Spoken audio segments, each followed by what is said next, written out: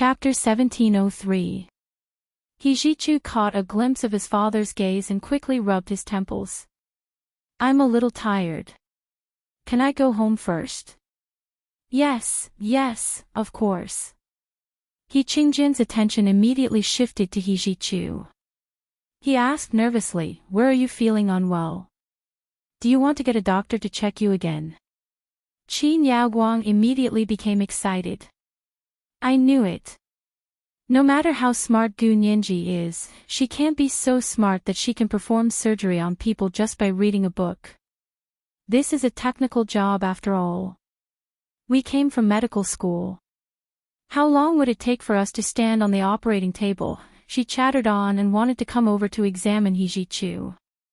Hijichu reached out his arm to block her and said word by word, it's because of what you said that my head hurts. As long as you shut up, I'll be full of energy right away. Qin Yaoguang's face was flushed with embarrassment, but when she saw that Qingjian didn't say a word and only focused on his son, Qin Yaoguang swallowed her anger and moved aside. Then young master, he should go back and rest. Today is New Year's Eve. I wish young master he and general he a happy new year in advance. Qingjian didn't even look up. He grunted and said, you can go back first.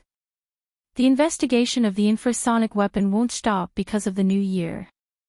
You can wait first. General this thing has nothing to do with us. We were also framed. Qin Yaoguang said nervously. My head still hurts. I was also injured by the infrasonic weapon. Qingjian laughed and didn't look at her. He said meaningfully, yes, so we have to investigate. The truth can't be faked, and the lie can't be true. Your Qin Corporation is a big company.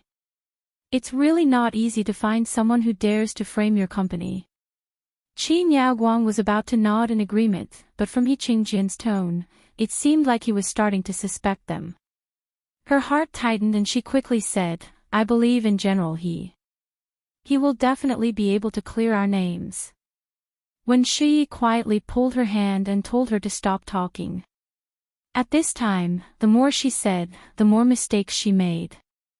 Qin Yaoguang shut her mouth in embarrassment and followed Qingjian's orderly downstairs. The prison van that escorted the prisoners from the detention center was waiting for her downstairs. As soon as she saw the car, Qin Yaoguang's face turned pale.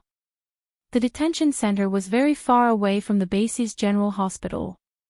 It was impossible to transfer a vehicle from the detention center over just like that. Preparations had to be made a few hours in advance. This realization was like a bucket of cold water being poured over his head. Just now, she was still feeling smug and felt that she had a place in Qingjian's heart. The car used to escort prisoners from the detention center directly crushed all her hopes and flukes. In the early morning of New Year's Eve in the capital, the wind was bone-chilling, but what was even colder than the coldness was the despair of having one's hopes completely shattered. Qin Yaoguang stood stiffly in front of the hospital building with a wooden face. It wasn't until Qingjian's orderly pushed her back with the butt of his gun and said coldly, Go up. When Shi was also surprised, but she had already thought it through. Qingjian was reckless. He had blamed them for Hijichu's injury and was going to attack the entire Qin Corporation's private hospital.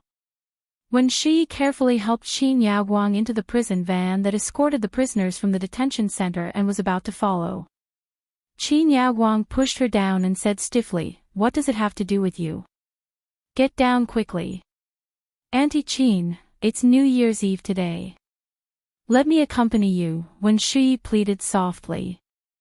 Qin Yaoguang shook her head and said lightly, If I don't celebrate the new year in the detention center, you won't be able to either.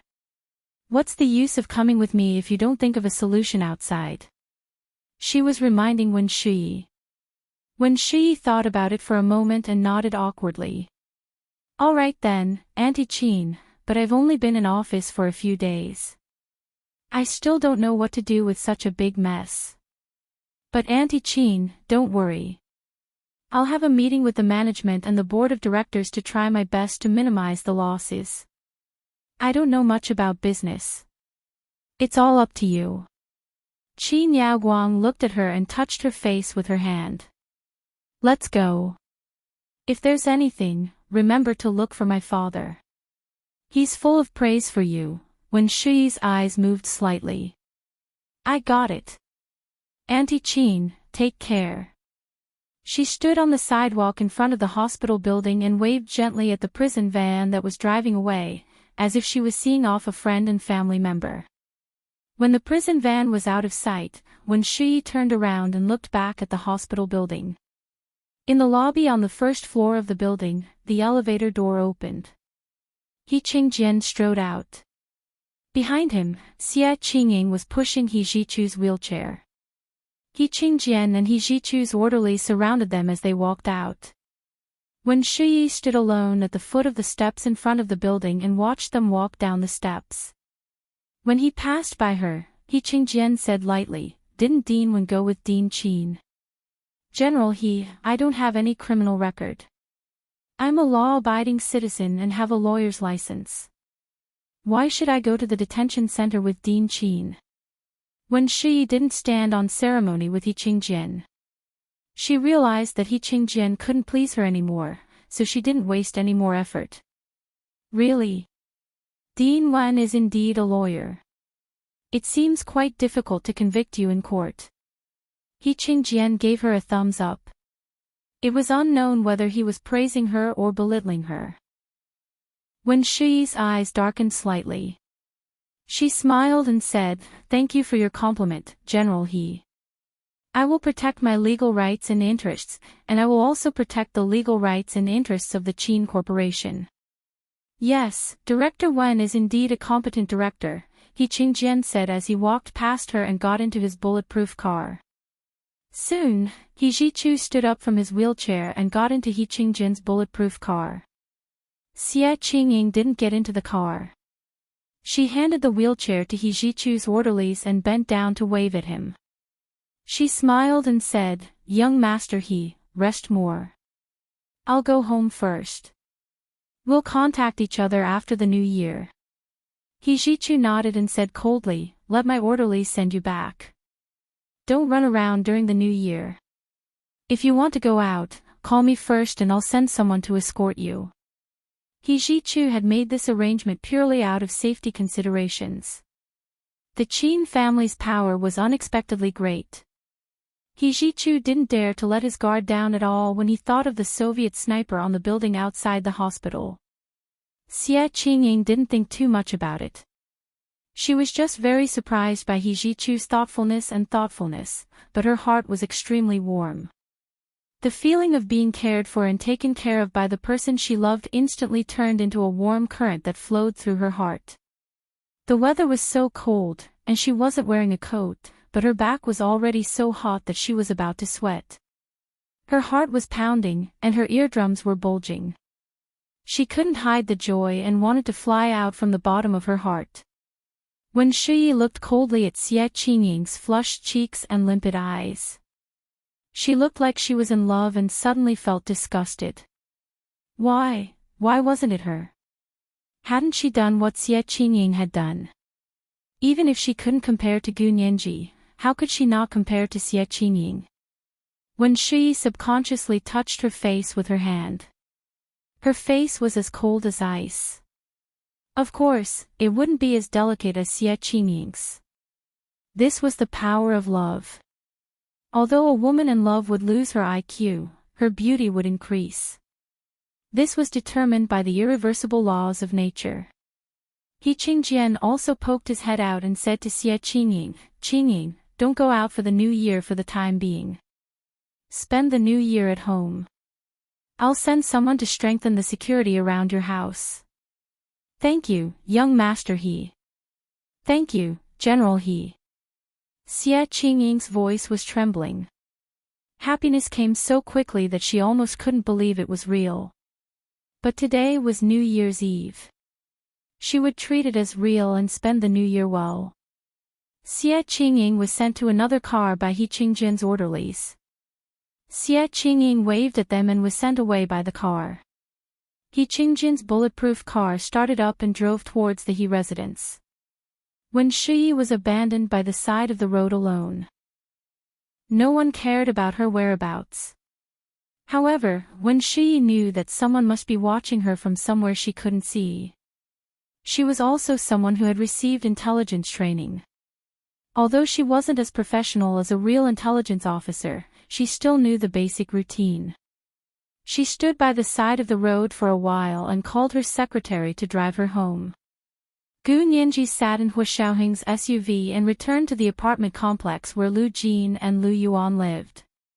Gu Nianji got out of the car in the parking lot of the apartment complex and said to Hu Xiaoheng with a smile, "Thank you, Mr. Peter. Today is New Year's Eve, a traditional holiday for us Huaxia people. I won't keep you." Hu Xiaoheng grabbed her arm and pulled her to his side.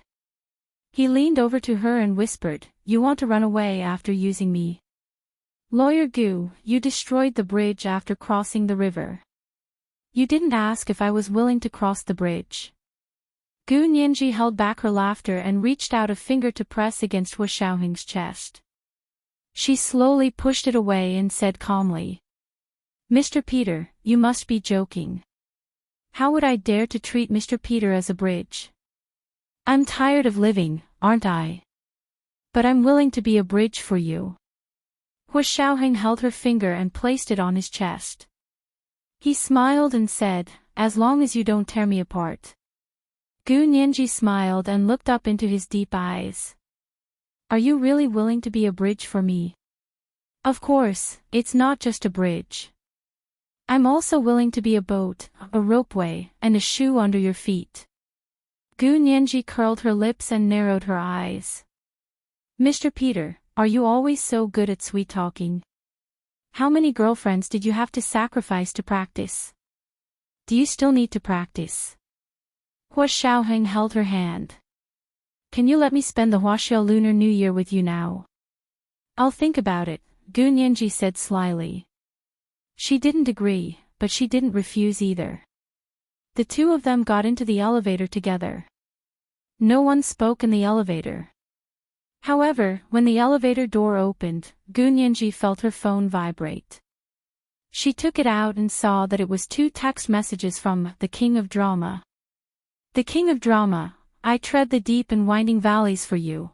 I cross the rocky mountains for you. I walk the long road for you." The translation of this genteel sentence was, "If you want to cross the deep valley, I'm your boat. If you want to cross the mountains, I'm your ropeway. If you want to walk the long road, I'm your shoes." Gu Nianji blushed and her heart raced at this implicit and bold expression. The second text message was more simple, but it made her eyes fill with tears. Chapter 1704. Gu Nianji's fingers kept rubbing the words, and her heart was about to melt. She walked out of the elevator with her head down and wiped her tears with the back of her hand. Lu Jin was waiting at the elevator door. "Nianji, you're finally back." As soon as he saw Gu Nianji step out of the elevator, he quickly went up to her and took her hand. Gu Nianji looked up at him with a smile and whispered, "Dad, I missed you so much." "I missed you too." Lu Jin's eyes instantly turned red, but when he saw that Gu Nianji's eyes were even redder, as if she had just cried, he immediately became angry. "Nianji, what's wrong with you? Who made you unhappy? Is it that stubborn old man He Qingjin?" Gu Nianji didn't know whether to laugh or cry. She quickly shook her head and said coquettishly, "How am I not happy? I'm so happy I can fly." "Is that so? Don't try to coax me. You were crying just now." Lu Jin looked at her in confusion. From the corner of his eye, he saw the Deputy Chief Consul of the Soviet Union, Peter, also walking out of the elevator. He immediately imagined the reason why Gu Nianji's eyes were red. "Mr. Peter, if you have any dissatisfaction, come at me. Why do you have to make my daughter sad?" Lu Jin was angry and sad. He held Gu Nianji's hand tightly and glared at Hu Xiaoheng. "Mr. Peter, even if you're a diplomat, even if you have diplomatic immunity, I can still skin you alive for bullying my daughter. Hu Xiaoheng glanced at Gu Nianji without batting an eyelid and didn't say anything. Gu Nianji immediately hugged Lu Jin's arm and interrupted, "Dad, I'm so hungry. I haven't had a proper meal for the past few days. Although it's not evening yet, can I have New Year's Eve dinner early?" The sky outside wasn't bright yet, and the sky was a little yellow. There was sun yesterday, but looking at the situation today, it didn't seem like the sun would come out. When Lu Jin heard Gu Nianji say that she was hungry, he could tell that she was trying to smooth things over for Peter. He could not help but feel a little sour in his heart, but he did not continue to pursue the matter. It seemed that it wasn't caused by Peter. Lu Jin planned to wait for Gu Nianji to have her fill before asking her what was going on. Gu Nianji held Lu Jin's arm and entered her suite. "Go take a bath and wash away the bad luck you brought back from the He family." Lu Jin said rudely, "I've prepared new clothes for you for the new year. They're on the bed in your room. See if you like them." Gu Nianji nodded with a smile. "Then I'll go take a shower first. Dad, make me something to eat. I'll eat after I shower." She walked a few steps towards her bedroom and suddenly remembered something. She took out a small transparent plastic bag from her pocket and said, "Dad, this is Wen Shi's hair and a tube of blood. You can take it for a DNA test." Lu Jin took it with a smile and said, "There's no hurry. Let's celebrate the new year first. After the new year, I'll continue playing tricks for you." He winked at Gu Nianji as he spoke. Okay. I love watching Daddy perform magic tricks." Gu Nianji's mood was like the clear sky after the rain, beautiful with a moist color, the fatigue on her body swept away. She was almost humming as she entered the bedroom. Although it was a little out of tune, in Lu Jin's ears, it was like heavenly music. He couldn't help humming along with Gu Nianji's out-of-tune tune. This kind of out-of-tune tune really had the power to brainwash people. Hu Xiaoheng only listened for a while before he felt the out-of-tune tune echoing in his mind. He couldn't remember the correct tune. Seeing Hu Xiaoheng look at him, Lu Jin raised an eyebrow and smiled. "Doesn't it sound nice?" Hu Xiaoheng, he shook his head speechlessly and asked aloofly, "Uncle Lu, where's President Lu?" Lu Jin pouted at the kitchen. "He's already preparing the food. Do you want to go take a look?" He waved his hand. He really didn't want to see this person wandering around in front of him. Hu Xiaoheng was about to talk to Lu Yuan when he nodded at Lu Jin. "Then I'll go help President Lu cook." "That's more like it." Lu Jin took the small plastic bag Gu Nianji had given him with satisfaction and went to the studio in the suite opposite him to store it. Hu Xiaoheng came to the kitchen and saw Lu Yuan wearing a dark purple and blue shirt and khaki casual pants. His sleeves were rolled up and he was wearing plastic gloves. He was preparing for a big meal. However, on the cooking counter on the left side of the kitchen, there were already 2 high-voltage electric cookers plugged in, indicating that they were stewing. There were several chopping boards on the right side. Some had vegetables on them, some had freshly made braised food, and some had eggs that were ready to be cut into egg skins. Hu Xiaoheng naturally rolled up his sleeves and said, "President Lu, I'm here to help you." Lu Yuan turned around and saw that he was here. His usually gentle and warm face revealed a hint of surprise. However, he quickly returned to normal and said with a smile, "Mr. Peter, are you also going to celebrate the Huaxia Lunar New Year?" Hu Xiaoheng spread his hands and smiled helplessly. "But I have to. Who told me to fall in love with you Huaxia girls?" Lu Yuan chuckled. He thought to himself that if he hadn't recognized him, he would have really believed him. A Soviet man came all the way to our country and treated our Nianji's business as his own. What kind of spirit is this? This is the spirit of internationalism that doesn't care about self-interest. He teased Hu Xiaoheng with a chuckle as he took the knife and quickly shredded the cucumber. Hu Xiaoheng rubbed his nose and smiled as he took another knife and helped Lu Yuan cut the egg skin. He asked, "What kind of dish are you going to make with the egg skin?" "Make egg dumplings." Lu Yuan glanced at the stuffing that had been prepared. "I also want to make a salt and pepper tofu fish. Help me make a bowl of egg liquid later." Hu Xiaoheng responded and quickly cut the egg skin. When he went to get the egg, he asked Lu Yuan softly, "Is there a surveillance camera here?" Lu Yuan didn't look up, but he shook his head gently. Hu Xiaoheng was relieved. While he was looking for eggs, he leaned against the kitchen counter and whispered to Lu Yuan, one facing the inside and the other facing the outside. "President Lu, how well do you know the Qin family?" Lu Yuan stopped cutting vegetables and said thoughtfully, "They're courting death again. I keep feeling that their actions this time are very abnormal." Hu Xiaoheng found the egg, took it out, and began to mix the egg liquid. His voice became even lower. "He Qingjian is a suspicious and decisive person. I can imagine that in front of him, the Qin family must be very cautious about matters related to the He family. They definitely wouldn't dare to play tricks. But this time, they directly played tricks on He Zhichu. It's really unexpected." Lu Yuan was also thinking about this matter. He said, "He Qingjian is indeed a character. It's not an exaggeration to say that he's an ambitious person. After all these years, if the Qin family had been obedient to him, they would have been eradicated by He Qingjian a long time ago. They wouldn't have waited until today."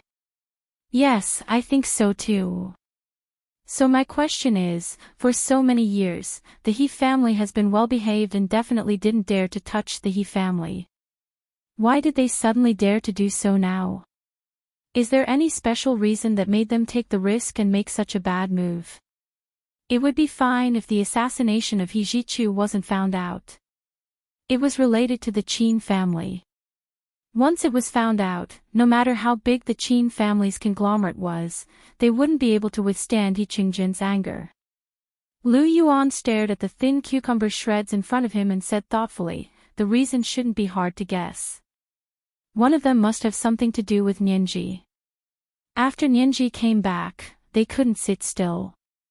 Hu Xiaoheng nodded. "That's one of my guesses. But is that really the only reason?" Nianji had lived in the He family for 6 years. During those 6 years, they had been well behaved and hadn't done anything out of line. Until 8 years ago, when Qin Yaoguang attacked and wanted to take Gu Nianji away from the He family. Lu Yuan thought of that year when Lu Jin had intercepted and saved Gu Nianji from the people Qin Yaoguang had sent out. He had made the He family mistakenly think that Lu Jin was the one who had kidnapped Gu Nianji in the first place. They had set up an inescapable net all over the country to arrest him. Lu Jin had no other choice. He almost wanted to jump into the sea with Gu Nianji. In order to keep this poor little girl away from these people who skinned and sucked her, Lu Yuan gave up the chance to return to the other world and gave the energy to Gu Nianji. This was because the energy they had stored at that time was only enough for one person to go over. Gu Nianji was only 12 years old. If she couldn't keep the secret, who knew what kind of tragic experience she would have in the other world? Therefore, Lu Yuan suggested that he ask Lu Jin if he was willing to hand Gu Nianji over to his nephew, Hu Xiaoheng, who was over there. He also promised that they would treat Gu Nianji well. If anything happened, Hu Xiaoheng would deal with it properly. He wouldn't do what Qin Yaoguang had done. Lu Jin had interpersonal disorder, but it wasn't that he didn't understand the basic elements of interpersonal relationships. In his opinion, for strangers to have a good relationship, it was still the most practical and trustworthy to be tied down by benefits.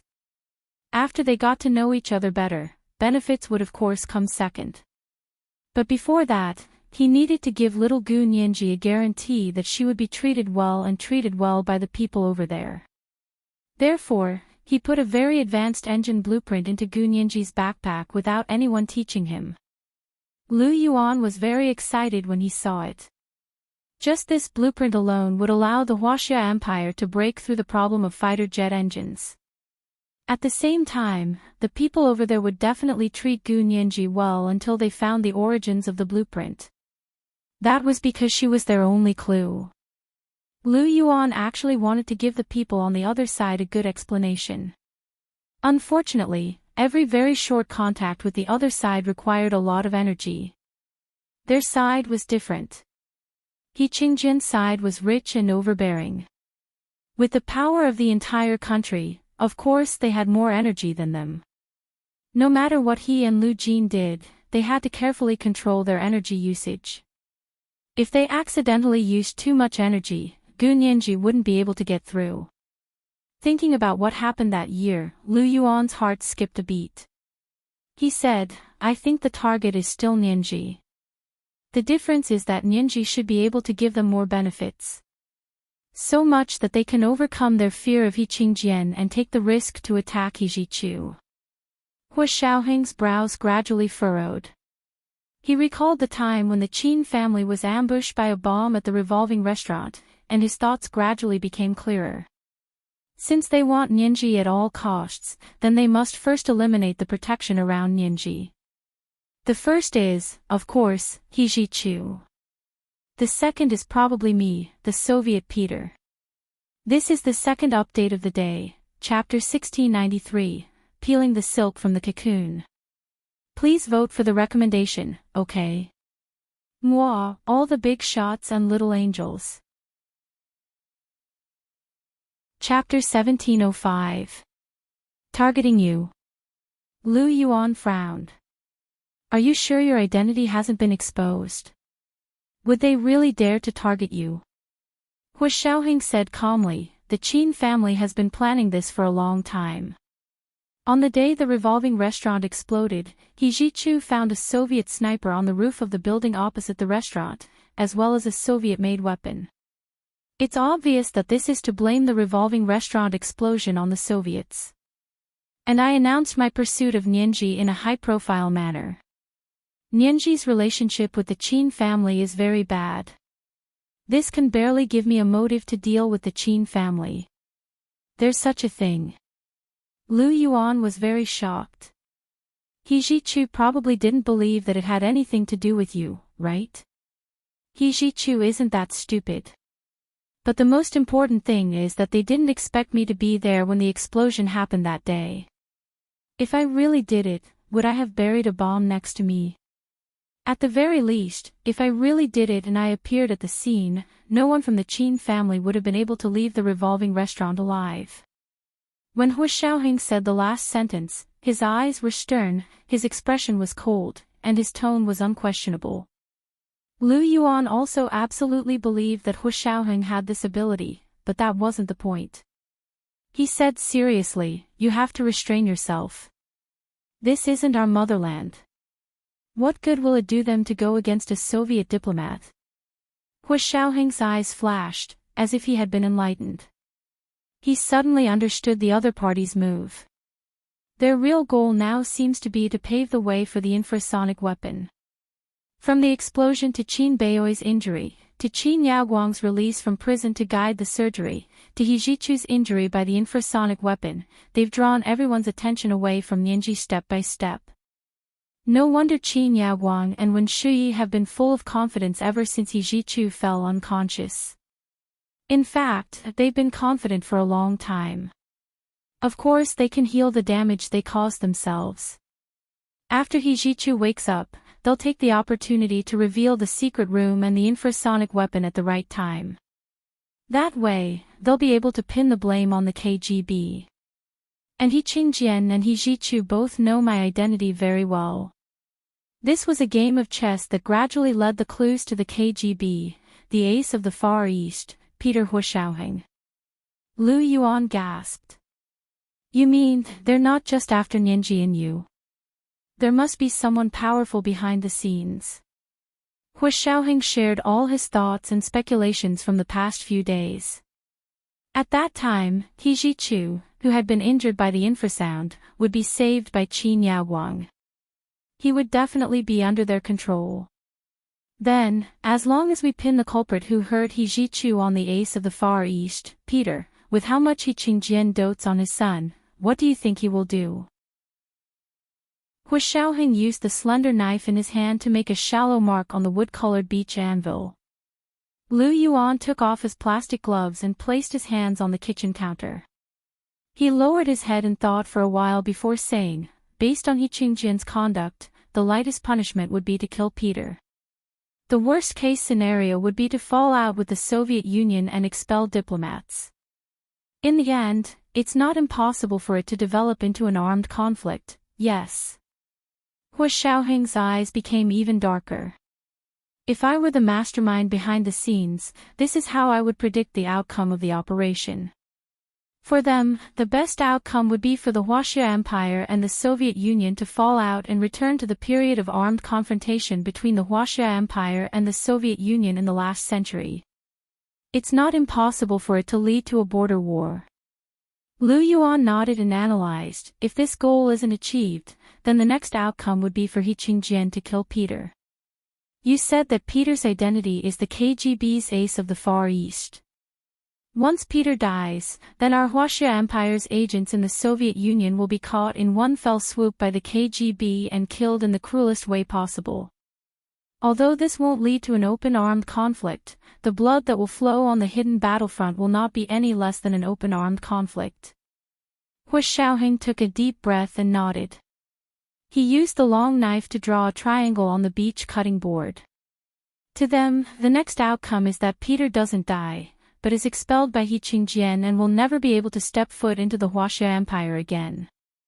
This way, both Peter and He Zhichu will be taken down by them. On the surface, Nianji will be alone and helpless. No one will sincerely protect her. Lu Yuan looked at the triangle Hu Xiaoheng had drawn and pursed his lips. A glint flashed in his eyes as he said coldly, "This plan is really big." Unfortunately, they didn't predict that Gu Xiangwen didn't die, and that Gu Xiangwen has me, Huo Guanyuan, by her side. Gu Xiangwen was Lu Jin, and Huo Guanyuan was Lu Yuan. Lu Jin's IQ was outstanding. Just the Nobel Prize he had won spanned the fields of biomedicine and high-energy physics. There were also computer technology and mechanical manufacturing. Lu Yuan had been the most outstanding intelligence officer in the military for decades. Although he had been hiding in this world for the past decade or so, he hadn't left his profession behind at all.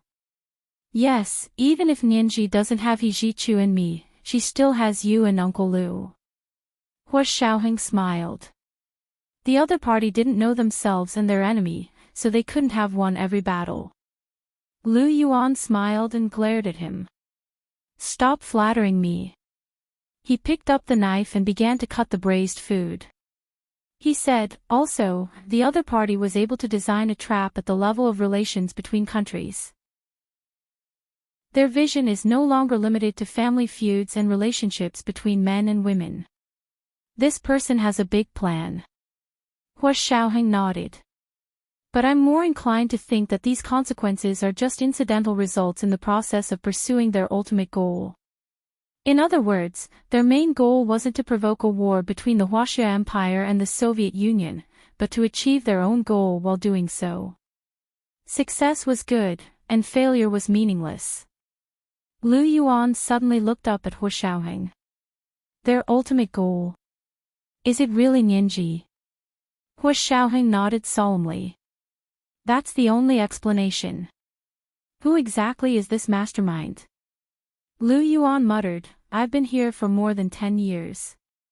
I know many people from the upper echelons of the political and military circles, as well as people from the business and academic circles. The most outstanding academic figure is Lu Jin.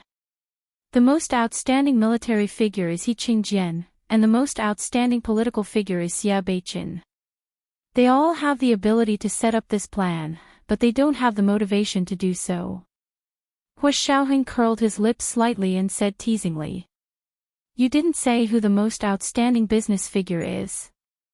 Maybe it's this person. Get lost. Lu Yuan couldn't help but kick him. He pointed at himself and said, the most outstanding business figure is preparing for the New Year's dinner in this kitchen. He doesn't have such a motive. Hua Xiaoheng couldn't help but laugh loudly. His voice was low and magnetic, and when he laughed, it was especially moving. Gu Nianji took a shower and changed into a spring festival suit that Lu Jin had prepared for her. It was custom-made for Chanel for the winter. Lu Jin sent Gu Nianji's measurements to Chanel's custom-made department and specially made a dress for her. It was made of fine wool, with a herringbone red and black checkered mini doll dress. It had 6 old silver copper buttons on the chest, and a slightly high waistline. Coupled with Chanel's red calf leather custom-made boots, it made her legs look even longer. She looked like an extremely cute Barbie doll. Gu Nianji liked this set of clothes very much. After putting it on, she looked at herself in the mirror and let her hair down. The hairdryer quickly made a few big curls and draped them over her back. Finally, she put on a little pink lip gloss, which instantly brightened her entire face. She walked out of the bedroom happily and went to the living room to walk around. She found that there was no one there, and she didn't even know where Lu Jin had gone. Only a low and magnetic laughter came from the kitchen. Gu Nianji's heart skipped a beat. This was Hua Xiaoheng's original voice. It was a good voice that could make one's ears pregnant.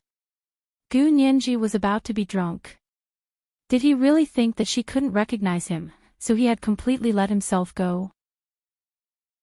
Or did he think that no one could recognize him because she wasn't around, so he didn't even bother to disguise his voice? Gu Nianji was mischievous and tiptoed towards the kitchen. Walking out of the living room carpet, she looked down at the solid wood floor under her feet and her boots. There was no way to hide the sound of her footsteps now. She simply took off her boots and walked barefoot to the kitchen. As soon as she reached the kitchen door, Hua Xiaoheng's laughter had already stopped. He tilted his head and faced the direction of the kitchen door. His entire body was relaxed as he smiled and spoke to Lu Yuan. Lu Yuan's back was facing the kitchen door. The speed of the knife in his hand did not slow down as he continued to cut vegetables. Gu Nianji was a little puzzled. When did Hua Xiaoheng become so familiar with Lu Yuan? And he didn't seem to be guarded at all. It was quite a sight to behold. He didn't look like someone she had only known for less than a month. There was an indescribable tacit understanding and familiarity between them. Gu Nianji thought of Lu Yuan San Xian fried rice again. What a familiar taste. Gu Nianji couldn't help gulping. Hua Xiaoheng suddenly noticed a tall and slender figure at the kitchen door. He looked up naturally and said with a smile, "Miss Gu, are you done showering? That's a beautiful dress." As he spoke, he put down the long knife in his hand, wiped his hands with a tissue, and walked over to her. Gu Nianji also smiled very naturally and said, "I just finished showering. I'm starving, so I came to the kitchen to find something to eat." She complained again, "I don't know where my father went. I asked him to find me something to eat. I'll eat it after I finish showering, but he's gone." Hua Xiaoheng looked at her carefully and saw that there was no flaw in her expression. Even he couldn't tell what she was thinking, and he felt a little lost. Lu Yuan turned around and was also stunned by Gu Nianji's outfit today. He smiled and said, "Your father has good taste. This outfit really looks good on you." Gu Nianji stood on her tiptoes and spun around. She held the edge of her skirt with both hands and bowed like a ballet dancer. She smiled and said, "President Lu, can you give me some food? I'm starving to death." Only then did Hua Xiaoheng see Gu Nianji's bare feet and long legs. His eyes darkened slightly, and he carried Gu Nianji horizontally. He smiled and said, "The floor is too cold. Miss Gu, why don't you wear shoes?" This is the first update of the day, chapter 1694, there's a mastermind behind the scenes. Please vote for the recommendation, okay? Mwah, all the big shots and little angels. Chapter 1706. Mr. Peter, put me down. Can't we talk nicely? Why are you pulling me?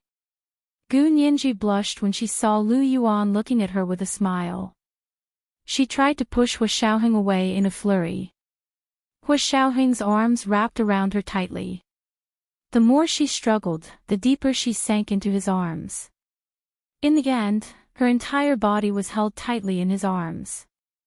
Her face was pressed against his strong chest. Listening to his vigorous heartbeat, her own heart almost resonated with it. In a daze, she was carried back to the living room by Hua Xiaoheng.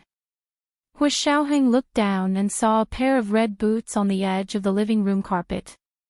His eyes moved slightly, and he smiled. "Miss Gu, why did you take off your shoes here?" Gu Nianji saw that she couldn't break free, so she stopped struggling. She crossed her feet and said, "I like to be barefoot."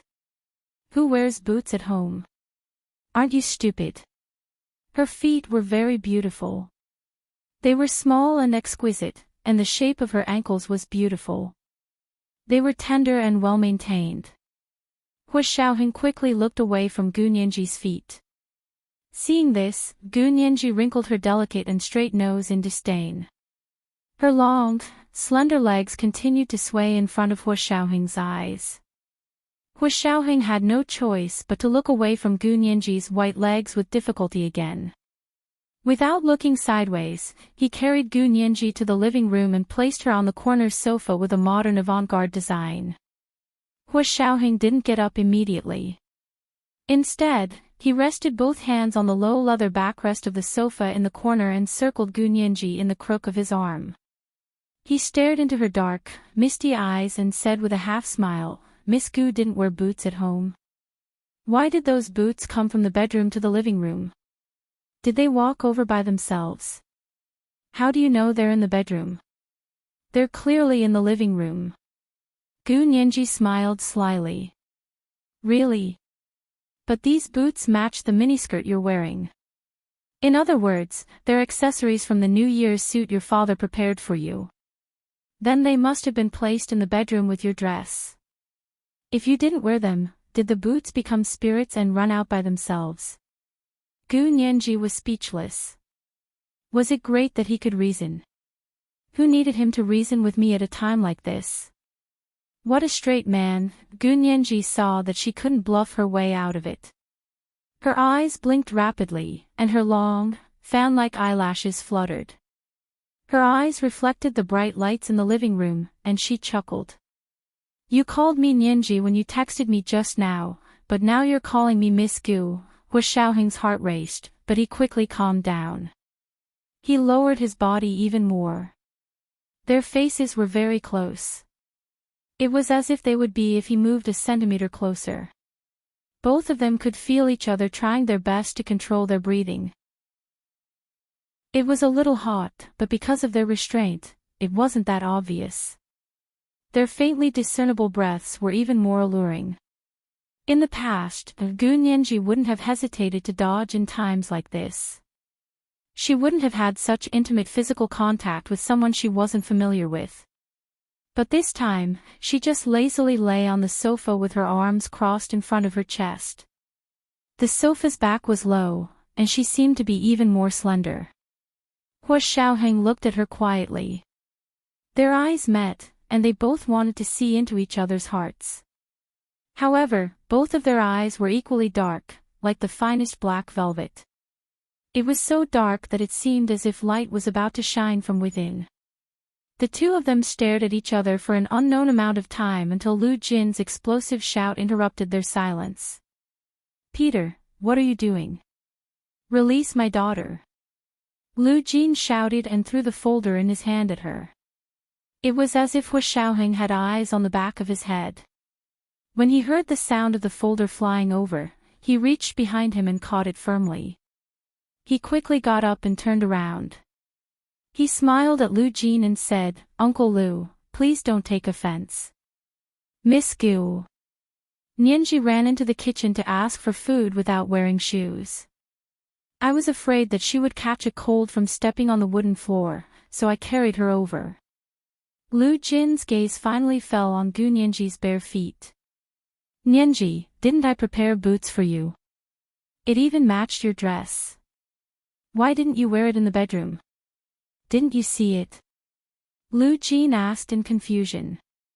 It was exactly as Hu Xiaoheng had deduced earlier. Gu Nianji almost flew into a rage out of humiliation. She sat up from the sofa and said with a red face, "Dad, didn't I say I was hungry? Where did you go? Where's the food I asked you to prepare? I'm so hungry that I'm about to have hypoglycemia." She gently rubbed her forehead, which was covered in sweat. "Ha! I forgot everything when I saw Peter like this just now." Lu Jin glared at Hu Xiaoheng and said, "I'll go take a look in the kitchen." "Nianji, if you have hypoglycemia, don't move. Sit down properly. Dad will get you something to eat." Lu Jin quickly walked to the kitchen. Hu Xiaoheng put his hands in his trouser pockets and looked down at Gu Nianji. He teased, "Hypoglycemia. Nianji, why didn't I know you had hypoglycemia?" Gu Nianji looked at him with a smile and hugged her little panda pillow. She tilted her head and said, "Are you very familiar with me? How did you know if I had hypoglycemia?" "Of course we're familiar. We've known each other for almost 2 months, right?" Hu Xiaoheng bowed slightly and successfully saw Gu Nianji's eyes darken. He narrowed his eyes and straightened up. Seeing that Lu Jin was already walking over with a large tray, he quickly walked over and said, "Uncle Lu, can I help you?" Lu Jin glared at him. "Go help in the kitchen. Boss Lu can't do it alone." He actually didn't want to see Peter and Gu Nianji alone. The scene was very harmonious and pleasing to the eye, but Lu Jin still felt like his heart was being stabbed by a knife. Hu Xiaoheng turned to look at Gu Nianji. He saw that she was sitting on the sofa and didn't turn to look at him. Hu Xiaoheng breathed a sigh of relief and walked towards the kitchen again. Lu Jin walked to Gu Nianji with a carved mahogany tray. He bent down and placed the tray on the coffee table in front of the sofa. Boss Lu made it with great care. Lu Jin pointed at the dish on the tray and introduced it proudly. "I said that you've been too nervous these past few days and might be a little weak, so Boss Lu made this first-grade sea cucumber." He lifted the lid of the bowl, revealing a steamed crow ginseng in the steaming bowl underneath. This method is very complicated. First, you have to burn the rough skin of the crow ginseng, then break it open and wash it. Then, you have to boil it twice in boiling water. Then, you have to stir-fry the pork, which has been cut into pieces, with diced southeast winter bamboo shoots, Jinhua ham, northeast mushrooms, and scallops into stuffing. Then, you have to fill it in the broken crow ginseng, tie it tightly with tofu skin, and steam it in the steamer. As Lu Jin spoke, he poked the crow ginseng with his chopsticks. A hole appeared with one poke, and it felt like it was melting in the mouth. "Look, isn't it steamed well?" Lu Jin said proudly, as if he had made the dish. Gu Nianji listened with a smile and couldn't help swallowing. She picked up her chopsticks and poked it. It was indeed soft. She didn't know how it tasted. She gently bit the tip of the ginseng. It was different from the slightly crispy sea cucumber she had eaten in the past. This first-class sea cucumber was completely steamed, but it had greatly preserved the original taste of the ingredients. She took a bite of the sea cucumber. There was also pork, winter bamboo shoots, ham, mushrooms, and scallop stuffing inside. Each of these stuffing was very flavorful and fresh, but together, they all served as a foil to the sea cucumber. The original fishy and astringent taste of the wild sea cucumber was perfectly neutralized, leaving only a soft and fresh taste. Lu Yuan didn't add any stock to the dish. He only added a little salt. The taste of the stuffing itself seeped into the crow ginseng. When she ate, it was just like how Hong Qigong had tasted, who listens to the falling plum blossoms on the jade flute. She tasted 25 different flavors from 5 different kinds of meat.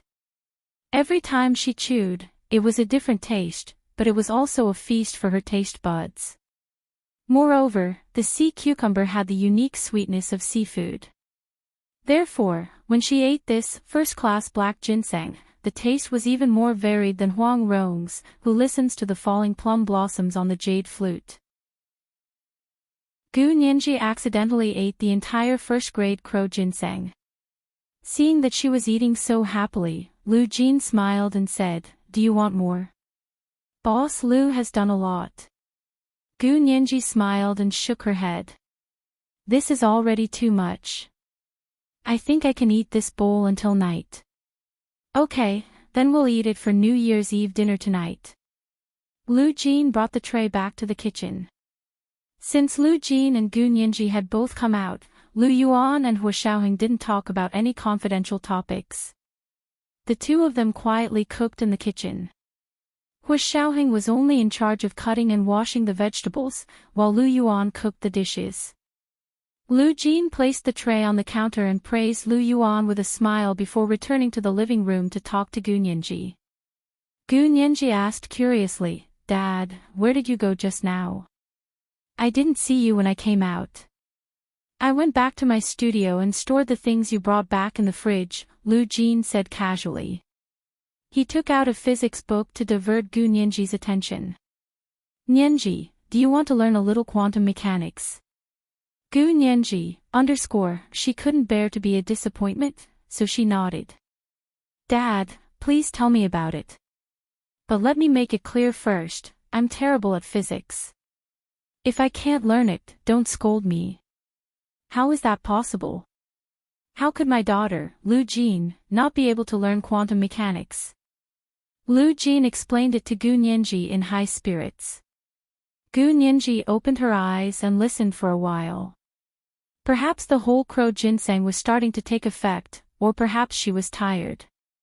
In short, as she listened, her eyelids kept fighting. She tried her best to stay awake, but in the end, she was still no match for the fierceness of the sleep demon. She closed her eyes and fell asleep. Lu Yuan happened to come to the living room to answer the phone. When he saw this scene, he teased. "Are you disappointed?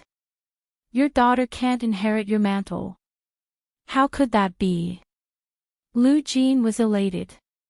"On the contrary, I've never thought quantum mechanics was so useful." Lu Yuan. "How is it useful?" He looked at Gu Nianji sleeping soundly on the sofa and the corners of his mouth twitched. "How is it useless?" "It can coax my girl to sleep," Lu Jin said righteously as he carefully covered Gu Nianji with a blanket. This is the second watch of the day, chapter 1694, Coax My Girl to Sleep. Please vote for the recommendation, okay? Moi, all the big shots and little angels. Chapter 1707.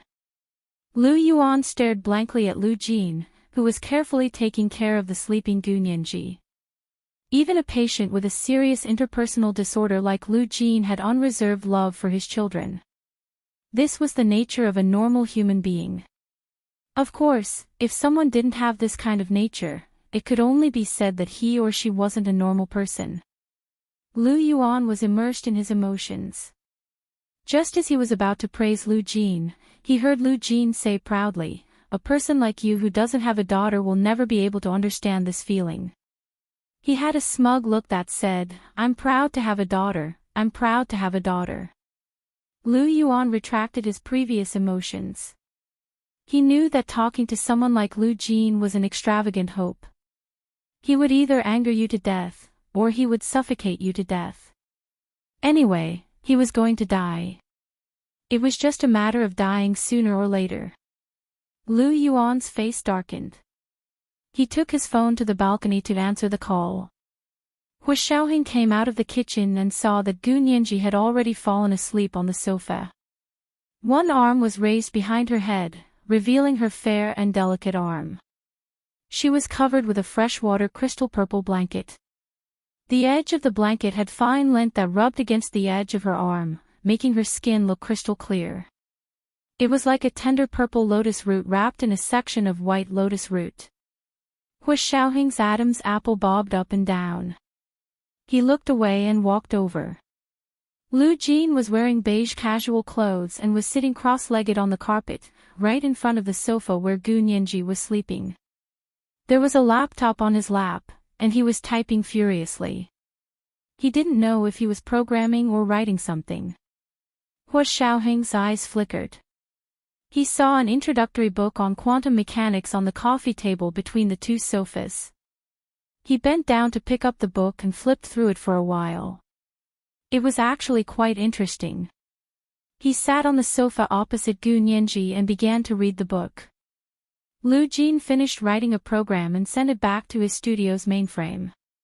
He let the mainframe start testing the program he had just written as he rubbed his stiff neck. He turned around to look at Gu Nianji. She was sleeping soundly. Her breathing was shallow and even, and her little face was a little red. It was the kind of red that was on the most delicate roux kiln white porcelain with a few strokes of light carmine glaze. Charming but not seductive, beautiful but not vulgar. Of course, his daughter was good no matter how he looked at it. Lu Jin was filled with joy. He gently adjusted the blanket for Gu Nianji and put her exposed arm back into the blanket. She turned around and saw Hua Xiaoheng sitting across from her. He was reading the introductory quantum mechanics textbook that he had given her. Lu Jin scoffed and whispered, "Mr. Peter, do you understand it?" Hua Xiaoheng came back to his senses and looked up at Lu Jin. He smiled and said, "I learned a little quantum mechanics in university. This is an introductory reading, so it's not like I can't understand it." As he spoke, he praised this introductory reading material for being written in simple terms and that it was very interesting. Lu Jin was delighted when he heard that. "Looks like you really understand quantum mechanics." Actually, Hua Xiaoheng had never studied quantum mechanics in university. After he went to school, he wanted to get closer to his mother so that they could talk about the topics that his mother was most interested in. That was why he had secretly found a book on quantum mechanics to read. He hadn't been studying on his own for long, but with Song Jinning's guidance, he was still better than most people in quantum mechanics. Although he hadn't touched quantum mechanics in more than 10 years, Hua Xiaoheng felt a sense of familiarity when he saw this introductory reading material. Seeing that Lu Jin was also a study addict, Hua Xiaoheng's heart skipped a beat. He held the book and asked, "Uncle Lu, if I want to study quantum mechanics on my own, what basic knowledge do I need to supplement?" This happened to be a topic that Lu Jin was interested in. He immediately burst into a torrent of stories. "I like your attitude. Quantum mechanics is an advanced subject, which means that to understand it, you have to first lay a solid foundation. Some people say that quantum mechanics is a subject that can't be studied on your own, so it's called overestimating yourself." Hua Xiaoheng.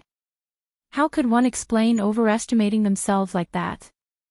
Lu Jin waved his hand. "But I don't agree. Actually, you can study any subject on your own, as long as you're smart enough and find the right way to learn it. For example, quantum mechanics. No matter how advanced it is, it's still just a subject. If quantum mechanics can't be studied on your own, then who was the person who created this subject? Where did he learn it?" It can be seen that people who say that are not only belittling themselves, but also belittling others. Because he treats his IQ as a benchmark, and thinks that others can't do what he can't do. It's polite to say that this kind of person is a frog in a well, and that he's blinded by a leaf. To put it bluntly, this kind of person treats himself as a machine. He only knows what to do if you give him instructions. If you don't give him instructions, he'll become a rotten wood that can't be carved. Ignore this kind of person. If you want to study quantum mechanics on your own, you have to lay a solid foundation first. The first is advanced mathematics. You have to understand this aspect thoroughly, otherwise you won't understand the way quantum mechanics thinks. The second is linear algebra. When quantum mechanics involves the theory of multidimensional space, you'll find that linear algebra is simply godly mathematics. Then there's probability. You have to have some basic knowledge in this area. You can take a course in statistics. Finally, this is it. Lu Jin pointed at his head. Your brain must be flexible, and you must be able to master the knowledge of various subjects. Although smart people may not be able to learn quantum mechanics well, people who aren't smart definitely won't be able to learn quantum mechanics. One couldn't learn it well, and the other couldn't learn it well. The difference between the two was immediately obvious. Hua Xiaoheng kept nodding as he listened. He flipped open the introductory reading on quantum mechanics and asked a few random questions. Of course, these questions had a certain level of skill. Hua Xiaoheng was actually asking some of the quantum mechanics questions that Song Jining had thought about before. Lu Jin was beaming with joy as he listened. He almost dragged Hua Xiaoheng to his studio to give him a computer demonstration. Hua Xiaoheng quickly nodded at Gu Nianji and lowered his voice. Uncle Lu, Nianji is still asleep. Lu Jin came back to his senses and turned to look at Gu Nianji. He saw that her eyes were closed, but her eyes were clearly moving under her eyelids. Lu Jin laughed. Nianji, you're awake. Did Dad wake you up? Gu Nianji had been awake for a while. She lay motionless on the sofa as she listened to Hua Xiaoheng and Lu Jin talk about quantum mechanics. As she listened, Lu Jin's attitude towards her changed 180 degrees. Gu Nianji was speechless. Hua Xiaoheng was too cunning. Not only had he easily subdued Lu Jin with a book on quantum mechanics, but the point was that Lu Jin had clearly used this book to try and explain it to Gu Nianji. This was really like using one's own spear to attack one's own shield. Now that she had been seen through, she didn't blush. She slowly opened her eyes and looked at Lu Jin with a smile. Dad, you're so charming when you talk about quantum mechanics. Little flatterer. Why are you still asleep when you're charming? Lu Jin smiled and pulled her up. Afraid that she would catch a cold, he covered her legs with the blanket and blocked Hua Xiaoheng's view. Gu Nianji giggled and said, Aren't I awake again? It's not hard to make me fall asleep, but it's really hard to make me wake up. You're right. Lu Jin smiled and patted her head. He looked at his watch. Can we start making dinner now? New Year's Eve dinner is the highlight of today. Gu Nianji looked around. Where's President Lu? He went back to his room to answer the phone just now, Lu Jin said casually. Lu Jin said casually, maybe it's a confidant. Look, she's secretly answering the phone behind our backs. As soon as he finished speaking, Lu Yuan pushed the door open and came in. Gu Nianji smiled and turned around to ask, President Lu, is it really your confidant calling? Do you want to invite her over for the new year? The more the merrier. Lu Yuan knew that Lu Jin was making things up. He held his phone and said calmly, I don't have a confidant. Your dad was amazing back then. He was doing experiments in the laboratory all day in university, and there were a bunch of female graduate students who were infatuated with him. When he went out to give a lecture, he was almost full of fruits. That's amazing, Dad. Gu Nianji's attention immediately turned to Lu Jin. She said in surprise, haven't you ever thought about having a second spring or something?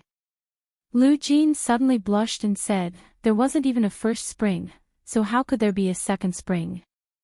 Little girl, don't talk nonsense. Hey, aren't you hungry? Boss Lu, hurry up and make New Year's dinner. He stood up and pushed Lu Yuan towards the kitchen. Lu Yuan glanced at Hua Xiaoheng, who was sitting on the sofa. Hua Xiaoheng gave him a look. Lu Yuan understood and pulled Lu Jin aside. Since you're so capable, help me make New Year's dinner today and help me. If you don't agree, I'll tell your daughter about how popular you were back then. All right. I'll help you, okay? Lu Jin hurriedly covered Lu Yuan's mouth and complained, don't talk nonsense and ruin my image in my daughter's heart. You're worried about your image now. You've spared no effort to ruin my image. Lu Yuan snorted coldly. He closed the kitchen door, turned on the exhaust hood, and began to make New Year's dinner. The preparations for all kinds of dishes were done. The steamed and stewed dishes were also ready.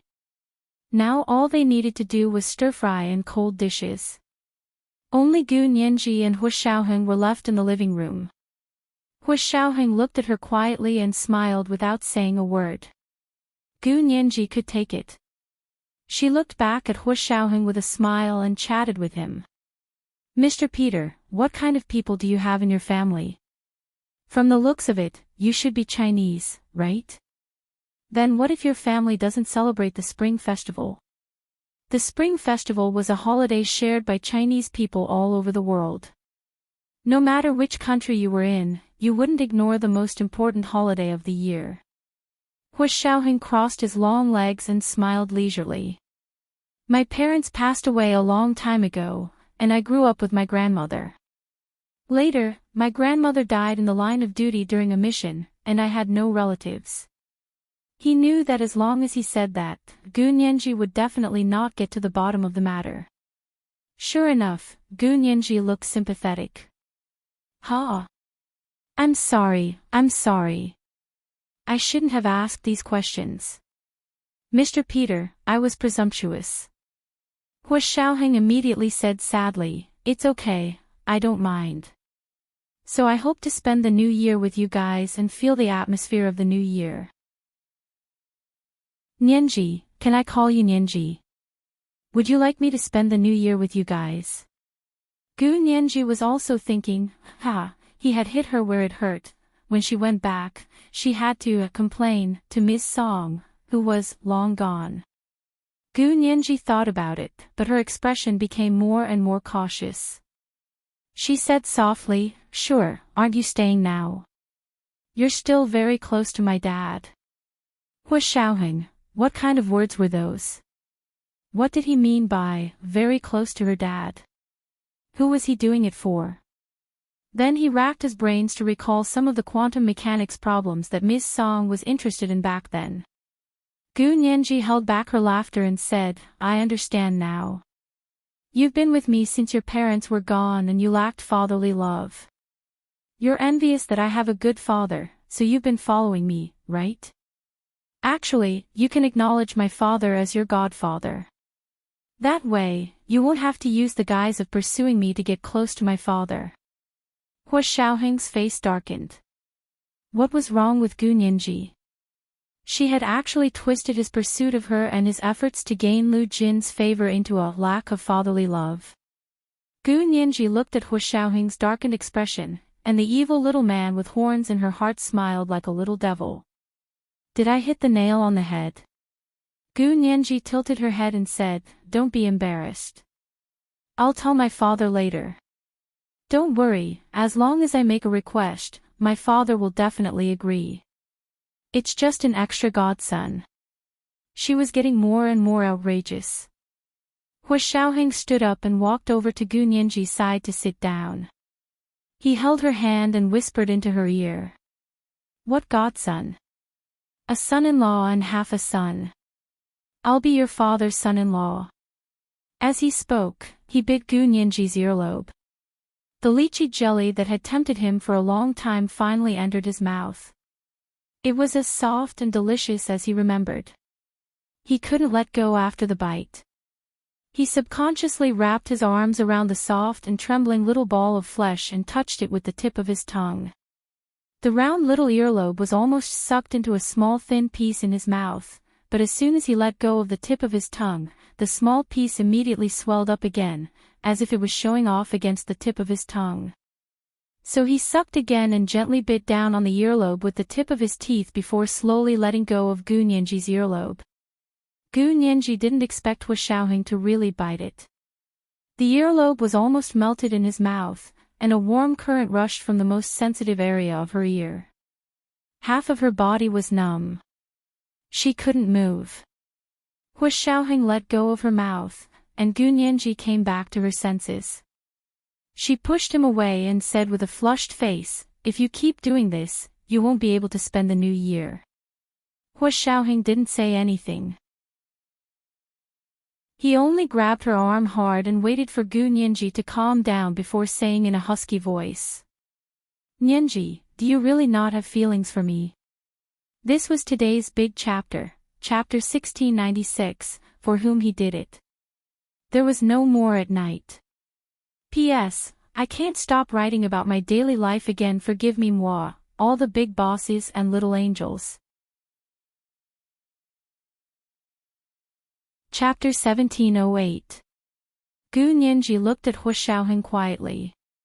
Although her heart was in turmoil and her emotions were on the verge of breaking down, she still tried her best to hold it in. She couldn't help it.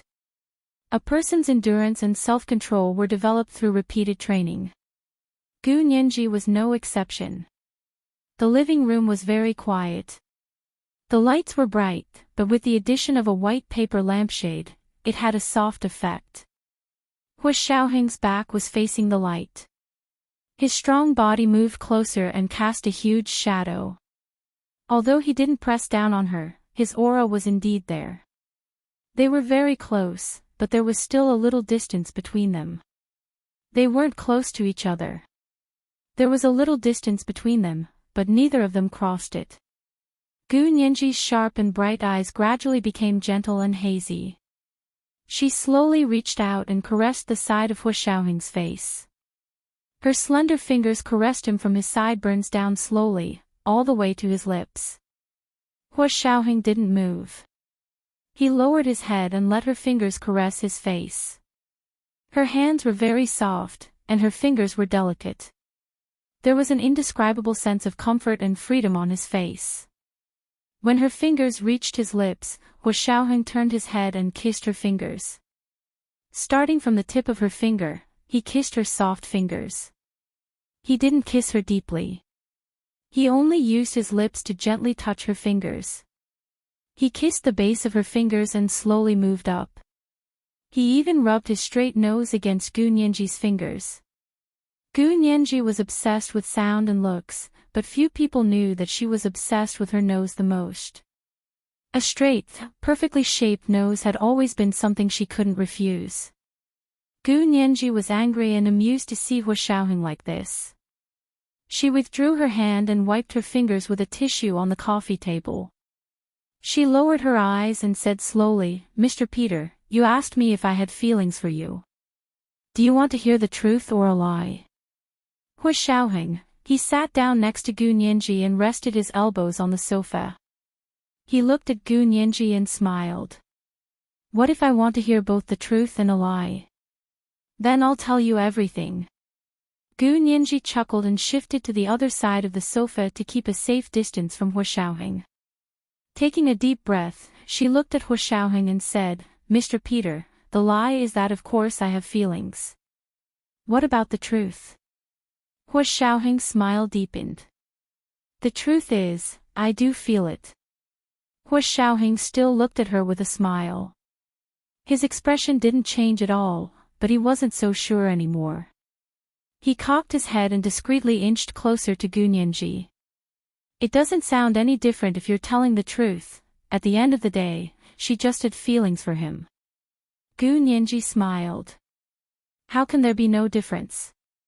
The difference is huge. She placed her finger on her dimples and frowned.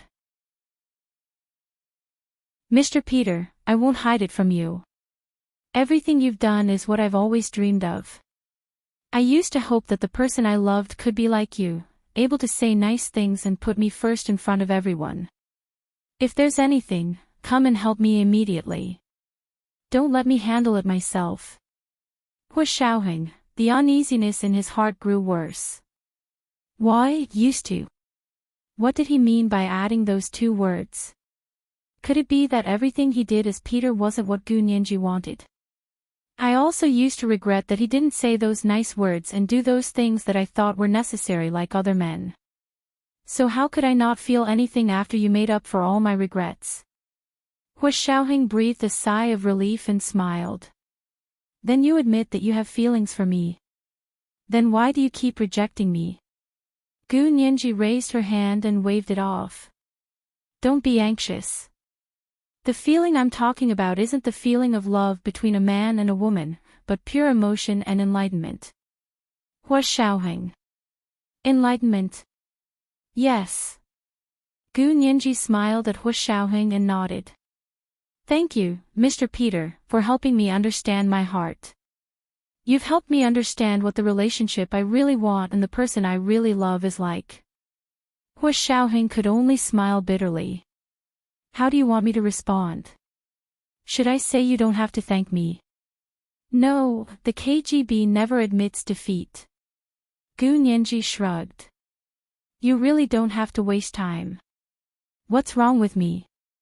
Hua Xiaoheng looked angry. You said you have someone you love. Does this person really exist? If he's in this world, why didn't he come to you? Why did he let you go through so much alone? Gu Nianji almost broke down. She quickly turned her head and looked away so that Hua Xiaoheng couldn't see the expression in her eyes. She looked at the other corner of the living room and held back her laughter. You don't have to worry about where he is. As for whether he will come to me or not, it has nothing to do with you. This person was really addicted to acting, wasn't he? Who wasn't a drama queen? Gu Nianji turned around and looked at him. She said in the most sincere tone, Mr. Peter, thank you for everything you've done. I'm not a cold-hearted person. How could I not feel anything? But the more I feel, the more I understand that you're not the person I love.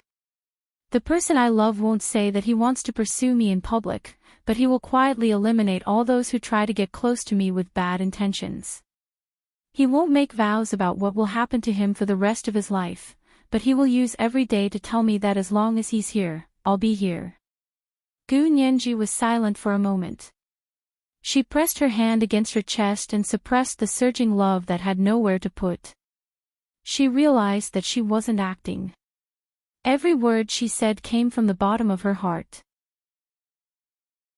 Taking a deep breath, Gu Nianji continued, everything you said and did made me understand that you're Peter, and you're not him. If he was like you, he wouldn't be him. Actually, any man would be able to do your sweet words and attentiveness. I used to think that it was my regret that he didn't pursue me like an ordinary man. But now, what you've done has made me understand that there's actually nothing to regret. I didn't even know that I didn't care about these things. Mr. Peter, don't laugh. Feelings are like drinking water. Only you know whether it's hot or cold. You have to experience it to know what you really want. I thank you for allowing me to experience all of this without hurting him, and thank you for allowing me to see my true self. Gu Nianji nodded slightly to thank Hua Xiaoheng. Hua Xiaoheng was greatly shocked by Gu Nianji's words. He really didn't care who Gu Nianji loved. Was it Hua Xiaoheng or Peter? It was all him anyway. What did he care about? But no matter what he did here, he had a very clear understanding that these things were done by Peter, not by Hua Xiaoheng. As a senior intelligence officer, this habit was deeply ingrained in his bones. He didn't even realize that there was anything wrong with it. It wasn't until Gu Nianji sat here and told him softly and clearly that Hua Xiaoheng hadn't done all of this, so she didn't want it. Hua Xiaoheng's eyes were a little wet. He held his breath and looked at her. The love in his eyes could no longer be suppressed. Gu Nianji clasped her hands in front of her chest and recalled the days they had spent together. She said sincerely, thank you, Mr. Peter, for letting me understand that I love him so much. I love everything about him. His strengths, weaknesses, where he's better than others, and where he's not as good as others. I know it all clearly. I know that I'm not the first in his heart, but I still love him. I love him as a whole, from the inside out, from his thoughts to his words and actions. He's unique. You're not him. But I still have to thank you, because you didn't learn from him. Hua Xiaoheng couldn't control himself at all and had already unknowingly sat next to Gu Nianji. Gu Nianji's other side was the armrest of the sofa. She had no place to retreat. She looked into Hu Xiaoheng's eyes and said word by word, I want him to be by my side. Even if it's just eating together, taking a walk together, talking together, and chatting. Saying good night to each other when you sleep.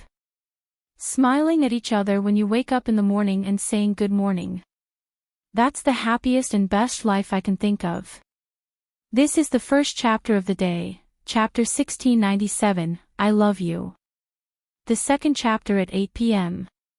P.S. It's really a chapter that fits the occasion. Happy 520, happy 520 moi, big shots, little angels. Chapter 1709. If Gu Nianji hadn't looked into Hu Xiaoheng's eyes when she said this, Hu Xiaoheng might not have noticed anything. But when she looked at him, the emotions in her eyes were so clear.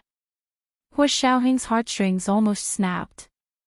She saw it, she realized, these two realizations rose in his heart. Since she had already recognized him, he didn't want to pretend anymore. He suddenly leaned down and bit her lips. Yes, kissing could no longer express his emotions. He had to bite to transmit the love from the bottom of his heart. His teeth sank into the softness of her curvy lips. It was almost like biting into a ball of cotton candy. Not only was it soft, but it was also sweet. Gu Nianji froze and suddenly burst forth with strength to push him away. She whimpered. Let go of me. Let go of me. You can't do this. She moved more and more urgently and with more strength, but in Hu Xiaoheng's arms, her strength was not worth mentioning. Hu Xiaoheng restrained her entire body with one arm and wrapped the other around her waist to rub it vigorously. Gu Nianji was still struggling with all her might, fighting against his kiss and her own weakness. Hu Xiaoheng bit her lips and felt her entire body resist. The biting immediately slowed down. He released his teeth and pressed his lips against hers, gently touching the place on her curvy lips that he had just bitten. Hu Xiaoheng hugged her tightly to soothe her intense emotions. It's me, Nianji. It's me. He whispered in her ear, using his natural deep voice. It was magnetic and wanted to drill into her heart. Gu Nianji froze and thought she had heard wrong. It's you. Who are you? Who are you? Gu Nianji asked instinctively. Her heart was pounding, and she was even more nervous. Was this true? Hu Xiaoheng was going to admit his true identity to her. I want to eat with you, walk with you, talk and chat with you. Say good night to each other when we sleep. Smile at each other in the morning and say good morning. Live the happiest life together. Hu Xiaoheng pressed her head against his chest and kissed the top of her head. His suppressed voice still couldn't suppress the joy. Mrs. Hu, do you still remember your married status? Gu Nianji shuddered. Mrs. Hu, this was a name she hadn't heard for a long time. However, this form of address, this kind of love, other than Hu Xiao on the other side, no one here could possibly know. However, she no longer pushed him away. She only asked suspiciously. Who exactly are you? She had guessed it, but it was just a guess. Before he admitted it himself, Gu Nianji still had a sense of anxiety and uneasiness that could change at any moment. Hu Xiaoheng had risked his life on the covert front all his life and had never revealed his true identity when he was on a mission. But this time, he failed. He remembered the first time he was with her. He had a vague feeling that if the enemy had sent Gu Nianji to seduce him, he didn't think he would have been able to resist it. Now, it turned out that his thoughts were completely correct. He could only sigh that fate was not unkind to him. She was not his enemy. Haven't you already guessed who I am? Hu Xiaoheng let go of her. Gu Nianji raised her head from his arms. There were still tears in her clear eyes. She looked at him stubbornly. She looked soft, but she was a stubborn girl in her bones. He used his hand to smooth away the fine hair on her forehead. It was all wet with sweat. It was obvious how nervous she was. Hua Xiaoheng suddenly felt sorry for her. It was really hard on her. She had never received professional training in this area, but she had buried this secret so well that not only had she fooled others, but she had also fooled him. It was also because he realized this that Hua Xiaoheng truly felt that it was okay even if he confessed to her. This was a girl who loved him with her life. Of course, she was worth his life. Hua Xiaoheng slowly moved closer to her. His lips were less than a centimeter away from hers. He whispered, "It's me, Nianji. I'm here to take you home." Gu Nianji grabbed his arm. A small animal-like whimper came from her throat. Her voice was trembling and indistinct. "It's really you. You're really here to take me home. But how?" At this time, Gu Nianji suspected that she had missed him too much. All of this was just an illusion in her mind. Hua Xiaoheng sighed hoarsely. He finally kissed her again. His lips pressed against her burning lips. He felt all of her beauty and trembling. Hua Xiaoheng said, "Why not? Nianji, you underestimate yourself too much. You're not the second in my heart. After you disappeared, I couldn't work. If I can't find you, I won't stop. I will keep searching until the day I die." This was the only time in his life that he had been willful, but he had never regretted it. The weight of this feeling in his heart was much higher than he had ever thought. Just like Gu Nianji had said just now, there were many things that you could only know what you really wanted after experiencing it yourself. Gu Nianji's tears finally flowed. The sparkling tears shone like pearls under the soft light. She hugged his neck and kissed his cheek. She whispered, "I will keep this secret until the day we go back." The fact that the two of them could acknowledge each other was already the best they could do. Hua Xiaoheng tightened his arms. "I'm here for you. I've said it before. Whether it's Peter or Hua Xiaoheng, they're both here for you." Gu Nianji recalled what Hua Xiaoheng had said as Peter. Every word was a mix of truth and lies, and they all had double meanings. She chuckled and whispered, "Peter. Do you know that Peter was the one who exposed you?" Hua Xiaoheng was slightly taken aback. "What do you mean? You've seen Peter?" Of course, he was talking about the real Peter. Gu Nianji nodded slightly. On TV. It was New Year's Eve in New York. When the Big Apple fell, 2 people from the Soviet Union were injured by stray bullets in Times Square. "I saw you talking to Peter." Hua Xiaoheng suddenly felt a little awkward. He hadn't expected her to recognize him so early on. She had recognized him at almost the same time as his uncle, Wu Guanyuan, or Lu Yuan. However, Lu Yuan didn't know Peter. He recognized him from other aspects. Gu Nianji, on the other hand, had really seen Peter. "Are you so sure?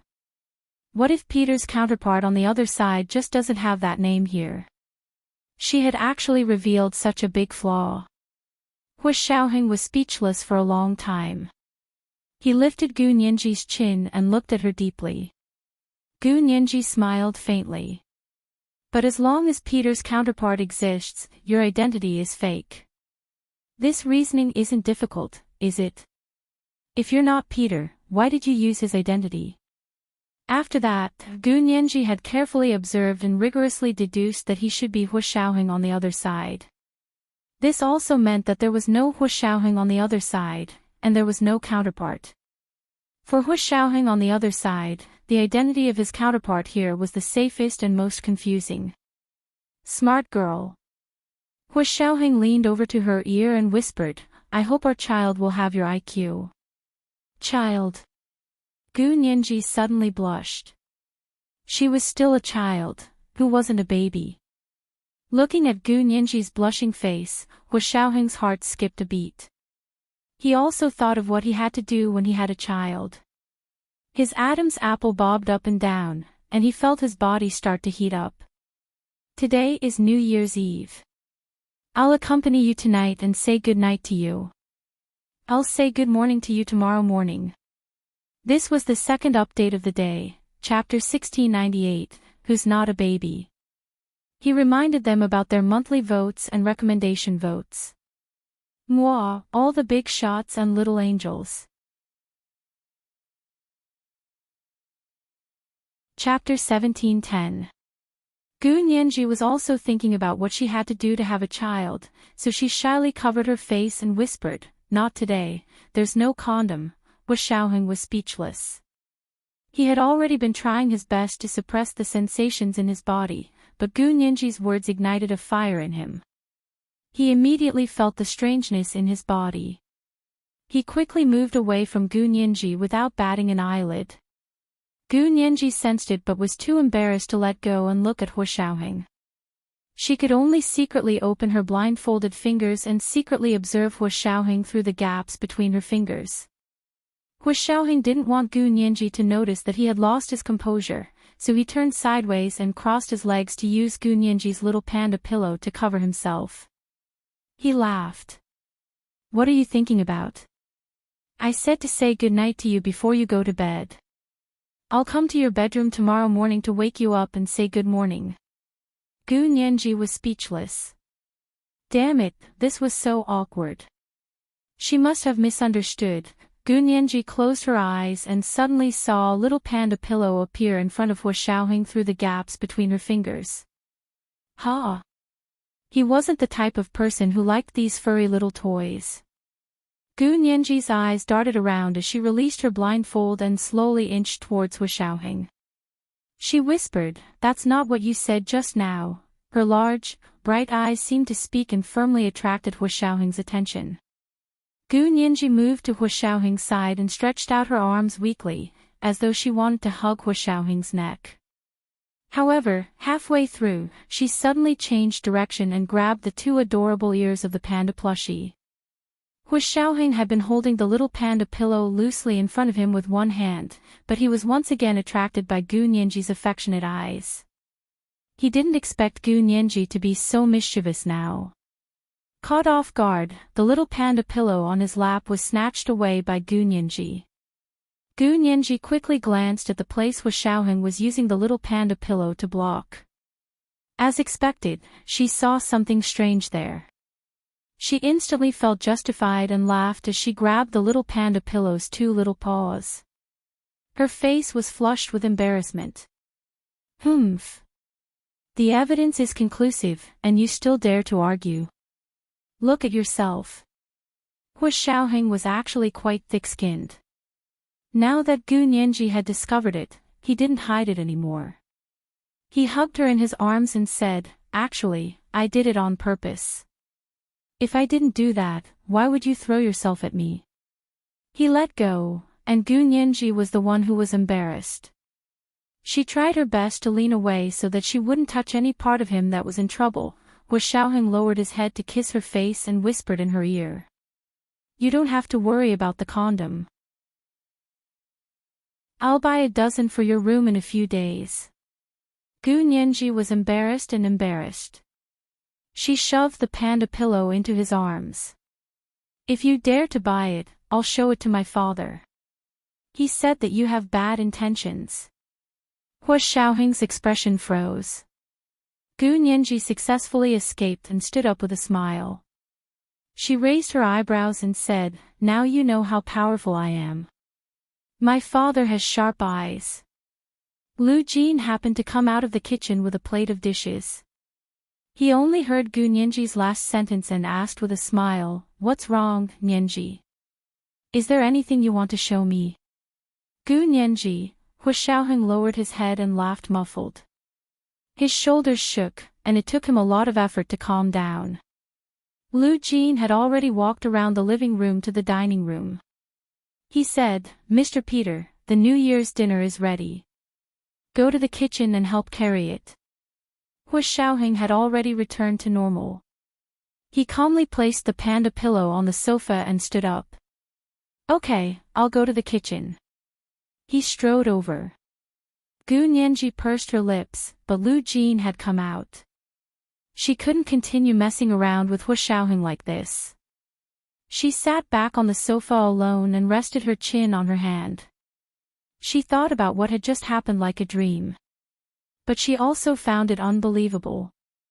It really was Major General Hua. Why would he abandon everything on the other side and come here to look for her?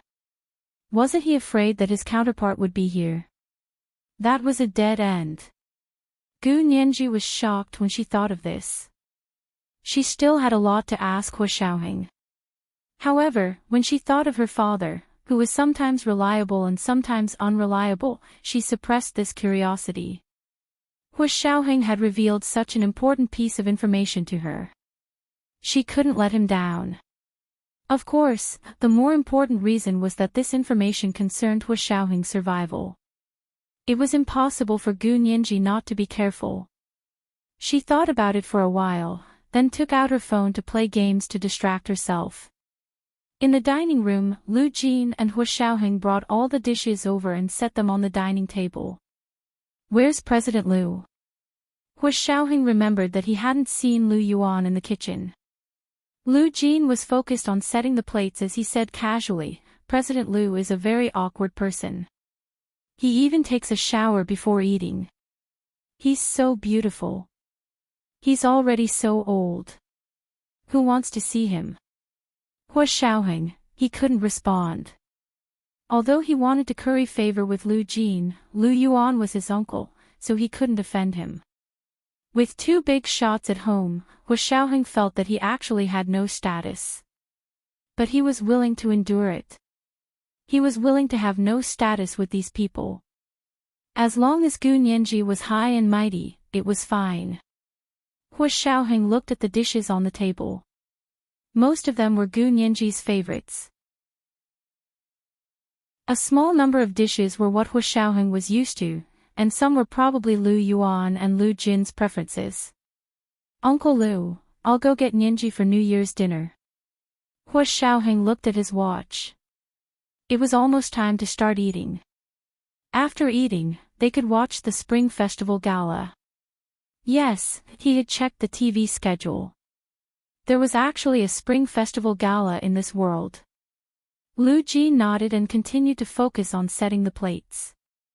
"Go, and remember to be polite. Our Nianji has a bad temper.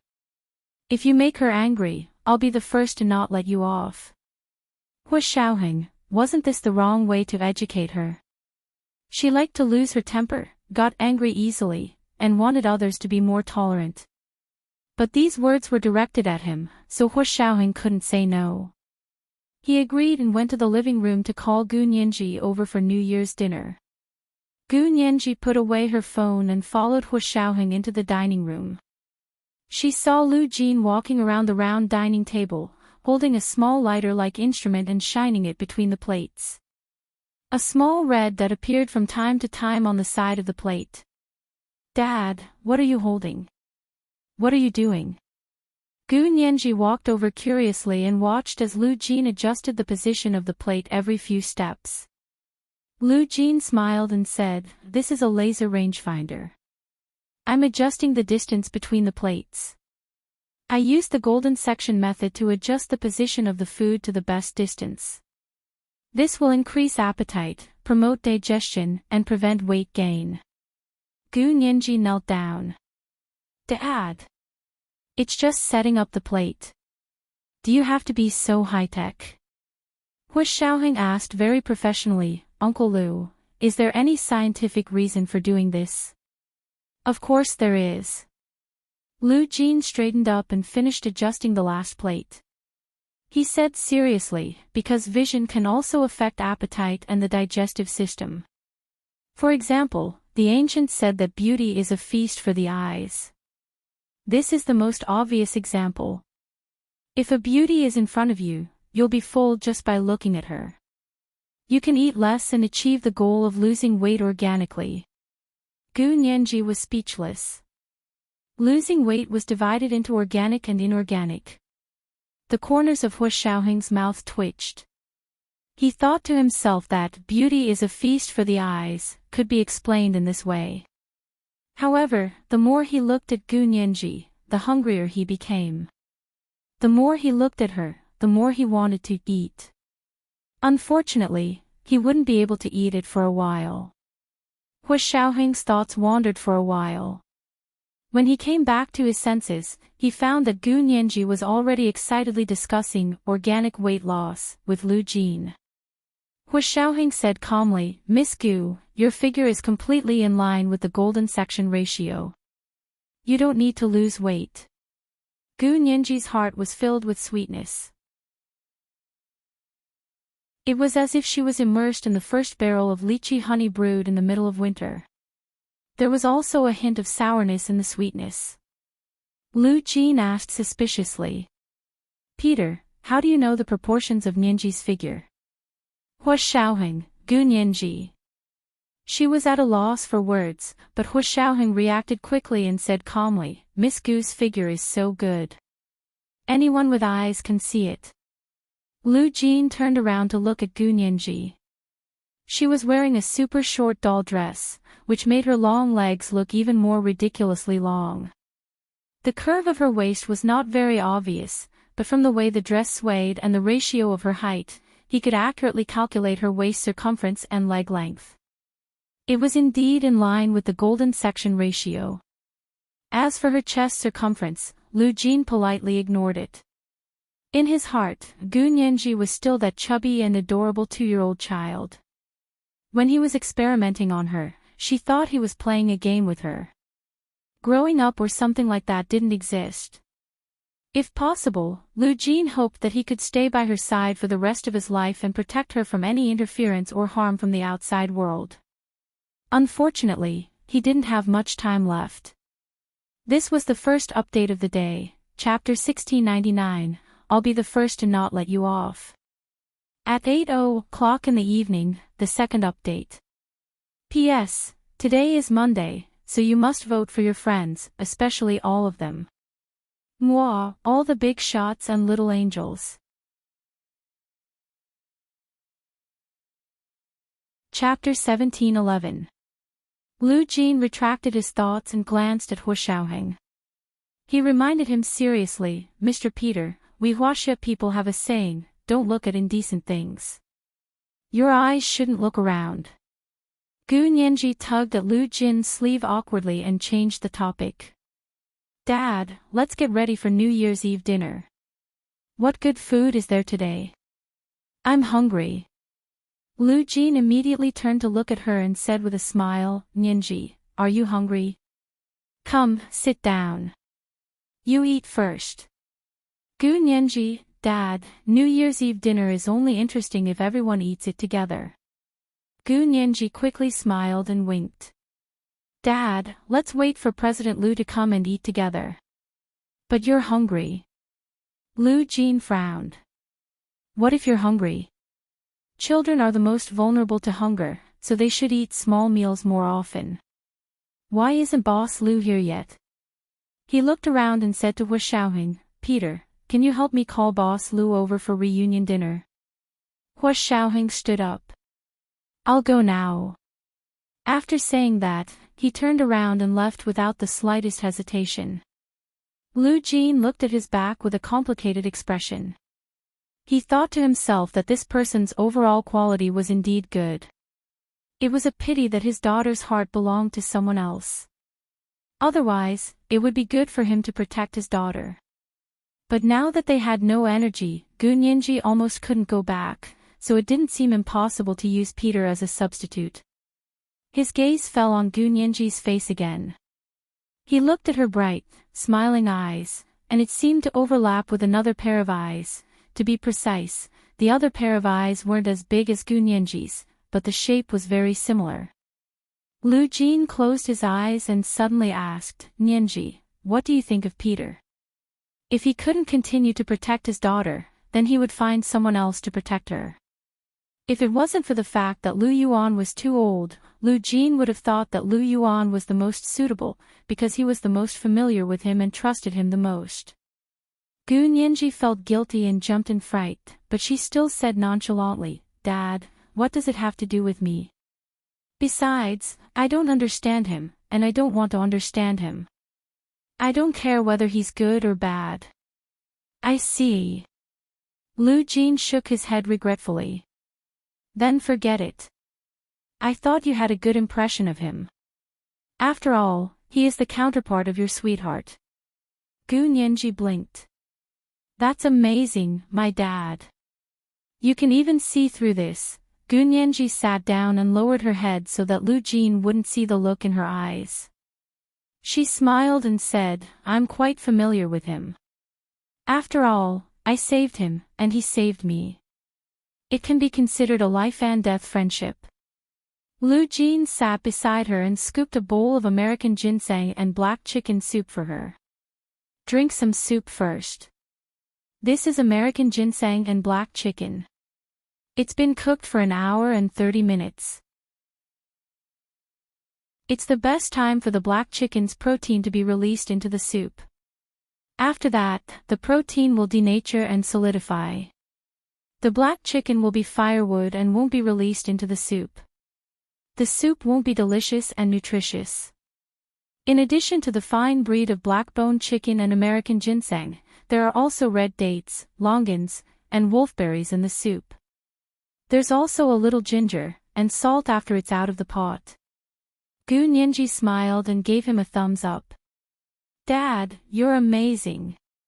You really know a lot. Did you make this soup? Of course not. Lu Jin said confidently, and there was even a hint of disdain in his tone. I don't know how to cook. This was made by Boss Lu. Gu Nianji, you didn't make it. Why do you sound so sincere? Gu Nianji smiled sheepishly. You know so much about it. I thought you made it. Tisk, if you want to know, just read a book. I know how to eat, but that doesn't mean I know how to cook. Do you have to learn how to make a refrigerator to use it? Lu Jin waved his hand nonchalantly. So you're all book knowledge. Gu Nianji thought to herself. Lu Jin continued excitedly, when you drink the soup, the first mouthful should be small, then the second mouthful will slowly increase, and then the third mouthful. Only then can you fully feel the delicious taste of the soup. As he spoke, he handed Gu Nianji a set of soup spoons. From small to large, it was like a measuring cup with a scale on it. Gu Nianji, seriously, not only did she have to receive a scientific education on the cooking time and protein denaturation and coagulation, but she also had to drink it with a scale. It was like a ritual of an experiment. Gu Nianji was at a loss for words. However, she saw Lu Jin looking at her eagerly, his face full of enthusiasm and eagerness for praise. Gu Nianji silently picked up the soup spoon and scooped herself a spoonful of soup with the smallest spoon. She slowly drank it with devotion and awe for scientific research and experiments. Then she changed to the second spoon, followed by the third spoon, and drank it one mouthful after another. Needless to say, the soup was indeed clear and tasty. When he first took a sip, he felt that it was a little bland, but when he took the second sip, the taste was obviously better than the first. When he took the third sip, the soup was so fresh that it could make his eyebrows fall off. In the past, when Gu Nianji drank soup, the procedure was different, and the equipment was also different. She had never tasted the taste of the soup step by step. Now that she was using Lu Jin's scientific method to drink the soup, she felt that the soup was more than 10 times more delicious. Gu Nianji was pleasantly surprised and nodded at Lu Jin. Dad, you're amazing. The soup is really delicious this way. Lu Jin breathed a sigh of relief and laughed. It's good that you like it, it's good that you like it. I knew it was the best way to drink the soup. Because the taste buds will remember the taste of the food for a certain period of time, the gradual increase in amount will double the taste of the taste buds. It wasn't in vain that I made this set of soup spoons for you over the past few days. Gu Nianji, that didn't sound quite right. Gu Nianji's hand holding the spoon stopped in midair. She looked at her spoon, then at Lu Jin. She asked curiously, Dad, did you just make this set of soup spoons? Haven't you used it before? Of course not.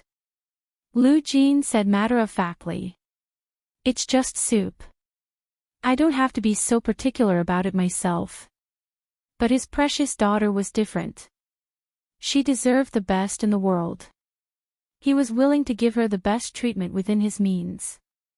Gu Nianji didn't know whether to cry or laugh. Her heart was filled with gratitude to be doted on by her father like this. Her eyes were a little dry, and her nose was sore. She wanted to cry. But in her heart, she was also happy, proud. The person who was loved was always fearless. That was probably what it felt like. She wanted to laugh, run in the sun, and tell everyone she met that she had the best father in the world. So this was what family was like. It was without reason and without asking for anything in return. Gu Nianji felt that the flaw in her heart had finally been filled. She thought that if she saw Ma Qiqi again one day, she would definitely tell her, "My father, Lu Jin, get to know him. He's the best father in the world." With a smile, Gu Nianji picked up the last spoon and finished all the soup in the bowl. It was only then that she realized that there was also a scale in the soup bowl. That was why she had grasped it so well and not a drop of soup was wasted. Gu Nianji put down the spoon with a smile and said, "Dad, I like it very much."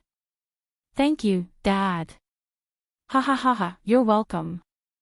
You're welcome. It's my duty. It's good that you like it. It's good that you like it." Lu Jin laughed loudly. He was so happy that every smile on his face bloomed like a flower. Lu Yuan and Hu Xiaoheng pushed the door open and entered. They heard laughter coming from the dining room in the living room. When Lu Yuan heard this, he frowned slightly and said softly to Hu Xiaoheng, "Lu Jin hasn't been right recently. He's never laughed so presumptuously before. If you have the chance, pay close attention to him." Lu Yuan was now the CEO of a cybersecurity company. Due to his identity restrictions, the opportunity to do secret work was naturally not as convenient as Peter, the KGB agent. This was today's second update, Chapter 1700, The Loved One Has Nothing to Fear. P.S. Today is Monday. You must vote for your friends, especially all of them. Mwah, all the big shots and little angels. Chapter 1712. Hu Xiaoheng's brows twitched slightly. He still had a faint smile on his face as he said in a low voice. Could it be that he's especially happy because he's reunited with Nianji? Wouldn't he laugh unbridledly when he was happy? Lu Yuan glanced at the two people in the restaurant and didn't say anything. He took out his phone and texted Hu Xiaoheng. "Lu Yuan, that's not the only thing. Lu Yuan, previously, Lu Jin clearly knew that you were coveting his precious daughter, but he still let you accompany his precious daughter to the banquet. That's very strange. Lu Yuan, it's already good enough that he didn't chase you away with a big stick. How could he let you get close to her?" "Lu Yuan, I don't know why he's laughing like this now," Hu Xiaoheng still didn't understand. He replied. "He's just laughing loudly. Isn't President Lu too sensitive?" Lu Yuan replied. "Before today, I've only seen him laugh like this once. That was 8 years ago, when he sent Nianji to the other world and at the same time controlled the car to explode the world wall between the two parallel worlds. At that time, Lu Jin stood at the crossroads and laughed so unscrupulously.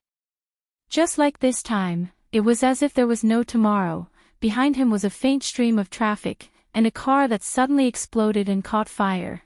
Hu Xiaoheng immediately remembered the first time he had seen Gu Nianji 8 years ago and how he had rescued her from the burning car. His eyes suddenly darkened, and he immediately replied, "Is he crazy? Nianji was in the car at the time. If I had been a second later, Nianji would have died just like that car." Lu Yuan smiled bitterly, and his fingers quickly replied on his phone, "No, I won't."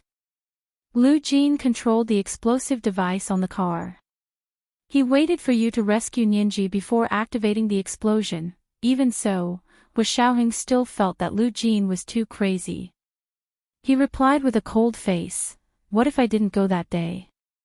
What if I happened to hesitate and didn't rush into the car to save her? There are so many uncertainties. Has he ever thought about it?" Lu Yuan smiled and replied, "Of course he has. He has an extremely complicated mathematical model. Based on his understanding of human behavior, he can deduce the development of things. The result of his divination is that you have a chance to rescue Nianji." Hu Xiaoheng snorted. "It's not 100%. He dares to do it." Lu Yuan replied, "In terms of probability," Lu Yuan said, "it's 100%. Hu Xiaoheng was speechless. For the first time, he felt that He Zhichu was right when he called Gu Xiangwen a lunatic. Of course, perhaps in the minds of geniuses, the concept of safety and danger was different from the understanding of ordinary people. Hu Xiaoheng did not comment and followed Lu Yuan into the restaurant. Gu Nianji looked up and saw Lu Yuan and Hu Xiaoheng come in together. She quickly said, "Dad, President Lu, Mr. Peter is here." Lu Jin stopped smiling and turned to look at them. He said unhappily, "Why are you only here now? Any later and my lady will have to call an ambulance." Gu Nianji, was there a need to be so exaggerated? She had just drunk a bowl of delicious American ginseng stewed black chicken soup, so her stomach was warm and she wasn't hungry at all. Of course, she didn't refute Lu Jin's words in person. Lu Jin was so protective of her. How stupid would she have to be to side with an outsider? Gu Nianji didn't know that she had unknowingly given Lu Jin unconditional trust. Lu Yuan and Hu Xiaoheng looked at Gu Nianji together. That pink little face, the little dimples at the corners of her lips, and her plump, red lips. She didn't look hungry enough to call an ambulance. If it weren't for the new year, Lu Yuan would have turned around and left. However, Hu Xiaoheng was also worried that Lu Yuan would leave in a huff, so he immediately tried to smooth things over. "Uncle Lu, you really know how to joke. If you want to call an ambulance, I'll be responsible for carrying her into the car." "Gu Nianji, with me here, when was it your turn to carry her into the car?" Lu Jin rolled his eyes. "Sit down. It's the new year, I don't want to make things difficult for you." Lu Yuan cursed to himself. Who was it that made things difficult for them just now? Hu Xiaoheng smiled and sat down on the other side of Gu Nianji. Lu Yuan sat next to him, and Lu Jin sat on the other side. However, Lu Jin's attention was now on Gu Nianji. He smiled at her and said, "Nianji, we can eat now. Are you hungry?" As he spoke, he winked at Nianji. Gu Nianji held back her laughter and nodded. "I'm a little hungry, but I can still tolerate it. Sigh, my girl is so obedient and considerate. Some people who bathe all day should pay attention. Don't be so selfish and only care about your own happiness. Other people are waiting for you to eat." Lu Jin was practically pointing at Lu Yuan's nose as he spoke. The corners of Lu Yuan's mouth twitched. He poured himself a glass of Mao Tai and raised his glass. "Today is New Year's Eve. It's been so many years. This is the first time so many of us have celebrated the New Year together. Come, cheers." Hu Xiaoheng quickly filled his glass, then took the glass to Lu Jin's side and filled it for him as well. However, when it was Gu Nianji's turn, Hu Xiaoheng only poured her a glass of freshly squeezed coconut juice. Lu Jin was very satisfied. He smiled and said, "Peter did a good job. Nianji is still young and can't drink alcohol. Juice and milk are enough." On this point, Hu Xiaoheng and Lu Jin were surprisingly in tune. Hu Xiaoheng quickly nodded and said, "Yes, you really can't drink alcohol. Juice and milk are best." Lu Yuan couldn't take it anymore. He took a sip as a sign of respect and said, "Nianji is already 20 years old. She can actually drink alcohol." Gu Nianji quickly nodded. Yes, yes. Actually, I really want to try what wine tastes like. Although she had secretly drunk it before, she had never drunk it openly in front of Hu Xiaoheng. Lu Jin glared at her. You're a little girl. Why would you drink? Besides, alcohol is bad for the skin and will accelerate aging. Ha! Really? Then I definitely won't drink anymore. When Gu Nianji heard that alcohol was bad for the skin, she immediately gave up the idea of drinking when she was 22 years old. 22 years old was the age that Hu Xiaoheng had set for her to drink. Hu Xiaoheng saw that Lu Jin had completely dispelled Gu Nianji's desire to drink with just one sentence, and he sincerely admired him. As expected, taking care of children also needed the support of scientific theories to get twice the result with half the effort. Therefore, during the New Year's Eve dinner, Gu Nianji had no intention of trying alcohol at all. Other than juice and milk, she politely declined any other drinks. Lu Yuan, on the other hand, drank a little too much because he was happy. By the time they finished the New Year's Eve dinner, he was already drunk. However, Lu Yuan didn't say much when he was drunk. He just looked around for a pen and paper and began to sketch. Gu Nianji saw at a glance that the paper was filled with Ms. Song when she was young. She was hugging her textbook and walking under a tree. She was wearing a white coat and doing experiments in the laboratory. She was bending over to take a deep sniff of a peony. She was sleeping on her desk. She was working on a physics problem in front of the blackboard. Her smile was the clearest in the bustling crowd. Gu Nianji looked at them one by one in surprise and suddenly remembered that she had seen this kind of sketch before. The same brushwork, the same composition, and the same deep feelings that could not be expressed. Gu Nianji raised her head abruptly, and her full lips parted slightly. She subconsciously looked at Hu Xiaoheng. Hu Xiaoheng looked at her expression and knew that she had guessed Lu Yuan's true identity. Gu Nianji had also seen Hu Guanyuan's pencil sketch back then. In addition, Lu Yuan had drawn Song Jining. Gu Nianji was so smart, how could she not have guessed it? Gu Nianji had indeed guessed it. At this moment, her doubts for many days were solved. No wonder Lu Yuan could make Ms. Song's signature Sanxian fried rice, because he was Hu Guanyuan. He had lived under the same roof as Ms. Song back then. However, at that time, Ms. Song had married his younger brother, Hu Guanchen. Therefore, all his deep feelings had been deeply hidden. Before his accident, no one had ever known this secret. Until one of his letters was thrown out, although Gu Nianji was very curious as to why Song Jining and Hu Guanyuan would make the same taste of Sanxian fried rice, she restrained herself from asking. This was someone else's privacy, and gossip had to be professional. Hu Xiaoheng sighed in his heart. He turned around and helped Lu Yuan up. He said to Lu Jin, "Uncle Lu, I'll send President Lu to rest. I'll accompany you and Nianji to watch the Spring Festival Gala later." No need, no need. After you send him back, you can go back by yourself. Lu Jin waved casually. He didn't want Peter to stay the night. Hu Xiaoheng's eyes shifted slightly, and he glanced at Gu Nianji. Gu Nianji tugged at Lu Jin's shirt worriedly and said, "Dad, President Lu is so drunk. If Mr. Peter goes back, why don't you take care of him? I'm worried about President Lu being the only one." Lu Yuan had rarely been so drunk. The last time he had been so drunk was on the night of Song Jining and Hu Guanchen's wedding. Hu Xiaoheng was also very worried about him, and he didn't want to leave Gu Nianji's side on New Year's Eve. Lu Jin looked at Lu Yuan. He seemed to be very drunk. He had never seen Lu Yuan so drunk, so he nodded. "Then I'll have to trouble Mr. Peter to take care of Boss Lu." Then he asked curiously, "What happened? Why is Boss Lu so happy? Could it be that the second spring has really come?"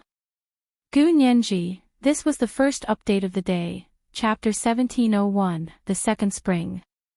A reminder for everyone's monthly votes and recommendation votes. At 8 p.m., the second update. Moi, all the big shots and little angels.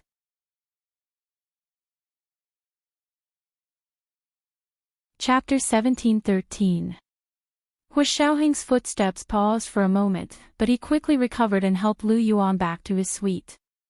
Gu Nianji whispered to Lu Jin, "Dad, President Lu's personal problems are his privacy.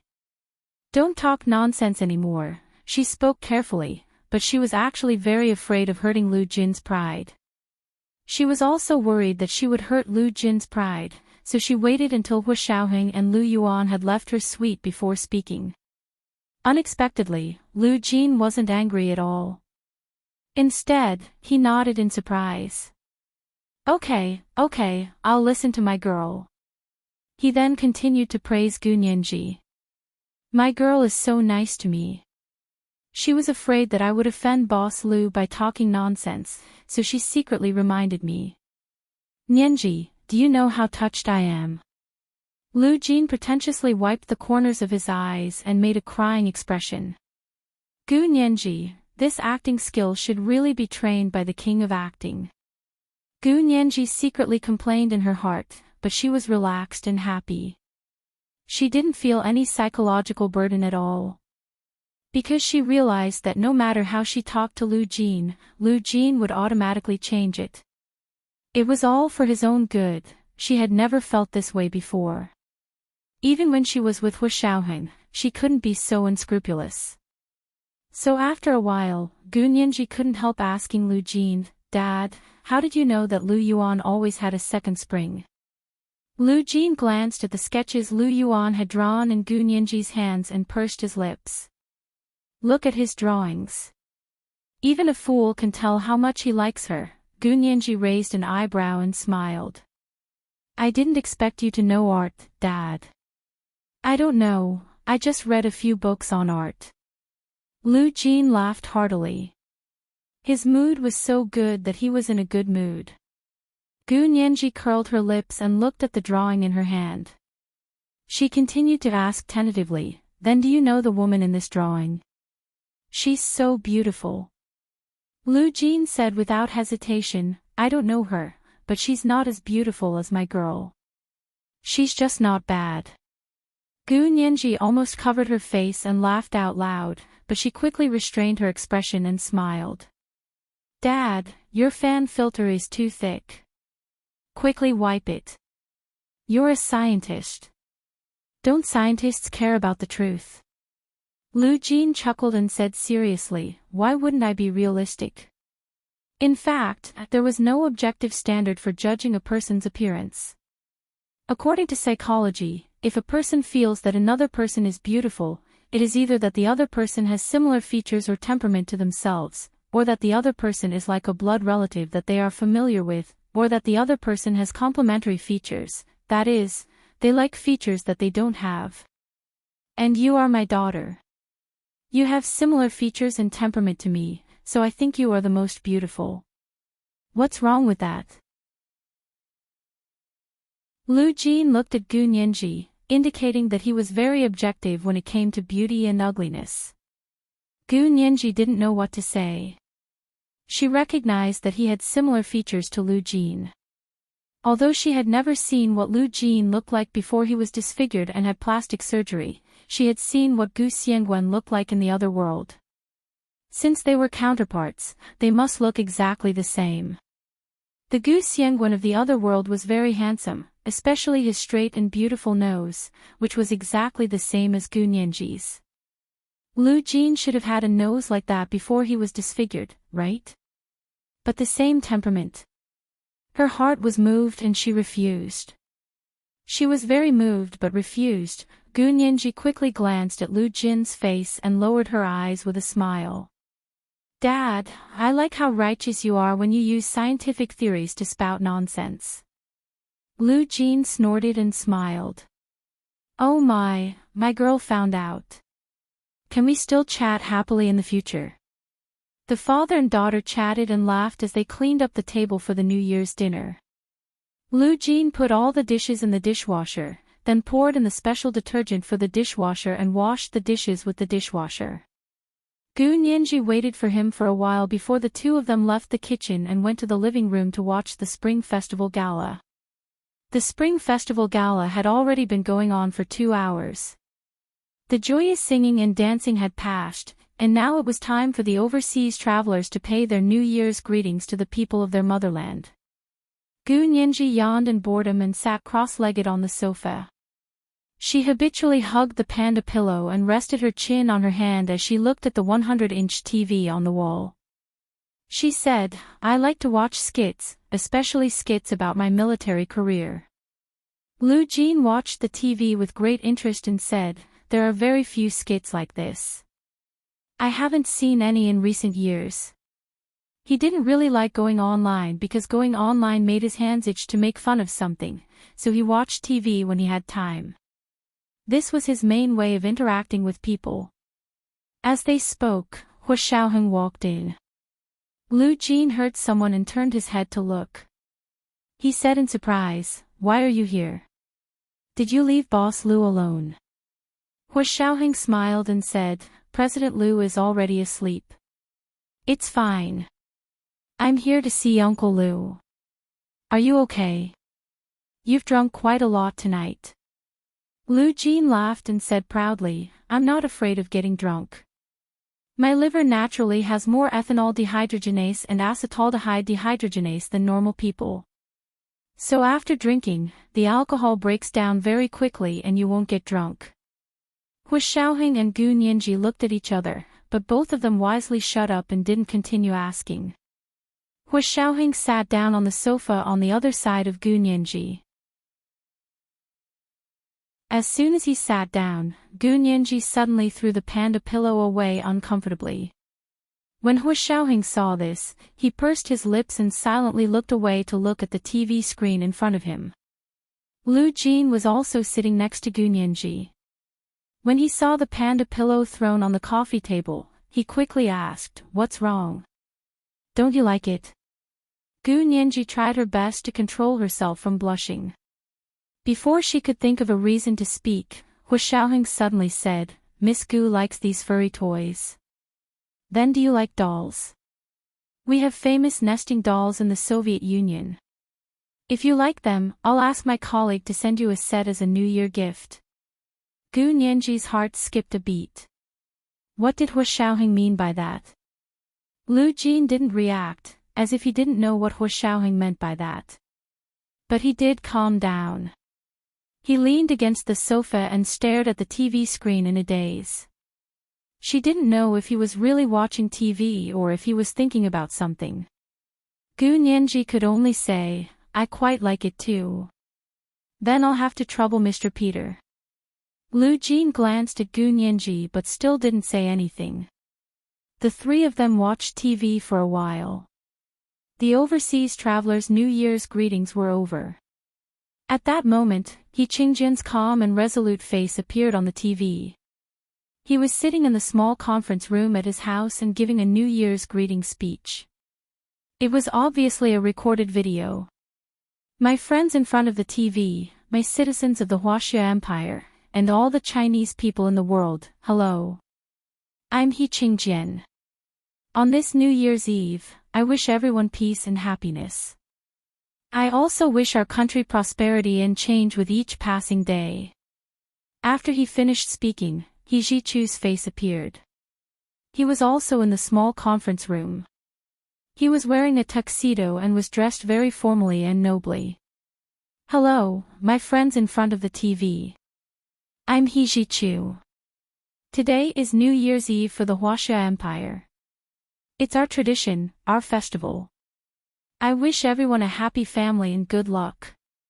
After He Zhichu finished speaking, his shimmering almond-shaped eyes flashed slightly. His thin lips parted slightly as if he was smiling. Very quickly, a short video of He Zhichu's New Year's greeting was taken and uploaded on Weibo. In an instant, it became popular among the girls on Weibo. "Did young master He break off the engagement today? Young master He is so handsome. Only young master He in my heart, I want to kiss him. I want to." I want to marry him. Why, I'm young master crazy, you're thinking too much. Is it your turn to marry him? At the very least, you have to be behind me. I'm Mrs. He is here. Everyone, please get to know each other. Upstairs is a mistress. Pft. Upstairs is at most a mistress. I'm the legal wife. Gu Nianji watched TV and scrolled through Weibo. These trending topics quickly went to her homepage. Gu Nianji found it very interesting and enjoyed watching these young girls who were crazily chasing after their idols. On TV, after He Jichu and He Qingjian paid their New Year's greetings, a host of the Spring Festival Gala walked out and said with a passionate smile, "Hello, everyone. We also invited two important guests today, Xing Yonghao, the Huaxia Regional Executive of the Beimei Fund, and Mr. Ishihara Bai-san, the Chief Scientist of the United Nations Population Fund." Gu Nianji's ears suddenly twitched. She had just heard a name. Ishihara Bai-san. This is the second update of today, Chapter 1702, Do You Like Dolls? Reminder, monthly votes and recommendation votes. Remember to vote all the recommendation votes. Moi, everyone, little angels.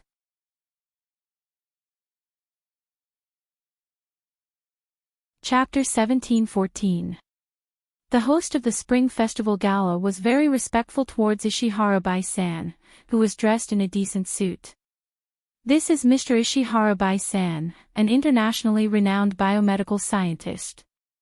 They had just achieved a major breakthrough in biological genetic engineering, allowing the dream of human genetic medicine to move from the theoretical deduction of scientists to the practical testing stage in the laboratory. Thus, it was possible to cure all kinds of difficult and complicated diseases. Let us welcome Mr. Ishihara Bai-san with a round of applause. Gu Nianji's eyes widened in shock. She was no stranger to the name Ishihara Bai-san. In the other world, Ishihara Bai-san was a big shot in Japan who studied high-energy magnetic fields. He used to be a doctoral student of Gu Xiangwen over there, but his scientific research ability was not as strong as Gu Xiangwen's. Do you think you're worthy of competing with me in terms of progress? He was scolded to the point of committing seppuku. Something's not right. Ishihara Bai-san was clearly a physicist who studied high-energy magnetic fields. How did he become the chief scientist of the United Nations Population Fund here and a biomedical scientist? Didn't he study high-energy physics to study magnetic fields? Gu Nianji's long brows furrowed as she looked at the 50-year-old Ishihara Bai-san on the television. She muttered, "Did I hear that right? He's a biomedical scientist." Hua Xiaoheng's attention was also attracted by Ishihara Bai-san. He had investigated the entire Ishihara Corporation in the opposite world, and his investigation of Ishihara Bai-san was of utmost importance. He also remembered very clearly that Ishihara Bai-san was a high-energy physicist who studied magnetic fields. However, he soon thought it through. This Ishihara Bai-san was the counterpart of Ishihara Bai-san from the other world. The corresponding bodies only had the same genes, but their status and occupations might not be the same. Gu Nianji also thought of this. For example, Zhao Liangze and Bai Shuang on this side were completely different from Zhao Liangze and Bai Shuang in the other world. Perhaps for some reason, Ishihara Bai-san didn't conduct high-energy magnetic field research. Instead, he was engaged in biomedical research. Gu Nianji and Hua Xiaoheng looked at each other, then looked away to continue watching TV. On the TV, the elegant Ishihara Bai-san was speaking in Japanese. Gu Nianji's Japanese was average, but Hua Xiaoheng understood it. However, there were Chinese subtitles on the TV, so there was no need for Hua Xiaoheng to translate. Hello, Chinese audience. I'm Ishihara Bai-san. I'm very happy to be able to come to your country during your spring festival and celebrate this festival with you. He held the microphone with a faint smile on his face, and his voice was low and powerful. Just now, this lady praised me for my great achievements, but in fact, she was exaggerating. What I've done is really limited. Your country has a very outstanding biomedical expert. As early as more than 10 years ago, not only did he propose the concept of gene editing, but he also achieved gene therapy. This person is the pioneer of gene pharmacy. Her name is Qin Yaoguang. Miss Qin Yaoguang is an internationally renowned brain surgeon. She is also one of the most important scholars in biological genetic engineering research. After a pause, Ishihara Bai-san said regretfully, I came to your country to visit her, but unfortunately, he didn't say why it was a pity, but the implication seemed to be that he wanted to stand up for Qin Yaoguang. Gu Nianji's expression darkened, and she clenched her fists tightly. Dad, do you know this Ishihara Bai-san? Gu Nianji thought about how in the other world, although Ishihara Bai-san was more than 10 years older than Gu Xiangwen, the two of them were PhD classmates. She didn't know if Ishihara Bai-san and Lu Jin, who was Gu Xiangwen, were classmates in this world. Lu Jin stood up from the sofa and said seriously, I don't know him. I've never heard of him before this. He then got up and left the living room, heading to the kitchen. Gu Nianji's gaze followed Lu Jin's back until she couldn't see him anymore. She then asked Hua Xiaoheng in a low voice. Why do you think Ishihara Bai-san mentioned Qin Yaoguang at this time? Are they in cahoots? That's hard to say, Hua Xiaoheng said after some thought. If they're really in cahoots, he's too bold to mention Qin Yaoguang at the highest-rated Spring Festival gala in the country. Is he afraid that others won't know that they're related? Of course, we can't rule out the possibility that this person has academic dealings with Qin Yaoguang. As for whether there are other dealings, that will depend on the evidence. Hua Xiaoheng carefully put forward his point of view. He didn't let Ishihara Bai-san's situation affect his judgment. Gu Nianji couldn't tell what she was feeling. First of all, Ishihara Bai-san wasn't studying high-energy magnetic fields, but biomedicine. His situation was already very different from the situation on the other side. Moreover, he didn't seem to be Lu Jin's classmate, so it wasn't very likely that he would commit suicide because of his anger. Gu Nianji sighed regretfully. Lu Jin came back from the kitchen with a jasper fruit bowl. There were bright cherry tomatoes, yellow peeled ivory awns, white and tender lychee meat, and a few egg fruits. He placed them in front of Gu Nianji and said with a smile, Come, eat some fruit. Don't starve. Gu Nianji had just finished her New Year's Eve dinner, so she couldn't be more full. However, these fruits were all her favorite. Lu Jin washed them clean and placed them in front of her. She would feel guilty if she didn't eat them. She smiled and picked up a small cherry tomato. Dad, are you going to feed this to a piglet? If you want to be a piglet, I'll be a piglet daddy, Lu Jin said in a good mood. He picked up a toothpick and pricked a piece of lychee meat into Gu Nianji's mouth. Eat some lychee. Don't eat too much. Okay, thank you, Dad.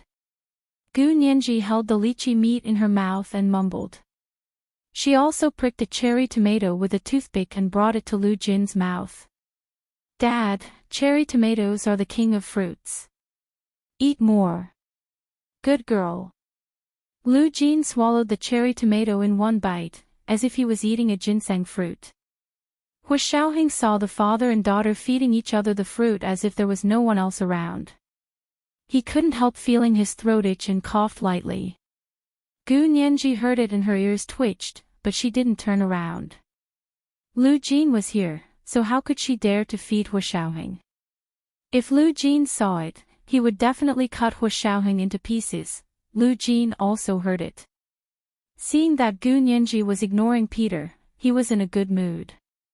He nagged, Nianji, you have to remember to eat more fruits in the future, especially cherry tomatoes.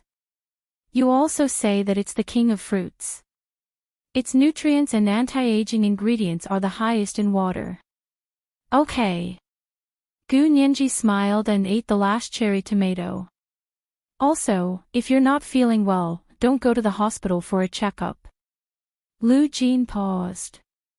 Dad left you a set of medical equipment. You can check it yourself. You're very healthy and won't get those messy diseases, so if it's just a fever and a headache, you don't have to go to the hospital. Otherwise, you'll be harmed by those quacks. Gu Nianji. Why did that sound weirder and weirder? She quickly said, Dad, with you here, of course I don't have to go to the hospital for a checkup. What do you mean by that? Are you going to ignore me in the future? Lu Jin laughed and said, Why would I? Wasn't I just in case? He glanced at Hu Xiaoheng and felt that his presence here was really an eyesore. However, seeing that he could still protect Gu Nianji, he didn't chase him away. Hu Xiaoheng smiled and said, Have you finished all the fruits? Is there any more? Gu Nianji's heart skipped a beat. She stood up and said, I'll go wash some fruits. Dad, wait for me. I'll wash the fruits for you. Okay. Lu Jin nodded in satisfaction. Dad will wait for your fruits. Gu Nianji took the jasper fruit bowl and walked to the kitchen. Hu Xiaoheng stood up calmly and said, Uncle Lu, I'll go help Nianji wash the fruits. Lu Jin's face darkened. He looked him up and down for a while before snorting and raising his hand. Go, but I'm warning you, don't get any funny ideas. Otherwise, I'll make you regret messing with my girl. Hu Xiaoheng sighed and said sincerely, Uncle Lu, I really like Nianji. Don't worry, as long as I'm here, Nianji will be here. It was fine if it was anything else, but this sentence really moved Lu Jin. He had done so many things because he wanted Gu Nianji to be able to live a peaceful and undisturbed life in this world like a normal person. Just like Mr. Peter had just promised, as long as he was here, Gu Nianji would be here. What a pity. If there was only one Hu Xiaoheng, how great would it be? Gu Nianji was destined not to belong to this world. Lu Jin looked at Hu Xiaoheng with almost pity. He thought to himself that this person was from the KGB, so even if Nianji suddenly disappeared from his life in the future, he should be able to bear the loss. This was the first update of the day, Chapter 1703, The Unbearable Lightness of Life. A reminder for everyone's monthly votes and recommendation votes. Please vote for all the recommendation votes, OK 8:00 in the evening, the second update. Moi, all the big shots and little angels.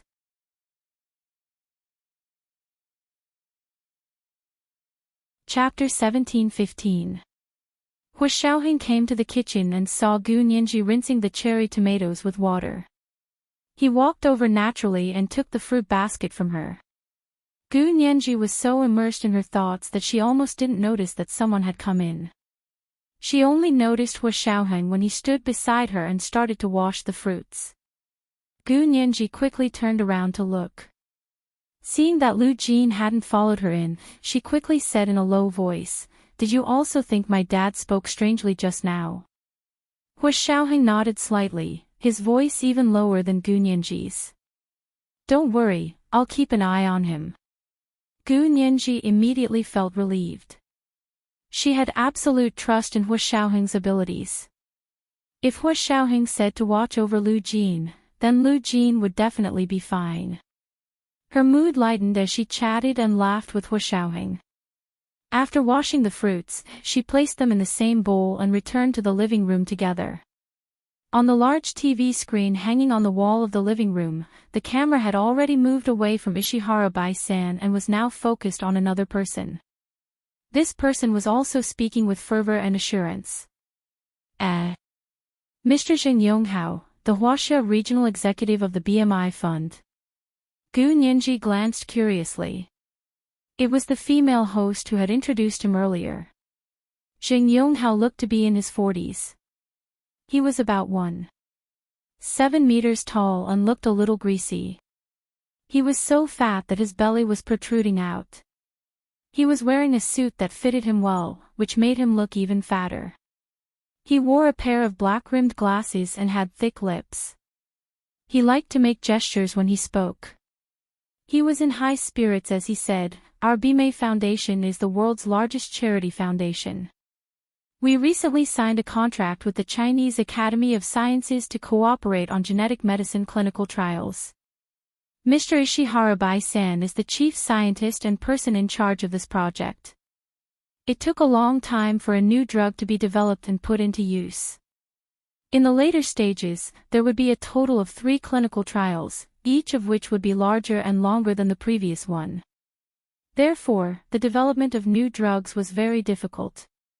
If Ishihara Bai-san hadn't been in charge of this plan, Gunyenji would have applauded. Unfortunately, she just couldn't stand Ishihara Bai-san. Hu Xiaoheng didn't want to let preconceived notions affect his judgment. Gunyenji wasn't that fair and objective. This person was actually helping Qin Yaoguang. Gunyenji couldn't tolerate it. Gunyenji placed the jasper fruit bowl on the coffee table in front of the sofa and said to Lu Jin, who was watching the television intently, "Dad, do you want some fruit?" Lu Jin came back to his senses and nodded. He slowly took out a small and exquisite cherry tomato from the jasper fruit bowl and put it in his mouth to chew. The sweet and slightly sour taste filled the entire mouth, making it irresistible. Lu Jin swallowed, picked up the glass of water, and took a sip. He wiped his mouth with a tissue and said with a look of disdain, "Do the people at the Chinese Academy of Sciences have brains? They actually allowed foreign NGOs to conduct drug trials in our country." Gunyenji blinked and asked curiously.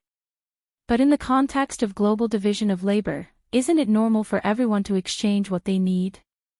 What's the benefit of seclusion?" Lu Jin glanced at her and patiently explained, "Of course, it's too extreme to close the country, but if we're talking about mutual exchange, will these organizations that came to our country to conduct drug experiments hand over the formula of the new drug and share it with the Chinese Academy of Sciences? If not, then don't mention it." Gunyenji, "But the formula for the new drug should have a patent, right? Why would they just take it out and share it with others?" Gunyenji asked in confusion. "That's right, why would they just take it out and share it with others? But they want to conduct drug trials in our country, and they don't have the formula. Don't you worry." Lu Jin rolled his eyes rudely. "And even if they take out the formula, I don't believe it's complete. These foreign NGOs are used to hiding their true motives. Would they tell you the truth? They're too naive to believe them." Gunyenji didn't know anything about this, so she chose to believe Lu Jin.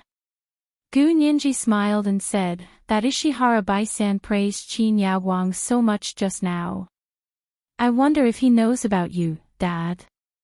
You're 10,000 times better than Qin Yaoguang. Who wants such a person to know?" Lu Jin sneered and shook his head. "He's lowering my standards." Gunyenji couldn't help it.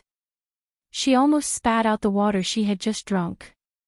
However, she still choked and started coughing. Lu Jin and Hu Xiaoheng took the tissues together and handed them over from both sides. Gunyenji looked down and saw that the 2 hands in front of her were doing the same thing. Her mood was as good as a begonia under the spring sun, blooming with extreme beauty. She smiled and took the tissues from both sides. "Thank you, Dad." "Thank you, Mr. Peter." Lu Jin glared at Hu Xiaoheng. Hu Xiaoheng didn't lower himself to Lu Jin's level. He smiled and retracted his hand. "You're welcome." At that moment, the greasy middle-aged man on TV, Xing Yonghao, had already finished speaking, and the performance began again. Gunyenji was no longer interested. She really wanted to investigate this Ishihara Bai-san. Gunyenji quietly took out her phone and started searching. Half of Hu Xiaoheng's attention was on Gunyenji, and the other half was on Lu Jin. Lu Jin kept watching the TV, as if he was very interested. Gunyenji searched around, but didn't find anything wrong with Ishihara Bai-san. His resume was completely different from Ishihara Bai-san's, and his research direction was also different. Was she really thinking too much? Time flew by, and soon it was time for the New Year's Eve bell to ring. The song, An Unforgettable Night, rang out, instantly bringing people back to the atmosphere from decades ago.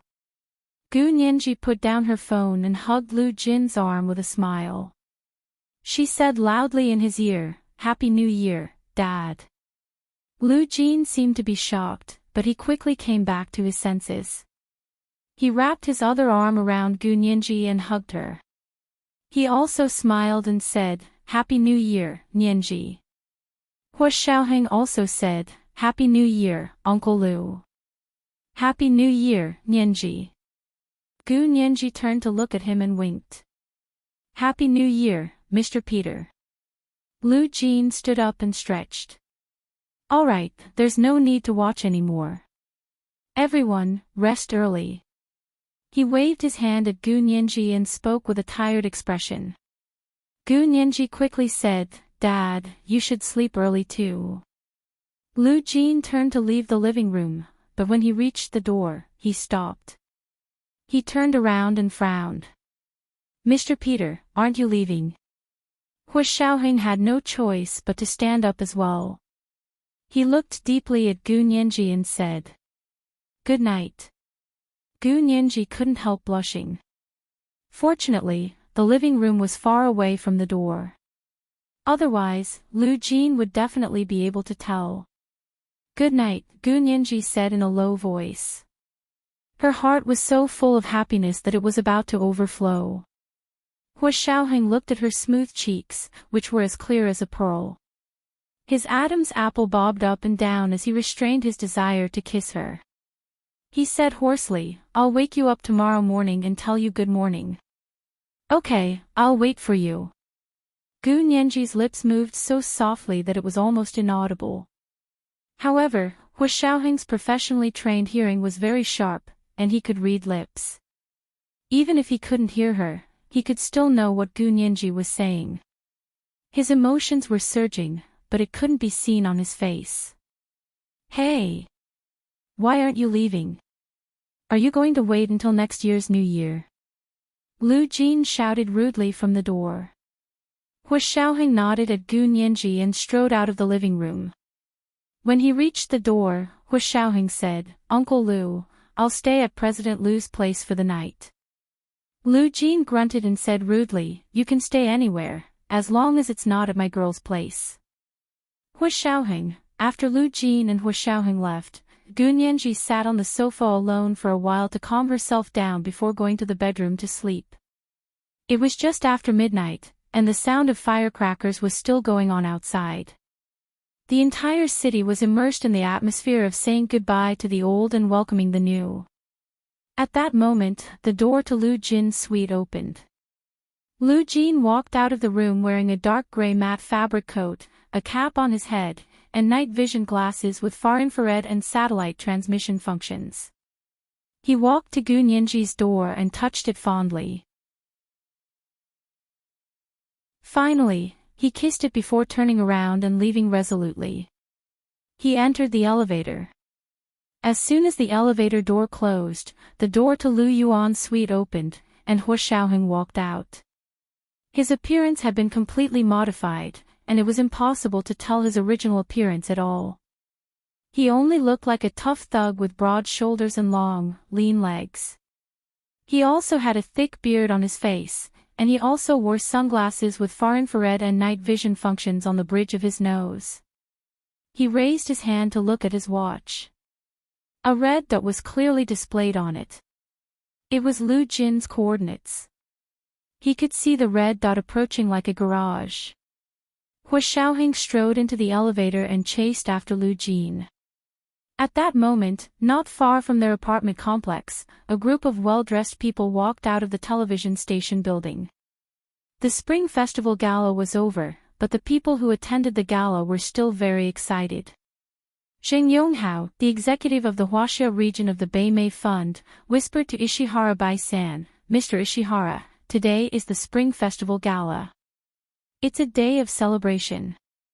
Why did you mention Miss Qin Yaoguang at this time? Can't I just express my regret? You Huaxia people have no concept of the law. She hasn't been convicted. She's just a suspect.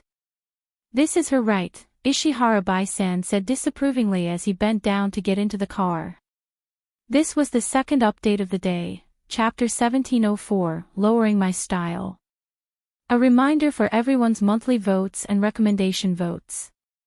Please vote for all the recommendation votes, ok moi, all the big shots and little angels.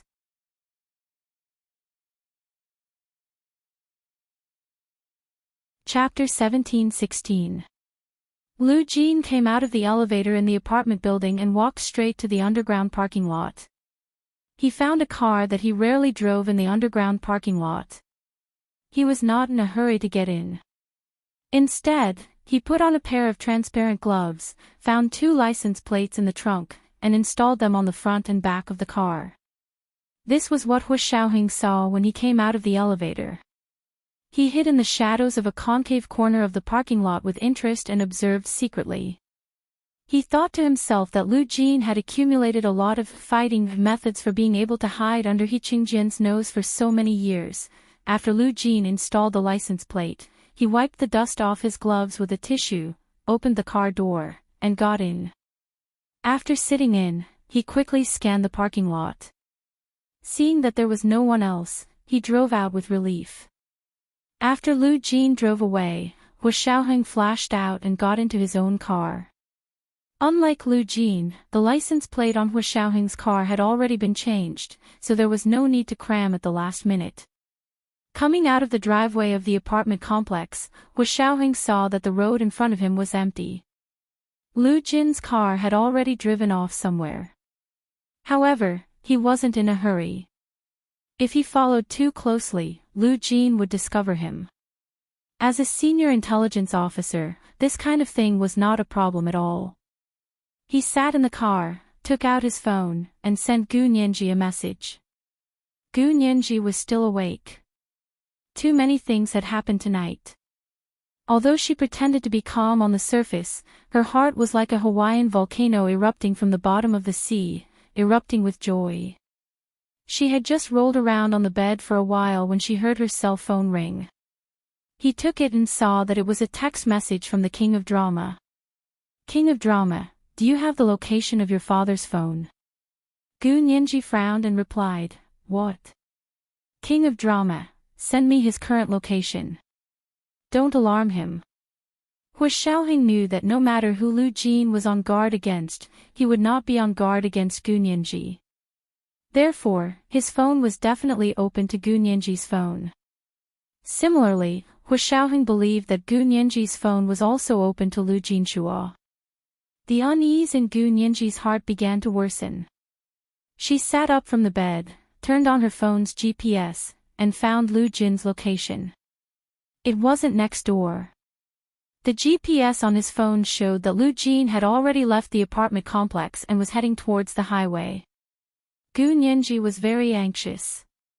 She quickly sent Lu Jin's coordinates to Hu Xiaoheng and replied anxiously, what happened? Where is my father going in the middle of the night? Hu Xiaoheng quickly replied with a voice message, it's okay, I'm here.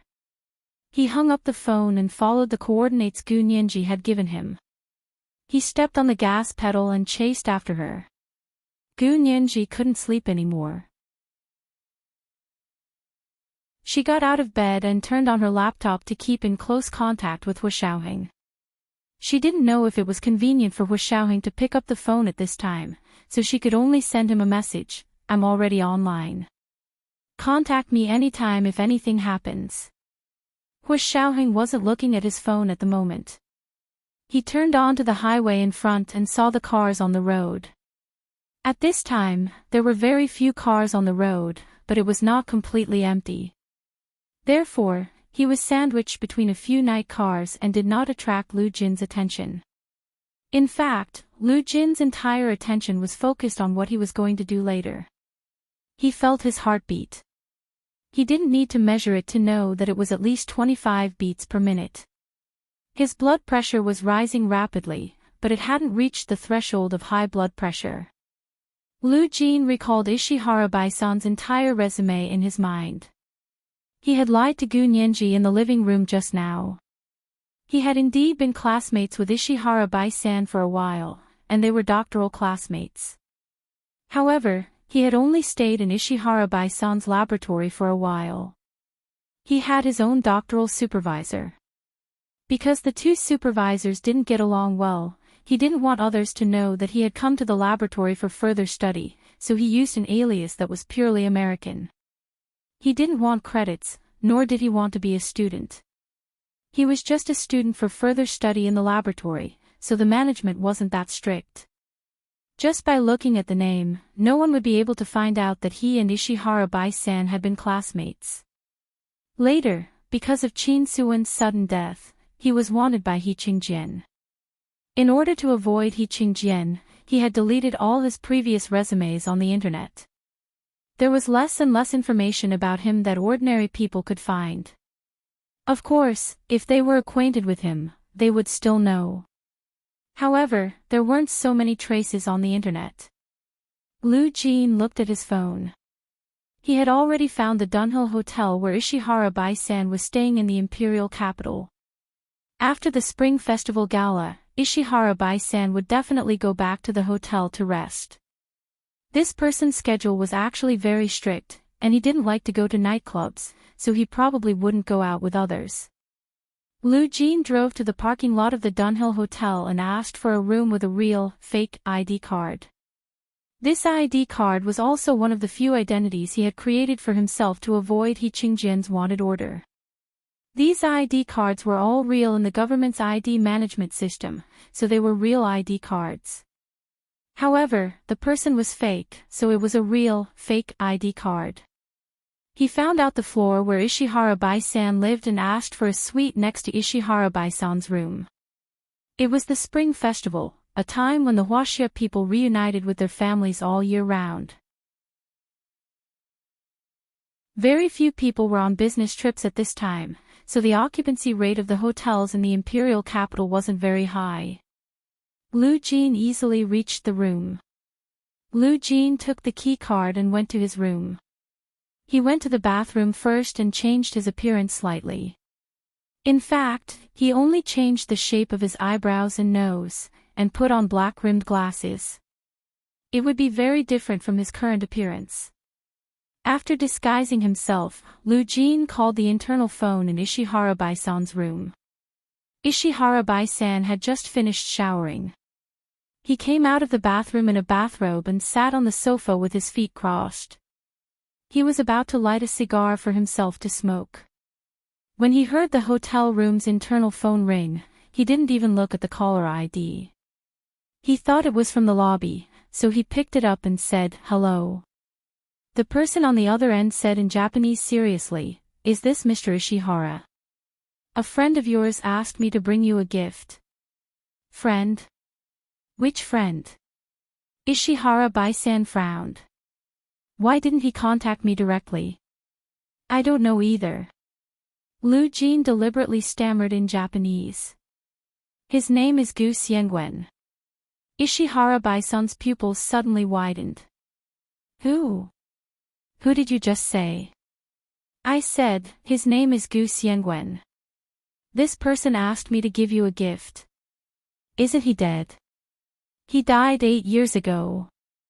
Ishihara Bai-san stood up abruptly from the sofa. "Are you lying to me?" "Yes, he's dead. He died 8 years ago. He entrusted this to me before he died." Lu Jin's voice slowed down. "He said that if you come to Huaxia, I'll give this to you. If you don't come, then forget it." Gu Xiangwen had left him a gift before he died. Ishihara Bai-san's heart was pounding, and he felt the blood in his body boiling. Gu Xiangwen, that rare genius. Although he was more than 10 years younger than him, he had achieved something that he could never achieve in his entire life. Ishihara Bai-san had always respected the strong, but Gu Xiangwen was too young. Moreover, when he worked with him in the laboratory, he couldn't tell that he was so powerful. Therefore, Ishihara Bai-san couldn't respect Gu Xiangwen as much as he did the strong, but he still admired him. "What? What gift is it?" Ishihara Bai-san stammered. At that time, the two of them had actually been on good terms. Gu Xiangwen had even told him his real name, so when he heard the name Gu Xiangwen, he knew that it was the physics student who had gone to their laboratory to study under an alias. Lu Jin looked at the thing in his hand and grinned. A test tube and a few experimental notes. In the empty and quiet room, Ishihara Bai-san could hear his own heavy breathing. After a while, he suppressed the excitement in his heart and asked in a low voice, "Test tube. Experimental notes.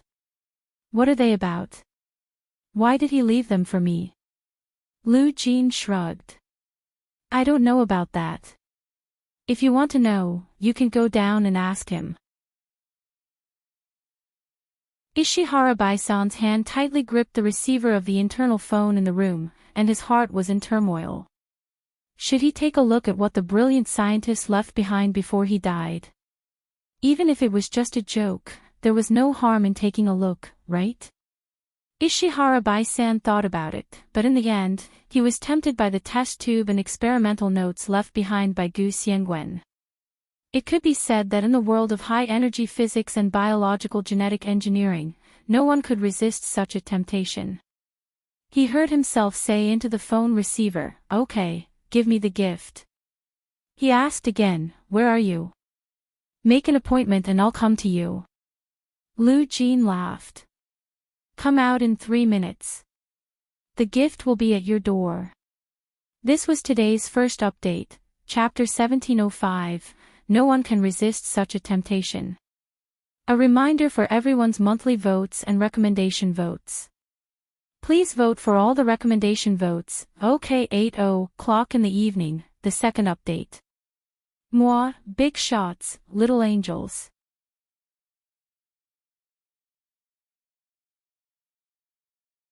Chapter 1717. Ishihara Bai-san was stunned. 3 minutes. But the other party had already hung up. No one answered. At that moment, Ishihara Bai-san subconsciously looked at the caller ID on the landline. Unfortunately, the phone number was no longer visible. He pressed the button on the landline to see the previous number, but it turned out to be the hotel room's internal number. Could that person also be staying in this hotel? Ishihara Bai-san thought about it and felt even more excited. It seemed that it really was a gift that Gu Xiangwen had left for him, maybe it wasn't a prank. After all, someone who could stay at the Dunhill Hotel couldn't be a penniless hooligan who had nothing to do outside. Ishihara Bai-san walked to the door and looked out through the peephole. The corridor was very quiet and empty. He didn't see anyone putting anything at his door. But what he didn't know was that Lu Jin didn't go to his door to put anything. He held the small test tube with a few old and yellowed lab notes and stood at the door of his room. He casually threw it at the door of Ishihara Bai-san's room. His movements were so fast that by the time Ishihara Bai-san walked to his door and looked out through the peephole, he had already thrown the thing away. When the 3 minutes were up, Ishihara Bai-san opened the door with a swoosh. The corridor was still empty. He didn't see anyone else. Lowering his head, he saw Gu Xiangwen's gift on the floor beside his feet before he died. A few yellowed lab notes were rolled into thin strips the size of test tubes and lying quietly at his feet. Ishihara Bai-san quickly picked them up and squeezed them. They were hard, and there was indeed something like a test tube inside. He looked around like a thief, then quickly dashed into the door and slammed it shut. He leaned against the door of his room and gasped for breath. That scene just now had been too exciting. It was like a dream. But he was extremely excited. If these things could provide him with clues and ideas for his experiments that were stuck in a bottleneck, it would be priceless. Ishihara Bai-san closed his eyes and tried to calm himself down. Then, with trembling hands, he opened the yellowed lab notes in his hand. He didn't even have time to see what was inside the test tube before he was attracted by the contents of the old experiment notes. His pupils suddenly dilated, and his lips trembled violently. He couldn't believe that Gu Xiangwen actually knew that year. Because on those yellowed experiment notes, there were the steps of an experiment written on them. The flamboyant handwriting looked extremely familiar. It was really Gu Xiangwen's handwriting. However, this experiment was exactly the experimental design described in Dr. Ishihara Baisan's thesis several decades ago. How did he know? Ishihara Baisan's ruddy and healthy face instantly lost all color, leaving only a pale and haggard expression. He slumped against the door and sat on the floor, holding his head. He fell into great fear.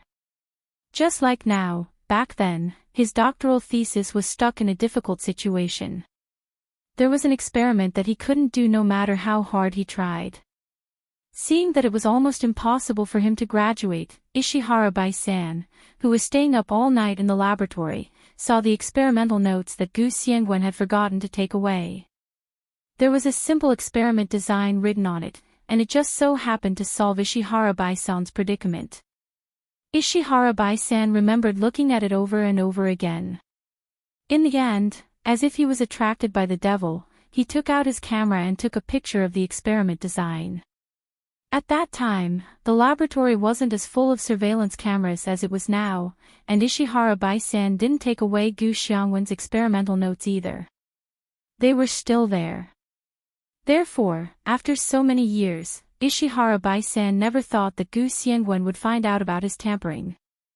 Later, when he defended his doctoral thesis, not only had Gu Xiangwen already left their laboratory and returned to his own laboratory, but he had also graduated earlier than him and returned to China.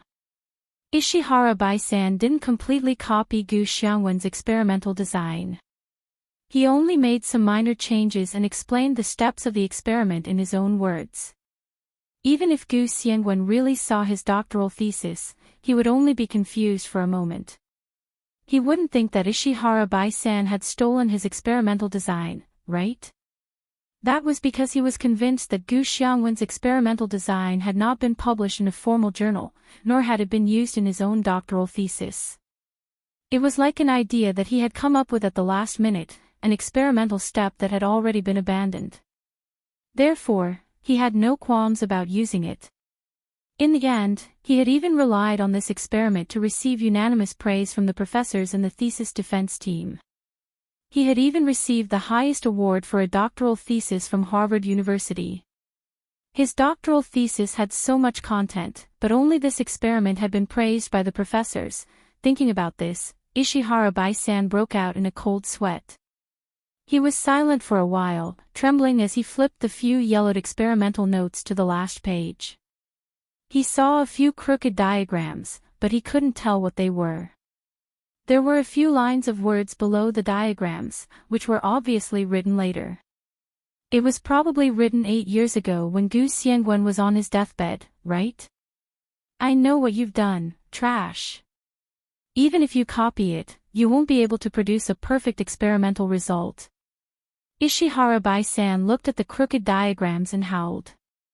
He hurriedly threw the few pages of experimental notes and test tubes away, as if they were hot potatoes. I'm not trash. I'm not trash. I'm not trash. His gaze gradually became blank, and he kept thinking, I'm trash. I'm not trash. I'm not trash. I'm not trash. It was like a program that had entered an infinite self-loop dead end. It's over, everything is over. Soon, everyone would know what he had done. He didn't believe that Gu Xiangwen didn't have any backup plans to expose what he had done back then. Since he had prepared all of this 8 years ago, Ishihara Baisan firmly believed that Gu Xiangwen must have a follow-up plan. From then on, the academic community would know that he, Ishihara Baisan, the best biogenetic engineer in the Empire of Japan, the chief scientist of the United Nations Population Fund, was a plagiarist. Everything he had, his reputation, his status, and the results of his hard work over the years, would be discovered to be not his own creation. According to the regulations of his alma mater, Harvard University, plagiarism in a graduation thesis would result in the cancellation of the degree. So he's going to lose his PhD. Ishihara Bai-san knew better than anyone how serious the consequences of plagiarism in the academic community were. He had dared to do it back then because he was sure that Gu Xiangwen wouldn't find out. Moreover, he had waited 2 years for Gu Xiangwen to graduate. His published PhD thesis had nothing to do with these few pages of experimental designs. Only then did he carefully use them in his own graduation thesis design. He didn't expect Gu Xiangwen to be so scheming and cunning. He had dug a pit and was waiting for him to jump into it. Ishihara Bai-san stared straight ahead and slowly walked into his room. In his suitcase, there was a katana. It was the katana that his father had given him. No matter where he went, he would bring it with him as a form of encouragement. He had mentioned this habit to Gu Xiangwen back then. He had even shown Gu Xiangwen the katana. Because of this, he rarely flew. Now that the security was getting stricter, his katana could only be specially checked in. He took out the katana from his suitcase and wiped it carefully with a towel. The lights in the bedroom reflected the gleam of the katana. It was as beautiful as the snow in the coldest winter, without any impurities. Ishihara Bai-san closed his eyes and pulled open his bathrobe. He held the handle of the katana with both hands and slashed at his abdomen. After Lu Jin threw the thing at Ishihara Bai-san's door, he did not leave immediately. He sat in his room, crossed his legs, and set the time on his phone. Then, he began to study the network security system of the Dunhill Hotel. When his timer rang, there was the sound of chaotic footsteps in the corridor outside the door. What happened? What's wrong? This floor was filled with luxury suites. There weren't many people living in them, but there were still 7 or 8 people. Everyone opened the door and looked out. The hotel staff rushed to a room in a flurry. A man who looked like a manager said nervously to everyone, "Something happened. Please don't come out." "What happened?" "We have the right to know." These people were not easy to fool. They all questioned the hotel management. The manager couldn't resist and kept saying, "Everyone, please be quiet. Don't panic. The police and ambulance will be here soon." What? Police and ambulance? What the hell happened? It would have been better if this person hadn't said anything, but the moment he did, he panicked even more. A chubby man walked out of the room and said angrily, "If you don't explain it clearly, I won't dare to stay here anymore." He turned around and walked towards the elevator, but before he could walk out of the corridor, a few hotel security guards flashed out and blocked his way. The hotel's senior management also came over and said to the man in a pleasant tone, "Please don't be impatient. There was an international murder case on this floor just now. The police asked us to seal off the entire floor. No one is allowed to leave until they arrive." This is the second update of the day, Chapter 1706, I Know What You Did. A reminder for everyone's monthly votes and recommendation votes. Please cast a full vote for the recommendation votes, OK moi, everyone, little angels.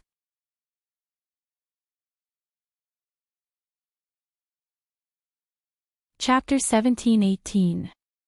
Ha! Why? What does the murder here have to do with us? Why can't we leave? You can't do this. If you suspect that someone is a suspect, bring a court search warrant. If not, please get out of the way. We don't want to stay here anymore. Who the F*** wants to stay in a place where a murder happened? The louder shouts, and the quieter shouts, too, murmurs. The buzzing sound was endless, as if a hornet's nest had been poked. In fact, it was indeed illegal for the hotel to not allow the guests in the other rooms to enter freely just because a murder had occurred in one room on this floor. These guests were not at the scene of the crime, and the hotel management did not have any evidence to prove that the guests in the other rooms were related to the murder. The people who could stay in the luxurious suites of the Dunhill Hotel were not ordinary people. It didn't take long for them to pick up their phones and call their lawyers, relatives, and friends. Although it was early in the morning on the first day of the new year, many people had not slept because the Spring Festival Gala had just ended. Therefore, a lawyer drove over very quickly. Just as the guests were quarreling with the hotel management, Lu Jin calmly logged into the hotel's intranet and erased all traces of his check-in. From the registration records in the lobby to his credit card, the surveillance footage in the lobby, and the surveillance footage in the corridor on this floor, he had deleted all traces of his presence. Perhaps the attendant who had checked him in the lobby still vaguely remembered such a person, but when the place became a mess later, it would be strange if that person would remember an ordinary person like him. The only thing that was difficult to deal with was the access card in his hand. If the hotel management sorted out all the access cards on this floor, they would find that the access card for his room had been lost. And this room happened to be next to Ishihara-bai-san's room. Once it was investigated, the person who registered for him might think of him. Lu Jin pondered for a moment, wondering if he should hypnotize the attendant in the lobby when he returned the room to the door. At that moment, an ear-piercing fire alarm suddenly rang out from outside. Beep! Beep! Beep! Beep! The sharp sound of the fire alarm rang through the entire corridor. The expressions of the guests who were confronting the hotel management changed drastically. There's a fire. There's a fire. Run. When the fire alarm went off, the hotel management had no reason to stop the guests from leaving. In fact, even if the police came, they could only run down together. The hotel management staff were the first to turn around and run down the stairs. The rest of the guests also ran toward the staircase. Because the elevator would automatically shut down when there was a fire alarm, no one ran to the elevator. At this moment, Lu Jin dashed out of the room and ran down behind these people. Just as he reached the middle floor, the firefighters finally came up. One of the big firefighters in a yellow firefighter uniform rushed over and bumped into Lu Jin before continuing to run up. Lu Jin hurriedly dodged, but he was still knocked against the railing of the stairs. However, the man did not seem to have much strength. His back hit the railing, but it did not hurt at all. Lu Jin was not in the mood to argue with this person. He thought that it was understandable that the other person was going to put out the fire. He just needed to hurry home. When he finally ran downstairs, Lu Jin thought of his card and looked around for the attendant who had registered him. He tried to hypnotize him, but when he touched his pocket, the card was gone. Lu Jin's expression changed, and he quickly looked around. He was surrounded by guests who had just come down from upstairs. All of them were disheveled, and many of them were still wrapped in hotel nightgowns and bathrobes. It was obvious that there was no time to change. Although there weren't many people on their floor, there were still many guests in the entire building. For a building like this, if a fire broke out on one floor, the people on all floors would be evacuated. Lu Jin squeezed through the crowd and calmly looked for the attendant who had registered him. When the fire alarm went off, the hotel's attendants also had their own evacuation mission. At this moment, they were all working in an orderly manner according to the plan. Lu Jin did not find the person he was looking for. The group of firefighters who had rushed upstairs were the first to rush directly to the floor where the murder had occurred. The fire alarm records showed that it had first sounded from that floor, so the source of the fire should be there. The tallest firefighter, the one who had bumped into Lu Jin, was the first to rush into Ishihara-bai-san's room. He wore a fire mask and quickly looked around. Then, he entered Ishihara-bai-san's bedroom and found that it was pitch black. He shone a high-intensity flashlight and found two things next to his body that were out of place in the surroundings. A small test tube and a few pieces of yellowed paper that looked like they had been torn out of a notebook. The man didn't think too much about it. He quickly walked over and quickly picked up the two things and stuffed them into his thick firefighting suit. It was also because of the fire alarm that the power in the building had been suspended. Only the backup power in the corridor was still running. The man retreated from the pitch-black room and entered the suite next door where Lu Jin had just been. He casually overturned the tables, chairs, and sofa. It looked like someone had run out of the room in a panic, causing a chaotic scene. He then used the fire extinguisher to spray the room, erasing all the fingerprints and footprints that Lu Jin might have left behind. After coming out of Lu Jin's room, he went to the other rooms with the fire extinguisher and did the same thing. Then, he quickly retreated. The whole operation took less than 5 minutes. The other firefighters were still looking for possible sources of fire in the various rooms, but he had already retreated. He found a remote utility room, took out a folded duffel bag, and opened it. He took off his firefighting suit and stuffed it into it. Then, he carried the duffel bag and pretended to be a guest. He quickly rushed down the fire escape. When he arrived at the lobby, it was crowded. He quickly walked to the lobby where the registration office was located. The place was also crowded. The hotel staff were not there to check in. He stood at the place where the staff checked in. While no one was paying attention, he threw the key card into the drawer where the key card was kept. At the entrance of the hotel, the sound of police cars could be heard. The police finally arrived late. Just as a large group of police rushed in, a few firefighters rushed down from upstairs. "It's okay, it's okay. There's a problem with the fire alarm. There's no fire, there's no fire. It's a false alarm. It's a false alarm. For safety's sake, everyone wait for another half an hour. It won't be too late for everyone to go upstairs after we've eliminated the fire alarm in the entire building." The firefighters told everyone about the situation upstairs, and many people breathed a sigh of relief. Lu Jin was also paying attention to the situation in the crowd. When he heard that it wasn't a real fire alarm, he raised an eyebrow and felt that it was a little strange. Just as he was about to look for the hotel check-in attendant, a tall man walked over and whispered to him, "Sir, the car you asked for is here." Lu Jin immediately became alert when he heard the voice. It was the voice of the KGB, Peter Huashaoheng. Looking at this person's figure, he was clearly the firefighter who had bumped into him just now. Lu Jin finally understood everything. The KGB had stolen the key card that he had lost, hadn't it? This person was Huashaoheng. He grabbed Lu Jin's arm and whispered, "The key card has been returned. Let's go. The car is outside." Lu Jin heaved a sigh of relief. He then caught a glimpse of the hotel management walking into the lobby and beginning to communicate with the police. He quickly turned around and left with Huashaoheng. Because of the fire alarm just now, a large number of guests had also run out of the building.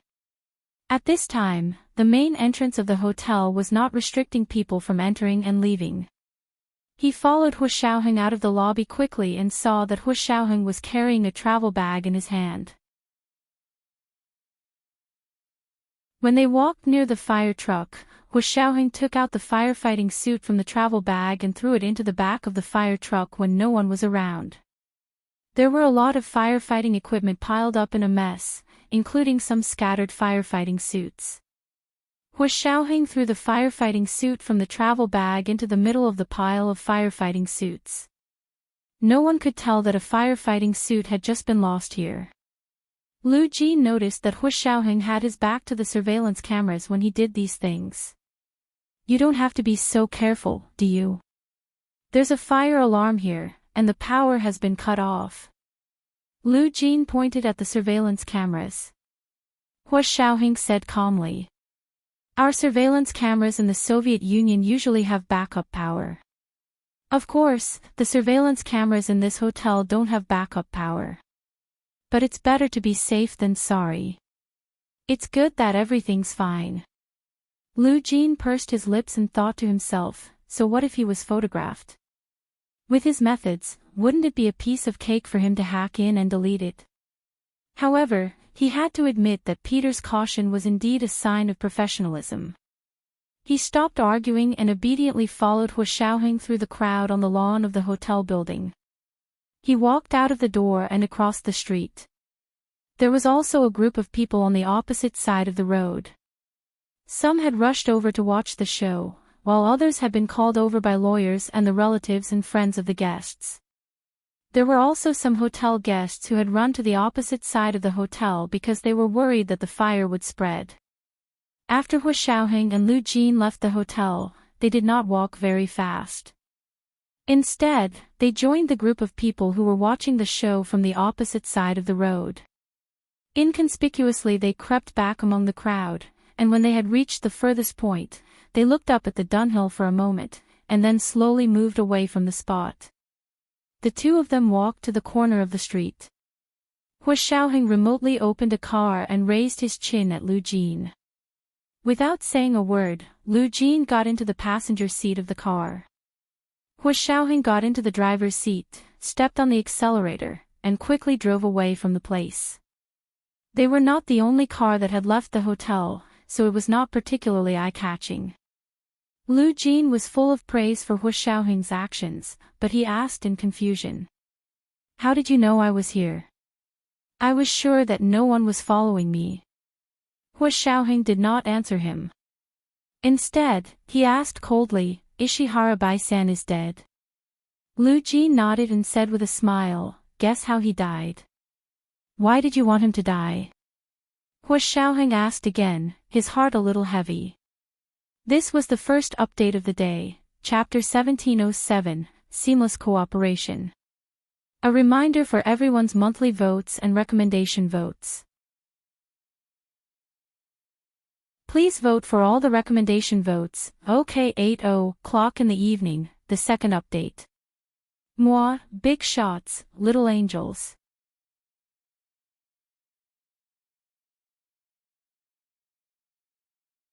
Chapter 1719. Lu Jin blinked and tried to pretend to be confused.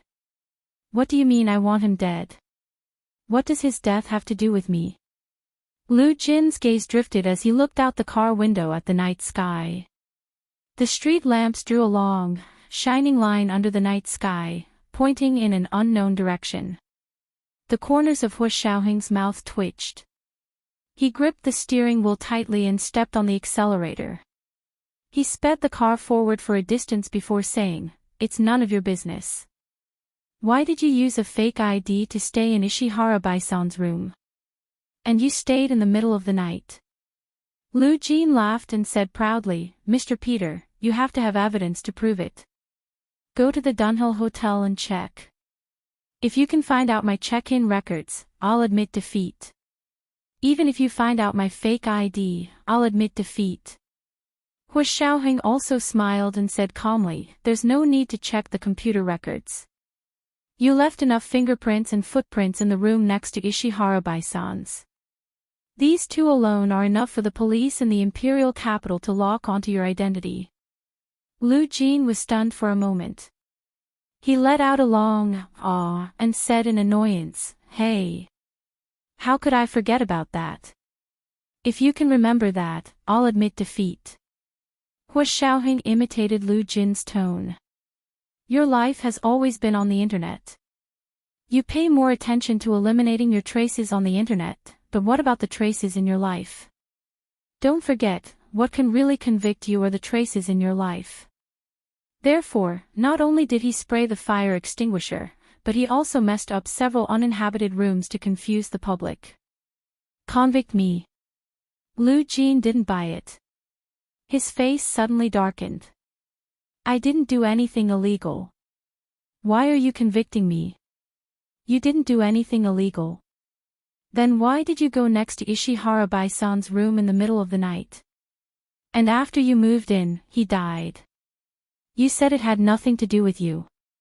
Hu Xiaoheng tilted his head to look at him and said, "Nianji already knows that you came out at night. She has your location." "Huh? How did she know? Isn't she sleeping at this time?" As soon as Hu Xiaoheng brought out Gu Nianji, Lu Jin's anger died. His eyes darted around quickly, and his brain started working. He was thinking of a perfect excuse to fool Gu Nianji. Hu Xiaoheng couldn't help but gasp in amazement when he saw the way he rolled his eyes. The power of inheritance was too strong. After waiting for a while, Hu Xiaoheng softened his tone and said, "Uncle Lu, please tell me the details. I don't want us to say different things later and give ourselves away to Nianji." He added, "You know that Nianji will be able to detect the slightest mistake." She could even see through Hu Xiaoheng's disguise. In Hu Xiaoheng's opinion, Gu Nianji's ability to read people's thoughts and body language was already on par with the top group of people in their industry. The idea that Lu Jin had just thought of was like a balloon that had been pricked by a needle. He weakly leaned back in his seat and let out a long sigh. "Of course I have my reasons. Besides, I really didn't kill him." "You didn't kill him, which means you didn't kill him, right?" Hu Xiaoheng looked ahead quietly and said dryly, "But I didn't kill Boren, but Boren died because of me. That's not completely without responsibility, right?" "I'm just not responsible." Lu Jin snorted. "He was the one who had a guilty conscience and was exposed by me. He couldn't save face, so he committed suicide by cutting his stomach." Hu Xiaoheng recalled the condition of the body he had seen just now. It really looked like he had committed suicide. The ground was covered in blood, and if he wasn't careful, he would get stained with it. With Hu Xiaoheng's skills and observation skills, he didn't get stained. If Lu Jin had entered that room, he definitely wouldn't have been able to avoid it. Hu Xiaoheng quickly glanced at the soles of Lu Jin's shoes. Fortunately, the edges of the shoes were pure white and not stained by the blood at all. Lu Jin must not have entered Ishihara Baisan's room. The weight in Hu Xiaoheng's heart was lifted, and he suddenly relaxed. "Then how did he die?" Hu Xiaoheng asked. "He couldn't have killed himself just because you told him to, right?" Lu Jin revealed a mocking expression and said, "That's about it. I exposed him for copying my experimental design decades ago." Hu Xiaoheng immediately thought of the small test tube and a few pieces of yellowed paper beside Ishihara Baisan's body. It was obvious that Ishihara Baisan cared about these two things, because the place where he had placed them wasn't stained with blood at all. Hu Xiaoheng's heart skipped a beat.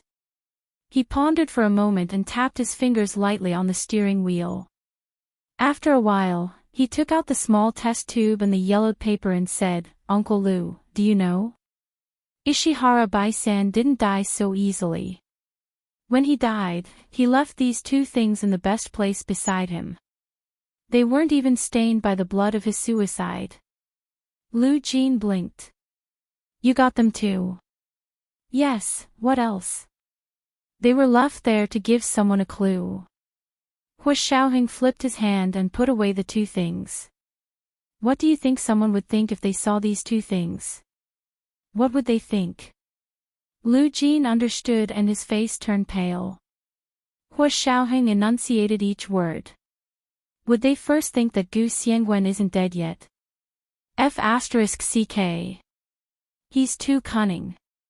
Ishihara Baisan actually had a backup plan." Lu Jin was furious. "That old fart. Turn the car around. I want him to die again." Of course, Hu Xiaoheng wouldn't listen to Lu Jin's crazy words. He drove calmly and waited for Lu Jin to calm down before comforting him. "Actually, it makes sense that he committed suicide after you exposed him for plagiarism. The Japanese always cared a lot about their reputation. But he wasn't willing to die just like that, so he tried to leave something behind. But by doing so, he also gave us a clue." Hu Xiaoheng glanced at Lu Jin. "That is, Ishihara Baisan isn't alone. He should have accomplices. He placed these clues next to his body to remind his accomplices that Gu Xiangwen isn't dead, and he's here." Lu Jin hadn't expected Ishihara Baisan to try to set him up before he died. He gasped and looked at Hu Xiaoheng with even more admiration. "Peter, you're indeed the KGB of the Soviet Union. You even thought of this. I think you're better than Boss Lu." Hu Xiaoheng, But why did you choose today to expose him for plagiarizing your experimental design? Hua Xiaoheng changed the topic again. He wouldn't let Lu Jin off so easily. Through today's incident, Hua Xiaoheng found two suspicious points. First, why did Lu Jin expose Ishihara Bai-san now and provoke him to commit suicide instead of making a move when he discovered that Ishihara Bai-san had ambushed him decades ago? Second, Ishihara Bai-san wasn't alone. He had accomplices. But why did he have accomplices? Who were his accomplices? What were they doing together? All of these secrets should be on Lu Jin. Hua Xiaoheng continued to ask, according to what you just said, that happened decades ago. Why didn't you expose it decades ago and only expose it now? Lu Jin's excitement instantly faded like the tide. He lazily rubbed his temples and said, I'm happy, can't I? I was too busy a few decades ago to expose him. So what if I plagiarized it? What else can I do? A cunning glint flashed across Lu Jin's eyes. Hua Xiaoheng happened to look up at the rearview mirror. From the corner of his eye, he caught a glimpse of Lu Jin's eyes flashing and the faint smile on his lips. What about a few decades later? Aren't you busy anymore? Hua Xiaoheng asked with a faint smile. Yes, I'm hitting the child on a rainy day. I have nothing to do. Lu Jin laughed dryly and quickly said, I'm joking, I'm joking. How could I bear to hit my precious daughter? Only someone as shameless as Ishihara Bai-san wouldn't be a waste of time to teach him a lesson. You still haven't answered why you suddenly exposed him decades later, and why did you choose to do it in the early morning of the first day of the new year? Hua Xiaoheng wasn't someone who was easily fooled. He could always successfully return to the original topic. Lu Jin was a little anxious by his question. He said angrily, I don't like his appearance at the Spring Festival Gala, okay? What the hell? He actually came to our country to conduct genetic research. Oh. Are you jealous of those who are capable? Hua Xiaoheng said deliberately, you can't stand seeing someone who wasn't as good as you in the past, but now he's more famous and capable than you. Lu Jin opened his mouth and was about to say no, but he suddenly thought of what he was going to do. He pursed his lips tightly and said, yes, I'm just jealous of him. I can't stand it when I see that he's more famous and capable than me, so it's best if he dies. The corners of Hua Xiaoheng's eyes twitched imperceptibly. Lu Yuan was right.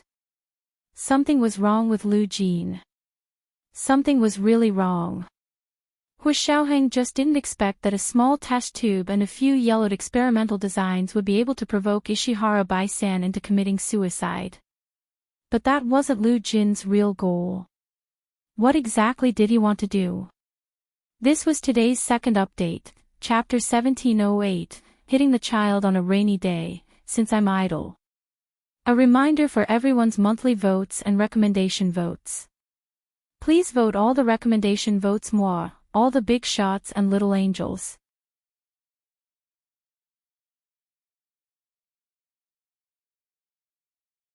Chapter 1720.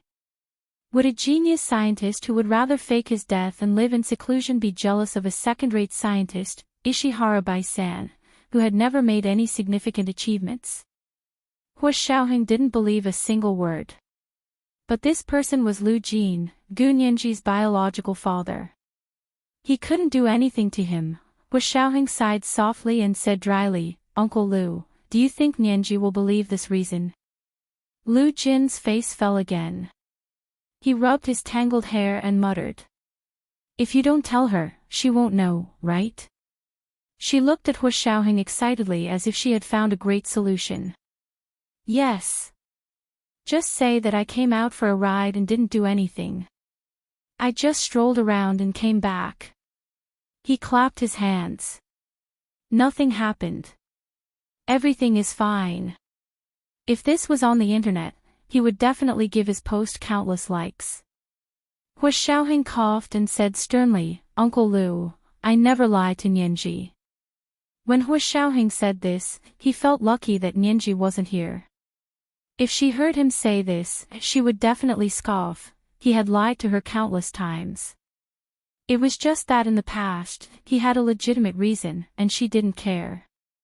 Lu Jin's expression twisted when he heard Hu Xiaoheng's words. Hearing this man say that he would never lie to his daughter, of course he was happy. Which father would like someone who often lied to his daughter? But now, if he said he didn't lie, he would be the one suffering losses. This was a little subtle. Lu Jin glared at Hu Xiaoheng for a long time, but he couldn't find the right words to retort. If Lu Yuan was here, he would definitely be laughing happily because he had finally gotten his revenge. How many times had he been insulted by Lu Jin? Just thinking about it made him want to cry. The two of them didn't speak until they drove back to the parking lot downstairs. Lu Jin looked at the apartment building and sighed. Who would have thought that he would be able to return? He had already made preparations.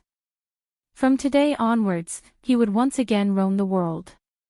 He would not contact anyone until he completed his plan. He had never expected to come back alive. Hu Xiaoheng stopped the car and unbuckled his seatbelt. When he was about to get out, he saw that Lu Jin was still sitting there and had no intention of getting out. Uncle Lu. We're here, he warned, opening the door and getting out. Lu Jin was still sitting in the car, motionless. His expression was very conflicted. Hu Xiaoheng walked to the other side and opened the car door for Lu Jin. Lu Jin still did not get out of the car. He stammered. How about I don't go back? Just tell Nianji that you lost me. Uncle Lu, are you questioning my professional ethics? Hu Xiaoheng looked dissatisfied. If I, the KGB, can even lose someone with a location display, I'd have to commit seppuku like the Japanese. The corners of Lu Jin's eyes twitched. He was actually a little afraid to face Gu Nianji's questions. He poked his head out of the car and stammered. What should we do? Are you really going to tell me the truth? Hu Xiaoheng already had an idea. He calmly got out of the car and walked to the other side to open the door for Lu Jin. He said politely, Uncle Lu, maybe Nianji won't ask. I'm not very sure about that either. After all, Peter and Gu Nianji hadn't actually known each other for long. Lu Jin actually knew that Gu Nianji wouldn't be so easily fooled, but he always tried his luck. What if she was too sleepy and had already fallen asleep? Then by tomorrow, he should have come up with a complete excuse. Lu Jin pulled himself together and got out of the car. He smiled at Hu Xiaoheng and said, Thank you so much for today. You don't have to go up. Go home and have a good sleep. He looked at his watch. It was almost 3 in the morning. He wanted to send Hu Xiaoheng away so that he wouldn't have a chance to complain to Gu Nianji. Lu Jin smiled smugly. Hu Xiaoheng also smiled.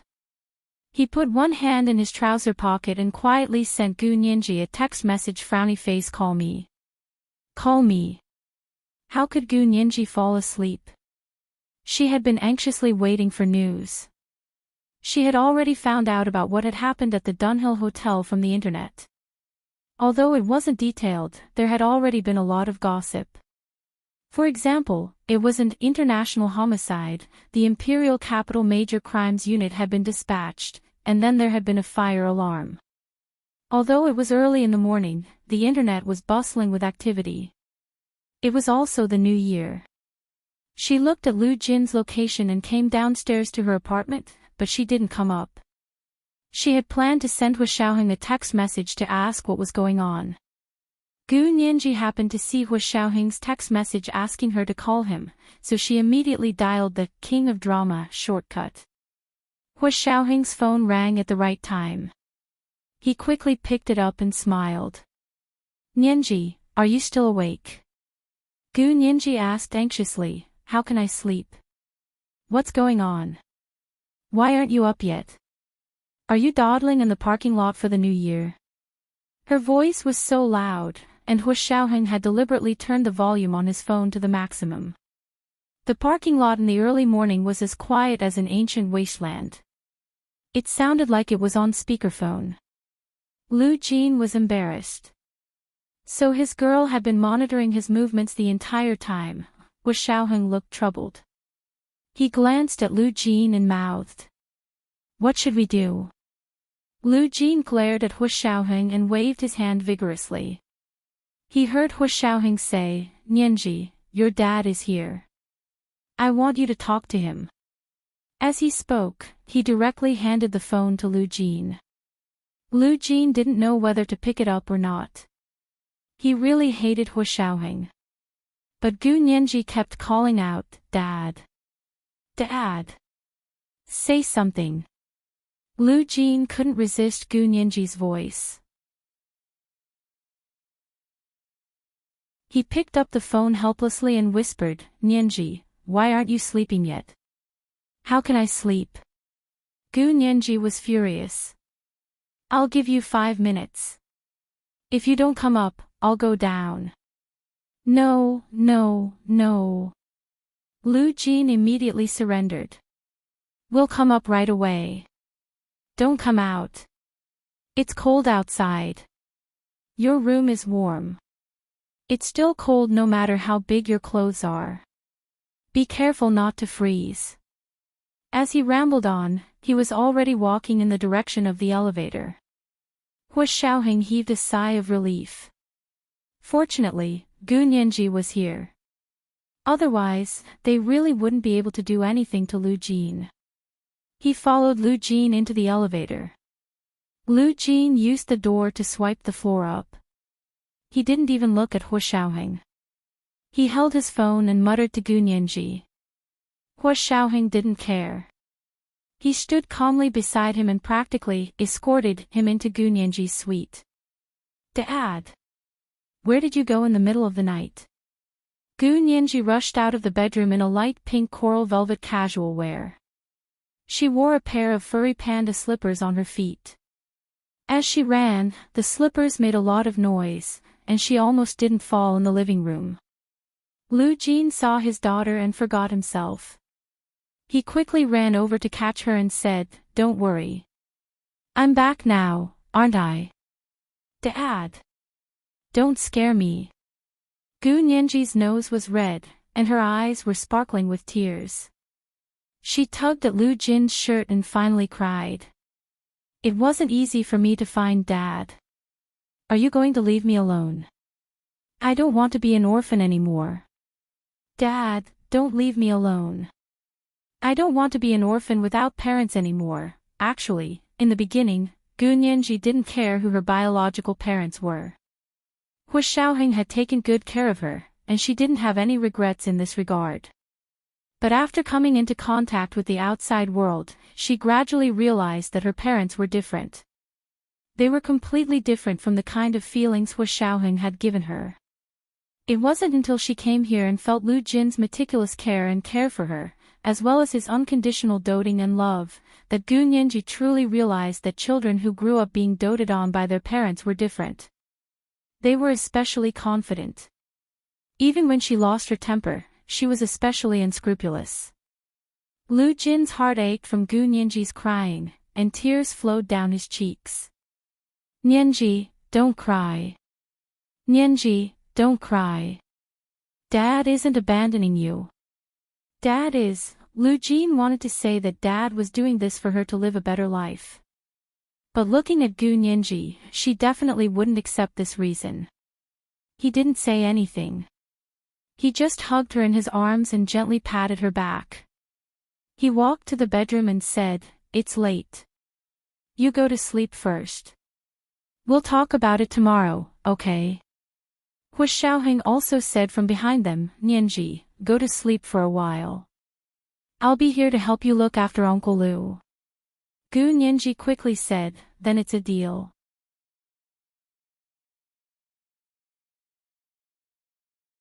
"Mr. Peter, help me look after Dad. I'll go to sleep for a while." She was indeed very sleepy. When she lacked sleep, her brain's IQ would drop. At this time, she couldn't think of any good ideas. Lu Jin had wanted to chase Hu Xiaoheng away, but now that his daughter had asked him to stay and watch him, he didn't dare say no. After finally coaxing Gu Nianji to sleep, Lu Jin gently closed her bedroom door and walked to the sofa in the living room to sit down. The ceiling light in the living room was off, and there was only a small gray lamp on the small table next to the sofa. Lu Jin sat in the shadow of the lamp and wiped his face tiredly. What should I do? What should I tell Nianji tomorrow? Hu Xiaoheng sat opposite him and said calmly, to be honest. Nianji isn't an ignorant girl. She's experienced more than we can imagine. You have to learn to treat her like an adult. This was the first update of the day, Chapter 1709, Pretend Nothing Happened. A reminder for everyone's monthly votes and recommendation votes. Please vote for all the recommendation votes, OK 8:00 in the evening, the second update. Moi, all the big shots and little angels.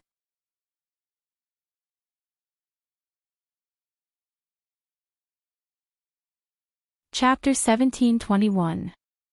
Lu Jin lowered his head and leaned back listlessly on the sofa. Half of his body was in shadow and the expression on his face could not be seen. Hu Xiaoheng thought it was a good thing that Lu Jin still had someone he could not resist, and that was Nianji. As long as Nianji asked him, Lu Jin wouldn't lie to her. The two of them didn't speak and just sat quietly in the living room. At daybreak, both of them dozed off. Lu Yuan woke up in his room with a splitting headache. The feeling of a hangover was terrible. However, he hadn't gotten drunk in so many years. He was too happy yesterday, so he indulged himself. But after indulging himself, he remembered what he had done when he was drunk, and couldn't help but hit his head with a headache. He could only hope that Hu Xiaoheng could help him put away the pencil sketches in time so that Gu Nianji and Lu Jin wouldn't see them. However, he remembered who he had drawn. If it was really Hu Xiaoheng who had put it away, Lu Yuan's face turned pale. He was done for. He was too ashamed to face anyone. At this moment, Lu Yuan did not want to get up at all. He wished he could dig a hole and bury himself. He would never wake up to face these people. This was too embarrassing. It was already 9 in the morning when Gu Nianji woke up. She washed up and came out of the bedroom to find Hu Xiaoheng and Lu Jin still sleeping on the sofa. Gu Nianji let out a long sigh. It was good to see Lu Jin and Hu Xiaoheng by her side. These were the two most important men in her life. He took out 2 blankets and gently covered them. Lu Jin was really asleep. Gu Nianji covered him with a blanket, but he didn't notice at all. He just changed to a more comfortable way to sleep. Hu Xiaoheng woke up the moment Gu Nianji opened the door, but he was still asleep and didn't move. When Gu Nianji covered him with the blanket, he gently kissed her cheek. Gu Nianji blushed and twisted Hu Xiaoheng's muscular waist under the blanket. Hu Xiaoheng was in pain, but he didn't make a sound. He only narrowed his eyes and smiled at her. Gu Nianji pouted but didn't say anything. She got up and went to the kitchen to check. They were all dishes that she didn't know how to cook, so she had to wait for Lu Yuan to cook breakfast. Gu Nianji thought about it and took the pencil sketches that Lu Yuan had drawn yesterday. She went to Lu Yuan's apartment and rang the doorbell. Lu Yuan didn't want to get up at first, but when he saw Gu Nianji ringing the doorbell on the monitor, he still got up and opened the door. Good morning, Nianji. Lu Yuan was wearing casual clothes and opened the door with a smile. You're up so early. I just came to see if you were feeling better, President Lu. Gu Nianji smiled and hid the stack of sketches behind her back. I didn't disturb your sleep, did I? I've been awake for a while. Lu Yuan went to the kitchen to get a bottle of milk for Gu Nianji. He warmed it in the microwave and brought it over to her. There were also 2 soda crackers. Thank you, President Lu. Gu Nianji smiled. How did you know I was hungry? Lu Yuan laughed. If you weren't hungry and came to find someone to make breakfast, why would you knock on my door? Gu Nianji made a face. President Lu, you're wrong. She leisurely took out the stack of pencil sketches. I'm actually here to return them to their rightful owner. The pencil sketches slammed down on the mahogany dining table in front of her. Lu Yuan's expression changed slightly. Gu Nianji didn't say anything. She picked up the milk and slowly drank it. Lu Yuan looked at the stack of pencil sketches, and his mind went blank. He had never expected that these things would not be kept by Hu Xiaoheng, but fall into Gu Nianji's hands, but on second thought, this was better than falling into Hu Xiaoheng's hands, right? After all, Song Jining was Hu Xiaoheng's mother, and he was Hu Xiaoheng's father's older brother. This relationship was too messy and complicated. Lu Yuan didn't know what Hu Xiaoheng would think of him. Now that it had fallen into Gu Nianji's hands, even though she was Hu Xiaoheng's fiancée, she didn't know that Peter was Hu Xiaoheng, so it shouldn't be anything, right? However, she knew Song Jining, so he had to think about how to explain this problem. Gu Nianji finished a bottle of milk and took a good look at Lu Yuan's expression before deliberately asking, President Lu, who is this girl? She's so beautiful. Lu Yuan looked up at her and said frankly, you don't know her. She's the person I like. I haven't seen her for many years. Oh. Is that so? She also looks like someone I know. Gu Nianji deliberately pretended not to know Lu Yuan's secret. Could it be that we know the same person? Lu Yuan calmly put away the pencil sketches and said, really? Who? But that person is in the other world. Gu Nianji asked curiously, how do you know someone from the other world? The person I know is in this world, not in the other world, Lu Yuan said without hesitation. Maybe she's her counterpart. Gu Nianji's lips twitched. If it weren't for that bowl of San Xian fried rice, she would have believed him. Really? Gu Nianji picked up the baking soda biscuit on the white porcelain plate and said with a smile, let me meet her when I have the chance. So President Lu really has a second spring. Lu Yuan smiled and shook his head. Don't listen to your dad's nonsense. I didn't even have a first spring, so how could I have a second spring? Oh. So this is your first spring. Gu Nianji said meaningfully and stood up. Okay, President Lu, go make us lunch when you have time. There's no need for breakfast. My dad and Peter are still sleeping. Lu Yuan didn't know that so many things had happened overnight. He nodded. I'll go wash up first, and then I'll go over to your side to cook. Thank you, President Lu. Gu Nianji beamed and turned to leave, but Lu Yuan stopped her. He took out a red envelope and handed it over. Nianji, this is your New Year's money. Gu Nianji took it in surprise. It's a real red envelope. I still have New Year's money. That was great. She used to be a red envelope expert on the internet, but she didn't send red envelopes much anymore. She opened it on the spot and saw a stack of brand new RMB, the kind with the largest denomination. Gu Nianji kissed the red envelope and smiled. Thank you, President Lu. This is the best gift. Lu Yuan smiled and patted her head. I'm glad you like it. He was as considerate and protective as an elder to a junior. Gu Nianji was in a good mood. She hummed her demonic off-key song as she returned to the suite opposite her. At this time, Hu Xiaoheng was no longer on the sofa. Lu Jin was sitting alone on the sofa, still covered with the blanket. His expression was one of shock. Gu Nianji walked over and sat beside him. She asked softly, Dad, are you okay? As she spoke, she tested Lu Jin's forehead with her hand, worried that he would have a fever and get sick. Lu Jin was extremely touched. He raised his hand and held Gu Nianji's hand that was testing his forehead. His voice was almost choked with sobs. Nianji, I made you worry. It's my fault. Dad, don't say that. Gu Nianji brought Lu Jin a bottle of water. Drink some water. President Lu will come and make us lunch later. Lu Jin lifted the blanket and sat up straight. He asked with concern, Nianji, have you had breakfast? I just drank milk at President Lu's place and ate a few baking soda biscuits. Gu Nianji looked at Lu Jin and her voice became stern. Dad, can you tell me now why you went to the Dunhill Hotel in the middle of the night last night? She could clearly see from the location display that Lu Jin had gone to the Dunhill Hotel. Lu Jin looked away and muttered. If I had known earlier, I would have cancelled the location. He had thought that Gu Nianji would definitely be sleeping on New Year's Eve.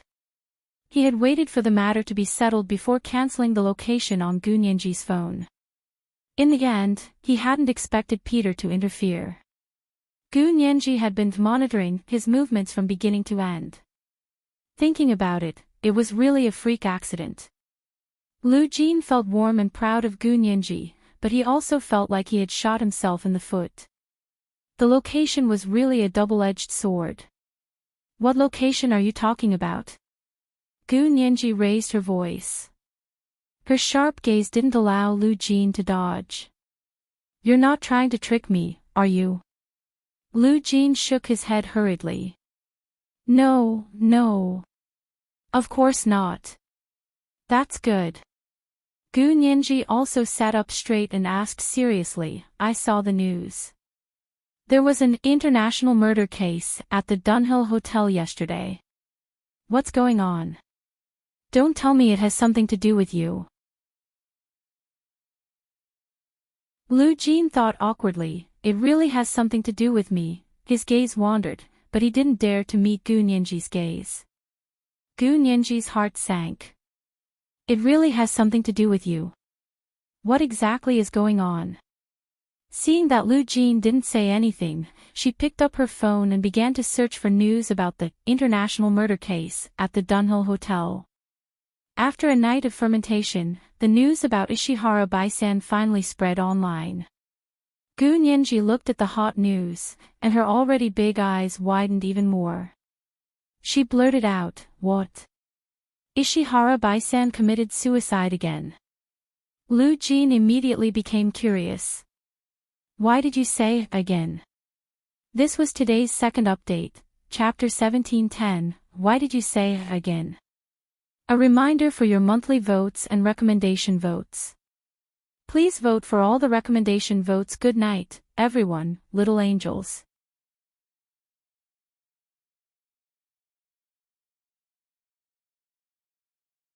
Chapter 1722. Gu Nianji was speechless. Yes, why did she say, again?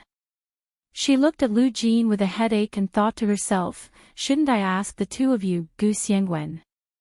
Lu Jin looked at her with great interest and said, I see.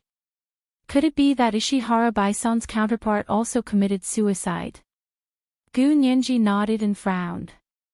Not only did Ishihara Baisan commit suicide, but he was also scolded by Mr. Gu Xiangwen over there. Lu Jin was instantly happy. Ha ha ha ha, what a coincidence. It's the same here.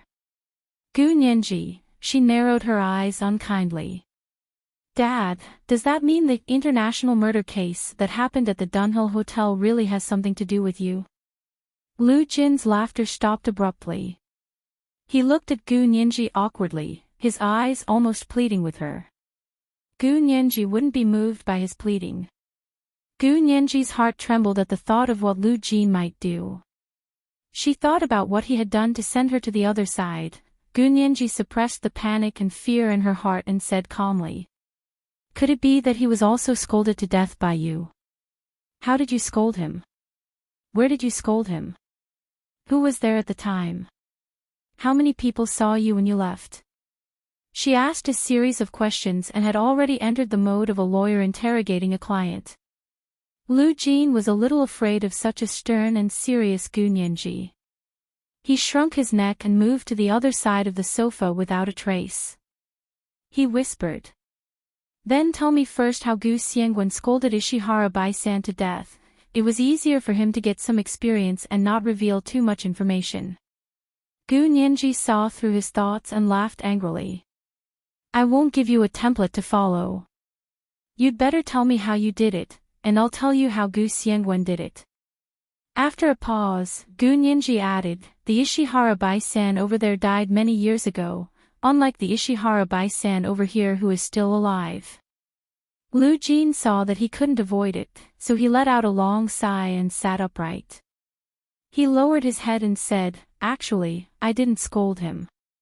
I didn't even meet him. I just called him and left 2 little things in front of his hotel room door. Oh. Where did you call from? What was the content of the call?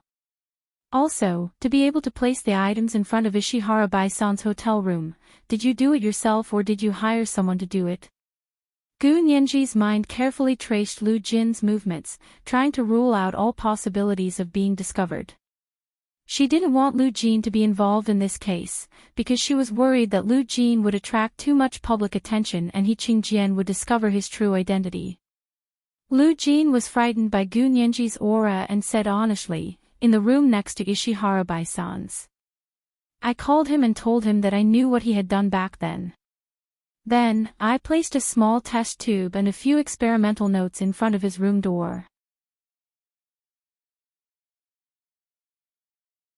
When he saw those 2 things, he knew that he had been exposed for plagiarizing my experimental design when he wrote his doctoral thesis. Lu Jin glanced at Gu Nianji as he spoke. Gu Nianji looked very serious. Her pretty little face was stern, and she exuded a pressure that penetrated deep into one's heart. It was exactly the same as that person's aura in court. It was such a similar aura, but that old man He Qingjian actually didn't recognize it at all. He was really drunk. Lu Jin cursed in his heart. His gaze fell on Gu Nianji's face, and his expression was slightly moved and sad. Gu Nianji frowned again, her gaze sharp and sharp. Ha! Ishihara Bai-san's doctoral thesis actually plagiarized your experimental design. But didn't you say that you didn't know him and weren't his classmates? Lu Jin closed his eyes awkwardly and said forcefully. Well, in theory, I wasn't considered a classmate. My major in university was high-energy physics. I only went to Ishihara Bai-san's biological genetic engineering laboratory to listen in and do some experiments. I didn't have a student status, and I didn't need credits, so... Are you trying to play dumb with me? Gu Nianji raised her voice angrily. Is it fun to be picky with words? It's quite interesting, Lu Jin muttered. Don't you lawyers just like to be picky with words and play word games? He spoke so confidently that Gu Nianji was speechless. She glared at Lu Jin for a while before saying forcefully, are you treating me as a lawyer? You want to be my client? Okay, then we'll interrogate you as a lawyer and a client. You can't hide anything from me. Nianji, don't be angry. Dad was just saying that casually. Our father-daughter relationship is so close and beautiful. Why do we have to make it a cold relationship between a lawyer and a client? Lu Jin immediately refused to be Gu Nianji's client. Gu Nianji's expression softened and she nodded. Okay then, we're still father and daughter. I'm asking you now, as a father, you can't lie to your daughter. This is more serious than a client lying to his lawyer. Lu Jin, okay, in terms of logic, he was also trash in front of Gu Nianji. Gu Nianji raised her chin at Lu Jin. Tell me specifically how your experimental notes fell into Ishihara Bai-san's hands back then. Lu Jin, he scratched his head. Do I have to say that? There's nothing much to say about that. My experimental design was placed on my desk in the laboratory, and Ishihara Bai-san saw it. Is that so? That Ishihara Bai-san seems to be a genius himself. Why did he copy your experimental design? Gu Nianji asked in confusion. You also said that your main profession is high-energy physics. You only went to their biological genetic engineering laboratory to listen in and do a few experiments. Ishihara Bai-san was the most talented doctoral student in the laboratory at that time. Was there a need to copy your experimental design? Lu Jin smiled slyly and said, "You'll have to ask him about that. He's already dead. I can't ask him." "I can only ask you," Gunyenji said calmly. Her gaze was like a laser detector as she locked onto Lu Jin. Under such a gaze, Lu Jin didn't dare to make any unusual movements. He tried his best to maintain his composure and said unhappily, "So what if I'm an auditing student? Even if I'm an auditing student in their laboratory, I'm still better than them." "Okay, I know you're a genius. But in terms of academics, have you ever shown your genius as an auditing student?" Gu Nianji asked in detail. She needed a lot of actual information from back then to speculate all the reasons why Ishihara Bai-san had committed suicide. In Gu Nianji's opinion, committing suicide because of plagiarism was indeed the Japanese style of doing things. But was that the only reason? Lu Jin saw that Gu Nianji didn't seem to be pestering him about why Ishihara Bai-san had copied his experimental design anymore, so he relaxed and smiled. "Well, I'm still very low-key. I occasionally show off my talent in high-energy physics and computers. I was still learning when it came to biological genetic engineering." "Oh. You were still learning at the time. As a doctoral student in this laboratory, would Ishihara Bai-san plagiarize your experimental design and use it in his doctoral thesis? Why does it sound so unreliable?" Gu Nianji tapped her right cheek with one finger, her expression incredulous. "How is it unreliable?" Lu Jin blinked, also puzzled. "Are you looking down on my ability? Of course you're a genius in my eyes." Gu Nianji's stern expression relaxed slightly, and the corners of her lips curled up. "But you just said that when you were in that laboratory, you were still in the learning stage. In other words, you didn't show much talent in biological genetic engineering. For example, it's like a college student writing a graduation thesis. No matter how much he plagiarized, he wouldn't plagiarize a primary school student's essay, right? With Ishihara Bai-san's education background and years of doing experiments, you were like a primary school student in front of him, right?" Gu Nianji deliberately exaggerated. Lu Jin was indignant. "Why am I like a primary school student? In that laboratory, I was at least at the level of an undergraduate student, okay? That's right. Even if you were at the level of an undergraduate student in biological genetic engineering at the time, Ishihara Bai-san was already at the level of a doctoral student. Why would he plagiarize an undergraduate student's experimental design? Unless you had already shown outstanding talent in biological genetic engineering at the time." Gu Nianji remained calm and collected as she circled back to the question step by step. Lu Jin didn't notice for a moment and happily jumped into the small hole that Gu Nianji had dug. He extended his right index finger and pointed at Gu Nianji. "Nianji, you don't know this. Although I didn't show outstanding talent in biological genetic engineering at the time, my experimental design happened to solve the bottleneck problem of Ishihara Bai-san's experiment at the time. When he saw the experimental design on my desk, he was stunned." Lu Jin was immersed in his memories. "He thought I didn't know, but I actually installed a pinhole camera near the computer on my desk.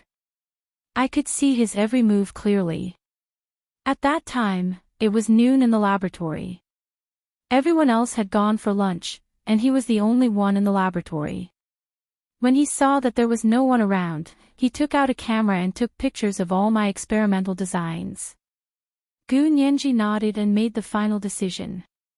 "Oh, that means you knew that he was going to plagiarize your experimental design at the time, but why did you only threaten to expose him now?" It was actually the same question as Peter. Lu Jin glared at Gu Nianji. "Did Peter ask you to ask me that?" Gu Nianji was confused. "Why did you ask Peter?" "I came up with this question myself. I haven't spoken to Mr. Peter today. Hu Xiaoheng and Lu Yuan had been listening at the living room door for a while. Seeing that Lu Jin was questioning Gu Nianji, Hu Xiaoheng walked over unhurriedly and took out the small test tube and a few pieces of yellowed paper from his trouser pocket. He handed them to Gu Nianji and said, I didn't have time to tell you. I found these in Ishihara Bai-san's room. This was the first update of the day, Chapter 1711, What a Coincidence.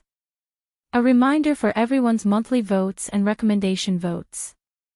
Please vote all the recommendation votes 8 p.m., the second update.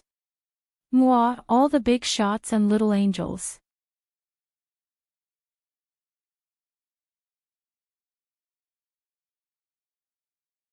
Chapter 1723. Hu Xiaoheng stood in front of her with a small test tube and a few pages of yellowed paper in his hand, as if he had torn them from a notebook. Gu Nianji looked up. Her eyes were as clear as water, and she looked calm and peaceful without any emotion. However, from Hu Xiaoheng's point of view, he could see the hidden concern and worry in the depths of her eyes.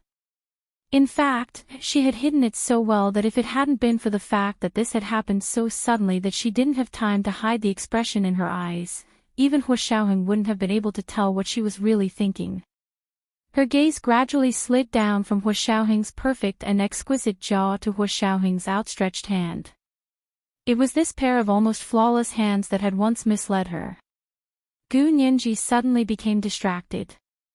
Perhaps she should ask Hu Xiaoheng how he took care of his hands. However, this was only a fleeting thought. Gu Nianji quickly came back to her senses, and her gaze lingered on the two things in Hu Xiaoheng's hand.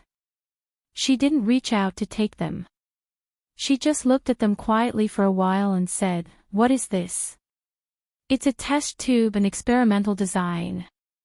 Lu Jin rushed to say, as if he was eager to atone for his crimes. The test tube is the result of my experimental design. Those pieces of paper were my experimental design back then. Gu Nianji nodded and looked down to write a few words on her phone. She then asked Hu Xiaoheng, You found it in Ishihara Bai-san's room? Where was it in his room? A hint of admiration flashed across Hu Xiaoheng's eyes, and he said lightly. Right next to his body. Gu Nianji quickly reacted. Right next to him. Why wasn't it stained with blood? Because Ishihara Bai-san accurately estimated the direction of the blood flow when he cut himself. Lu Jin added in a very academic manner, for people who often do animal experiments, they should have a full understanding of the consequences of each cut, where the blood will flow from, and where it will eventually flow. Gu Nianji, that's not the point, Gu Nianji said lightly, silently ignoring Lu Jin's seeking praise gaze. Lu Yuan, who had followed Hu Xiaoheng in, couldn't help chuckling when he heard this. Lu Jin turned to see him and said angrily, Boss Lu, why aren't you going to cook? You've already been lazy and didn't make breakfast. Don't tell me you won't let us eat lunch too.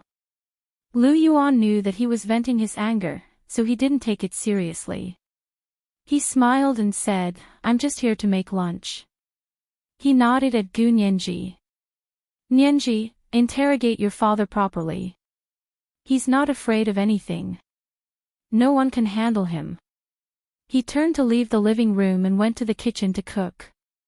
Anyway, Hu Xiaoheng had a listening device on him.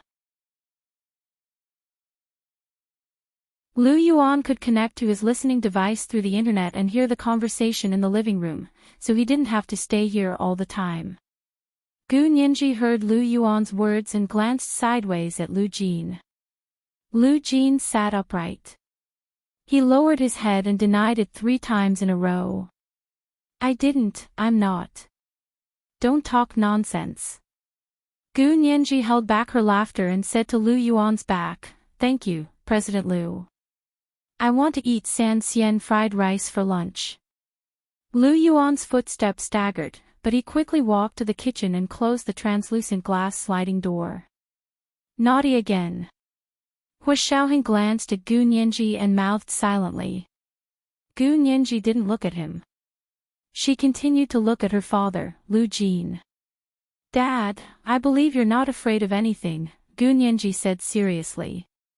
Gu Nianji said seriously, President Liu isn't talking nonsense, but I still hope that you have some respect. For example, respect for law and order.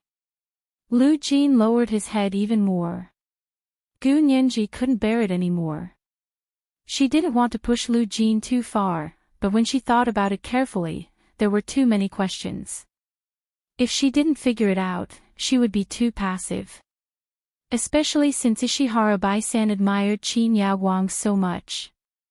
Gu Nianji always felt that she had to pay 120% attention to everything that involved Qin Yaoguang. Therefore, she poured Lu Jin a glass of milk. Dad, you haven't had breakfast yet. Drink some milk first. Lu Jin quickly took a big gulp and calmed himself down.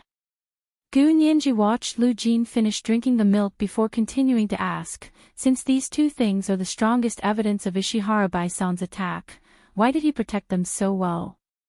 Under normal circumstances, shouldn't he try his best to destroy these two things?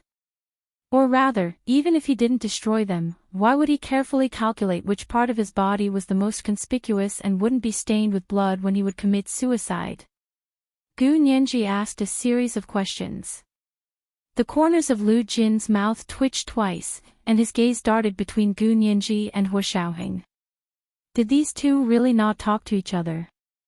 Why were they analyzing the problem from the same perspective? Lu Jin felt like an outsider at this moment.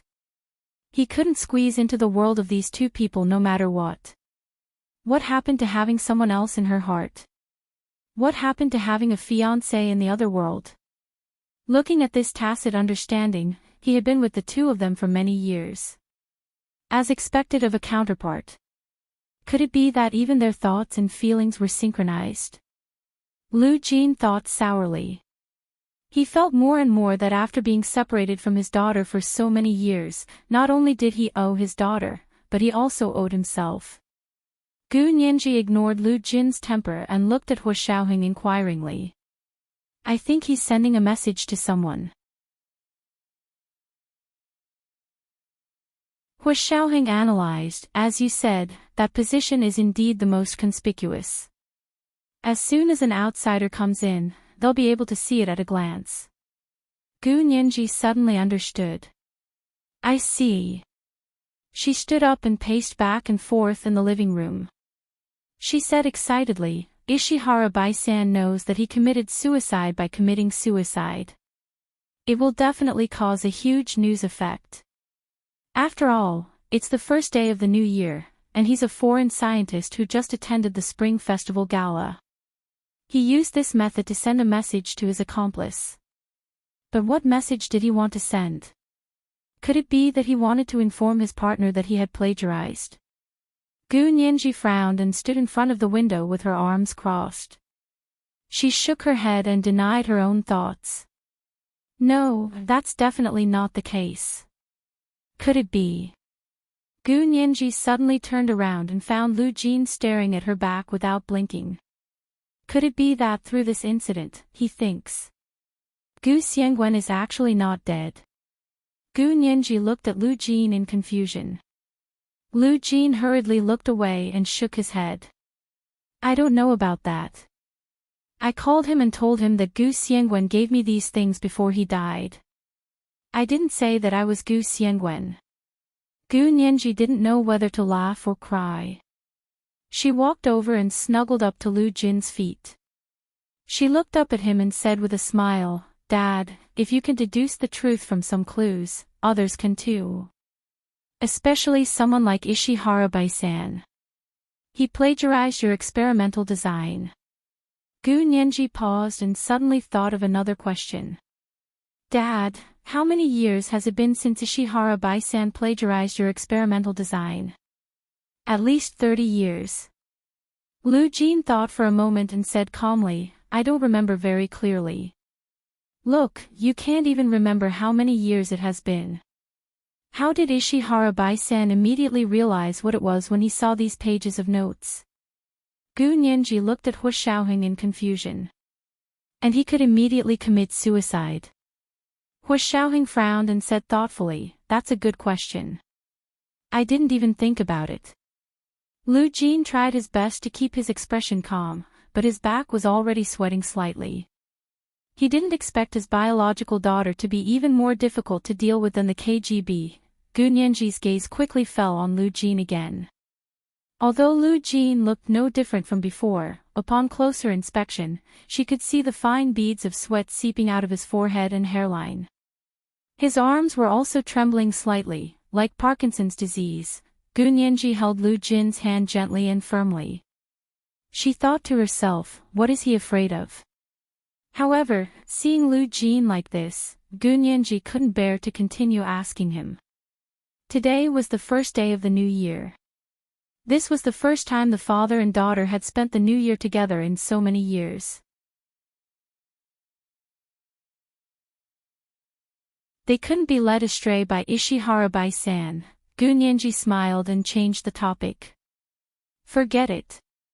Maybe Ishihara-bai-san has always been feeling guilty about the plagiarism incident. So when he saw these pages of notes, he thought, oh my, the other boot has finally dropped to the ground. Actually, he has ulterior motives, right? Gu Nianji smiled and shook Lu Jin's arm. Lu Jin finally breathed a sigh of relief and quickly nodded. Yes, yes, yes, that's it. That's it. As he spoke, he stood up. Nianji, I've prepared a gift for you. I'll bring it to you. This was today's second update. Chapter 1712, more difficult to deal with than the KGB. Reminder, monthly votes and recommendation votes. Please vote for all the recommendation votes moi, all the big shots and little angels.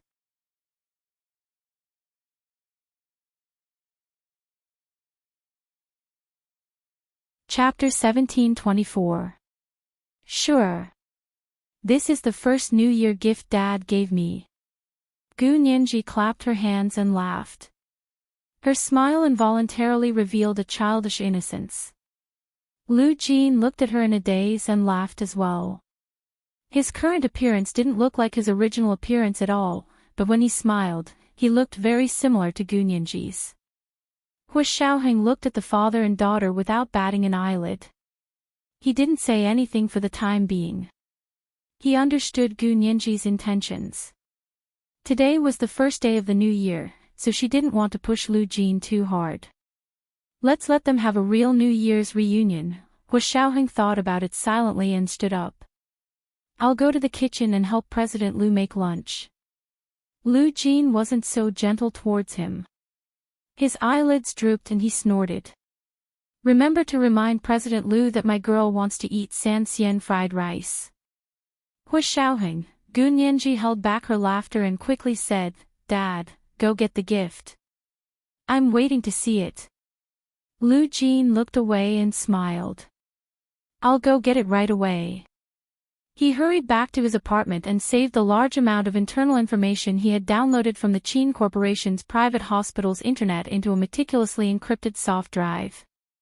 He took a few more legal documents and returned to Gu Nianji's apartment across the street.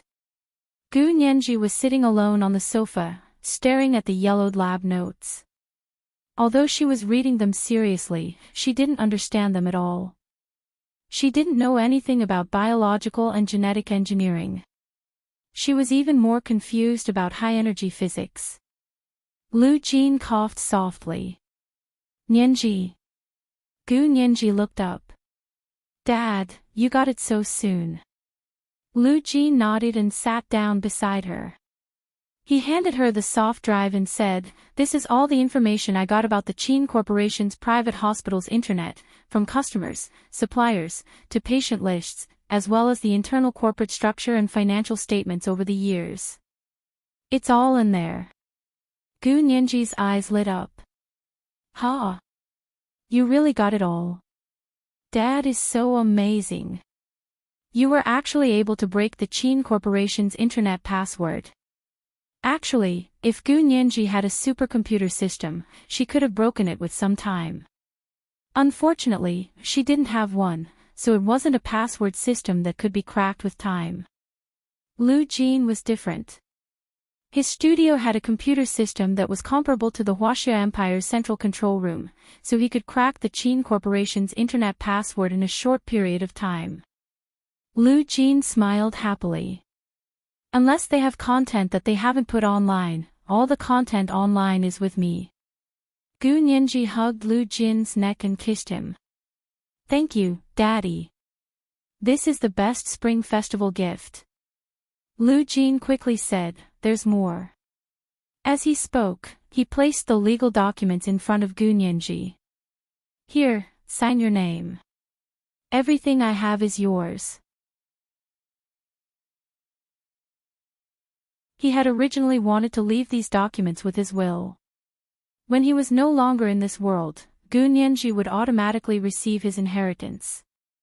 But this time, he had been discovered by Gu Nianji and Peter. It would probably be more difficult for him to escape in the future, so he simply gave all his assets to Gu Nianji first. Gu Nianji looked down at the names of the documents and was shocked. Dad, what company is this?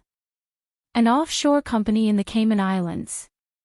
Lu Jin put on an enigmatic expression. These offshore companies hold the ownership of all of my assets, including but not limited to the shares of the Lu Corporation, bank deposits, investment funds, stocks, my collection of antiques, calligraphy and paintings, and the patent trust fund under Gu Xiangwen's name. Gu Nianji listened to these things and felt that they sounded familiar. In the other world, when she was pursuing Gu Yanran for the Gu family's assets, it seemed to be the same structure. It was indeed the parallel world's counterpart. Gu Nianji was amazed. Lu Jin flipped through the legal documents and pointed to the place for signature. This is it. Sign your name. You're also one of the owners of these offshore companies. The shareholding structure of offshore companies is more complicated. The shareholding structure I designed doesn't need to be reported to the securities regulators of various countries, so don't worry. No one will know that I transferred my assets to you. Gu Nianji looked at the astronomical amount of assets and was very nervous. She quickly said, Dad, you don't have to be like this. I'm already very happy that you gave me a red packet. You suddenly transferred half of your assets to me. I'm timid, so don't scare me, Lu Jin said disapprovingly. You should be afraid when I transfer all my assets to you. I'm only transferring half of my assets now. What are you afraid of? I still have half of my assets. Actually, to me, as long as I have enough money for my research, it's fine. The extra money is just sitting there. You can use it to buy something you like. Gu Nianji, this money was more than enough to buy all the brands she liked, not to mention the things she liked. But what did she want these things for? Previously, she had been struggling to make ends meet for the down payment of hundreds of thousands of yuan, but now she had suddenly become a major shareholder of a real estate company. Gu Nianji lowered her head and stroked the legal documents. She thought to herself that what she wanted the most was to return to the other world. No matter how much money she had, could it allow her to return to the other world? Lu Jin looked at Gu Nianji eagerly. He thought that she would be even more elated, but she didn't look too happy. Gu Nianji looked up and saw Lu Jin's gaze. She smiled and said, Dad, I'll leave these things with you. I'm not familiar with the equity structure, and I have a very important lawsuit to fight. I don't have time to take care of these assets. Lu Jin was a little disappointed. It's just signing, yeah, it's just signing anyway. What's the difference if you sign it or not? Gu Nianji stuffed the legal documents back into Lu Jin's hand. Just help me take care of these companies. When I'm free, I'll see how rich my dad is. As Gu Nianji spoke, she hugged Lu Jin's neck again and kissed him on the cheek. Lu Jin's heart finally relaxed, but he still said regretfully. Are you really not going to sign it? Isn't it good for us to hold the shares together after signing it? I'm your only daughter anyway. Why are you in such a hurry? We're father and daughter. Who doesn't have the same opinion? Gu Nianji said with a half-smile, or did you have a child with another woman, Dad? If you have a son, then I'll sign it right away. Gu Nianji clasped her hands together and shook her wrist as if she was threatening him, but it was still very cute, like a little kitten showing an "I'm super fierce" expression. Lu Jin's heart was about to melt. He rubbed Gu Nianji's head and said repeatedly, "Okay, okay, okay. It's the same even if you don't sign it." She said unhappily, "How can I have a son? You're my only child in my life. Why would I want a son? I hate boys the most, and I hate other people's sons too, because they will trick my precious daughter away." Gu Nianji, she quickly perked up and told Lu Jin that she would definitely not be tricked away. Seeing Lu Jin's nervous expression, Gu Nianji intentionally changed the topic. She pulled him and asked, "Dad, your experimental design looks very impressive, but I don't understand it at all." "You don't understand? Come, Dad will tell you again." Lu Jin was excited to talk about one of his specialties. He rolled up his sleeves and turned on Gu Nianji's computer. "It's like this," he explained it to Gu Nianji with pictures and text, but Gu Nianji was still oblivious. However, she still put on a surprised expression to show that she was listening. The two of them talked for a while, and Lu Yuan finally finished cooking lunch. Lu Yuan placed Gu Nianji's favorite fried rice in front of her and said with a smile, "You only eat fried rice on the first day of the new year. Nianji, you're so easy to feed." Gu Nianji blinked. "That's true. President Lu's fried rice is so delicious." She picked up her chopsticks and took a bite. She felt that it was even more delicious than what Lu Yuan had cooked before. She couldn't help smiling and saying, "It tastes so familiar. President Lu, where did you learn to cook this fried rice? It's almost exactly the same as what I've eaten before." "Really?" Lu Yuan said calmly, then asked Peter. Gu Nianji, she looked at Hu Xiaoheng suspiciously, then at Lu Yuan. "What does it have to do with Mr. Peter?" "Peter is a culinary genius," Lu Yuan said calmly. "I taught him to cook this fried rice. I heard that it's his first time cooking, and he can cook at this level. Isn't he a genius?" So it was Hu Xiaoheng who cooked it this time. No wonder, Gu Nianji pursed her lips and smiled. She gave Hu Xiaoheng a thumbs up. Mr. Peter is indeed from the KGB. He even learned to cook so quickly. Lu Yuan's eyelids twitched. He finally realized that Gu Nianji should have seen through Hu Xiaoheng's true identity a long time ago. Otherwise, Gu Nianji wouldn't have covered up for him so calmly with such an obvious flaw. Lu Yuan felt very awkward when he thought about how he had said in front of her that the person in the painting was the counterpart here. No one knew about his feelings for Song Jining when he was over there. When he arrived here, with Lu Jin's extremely low EQ, he had no idea that he had such thoughts. Now, not only did Hu Xiaoheng know, but even Gu Nianji knew. Lu Yuan wanted some peace and quiet. Therefore, during lunch, only Gu Nianji and Lu Jin were talking animatedly, and the atmosphere was very lively. Hu Xiaoheng occasionally interjected, while Lu Yuan maintained a smile. After eating, he said to Lu Jin, "Shareholder Lu, there's something I want to talk to you about." His expression was calm and peaceful, but Lu Jin knew that Lu Yuan was going to ask about last night. Although he was a little uneasy, he remembered that Gu Nianji and Peter already knew, so it wouldn't be a problem for him to say it again, so he got up and followed Lu Yuan out.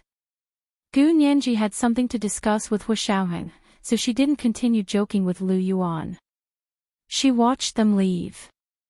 After Lu Yuan and Lu Jin left, Gu Nianji said to Hu Xiaoheng, "My father just showed me the contents of his experimental design. Although I didn't understand it, I could still tell that it was a very advanced and powerful experimental design. However, I still can't figure out why such a smart and cautious person like my father would casually put such a high-level experimental design on the laboratory desk without any confidentiality measures. This was the first update of the day, Chapter 1713, I Want Peace and Quiet. Today was the third update, in order to return the monthly votes for April. A reminder for everyone's monthly votes and recommendation votes. Today was Monday, especially the recommendation votes. Please vote all the recommendation votes. The second update was at 1 p.m., and the third update was at 8 p.m. Mwah, all the big shots and little angels. You're tuning into the LoveLore Library YouTube channel. We're so grateful for your support, and don't forget to subscribe to join us on this incredible journey through captivating stories. Your generosity through donations truly makes a world of difference, as it's the primary source of revenue that allows me to expand and enhance this channel for you. Thank you from the bottom of my heart for being a part of this adventure.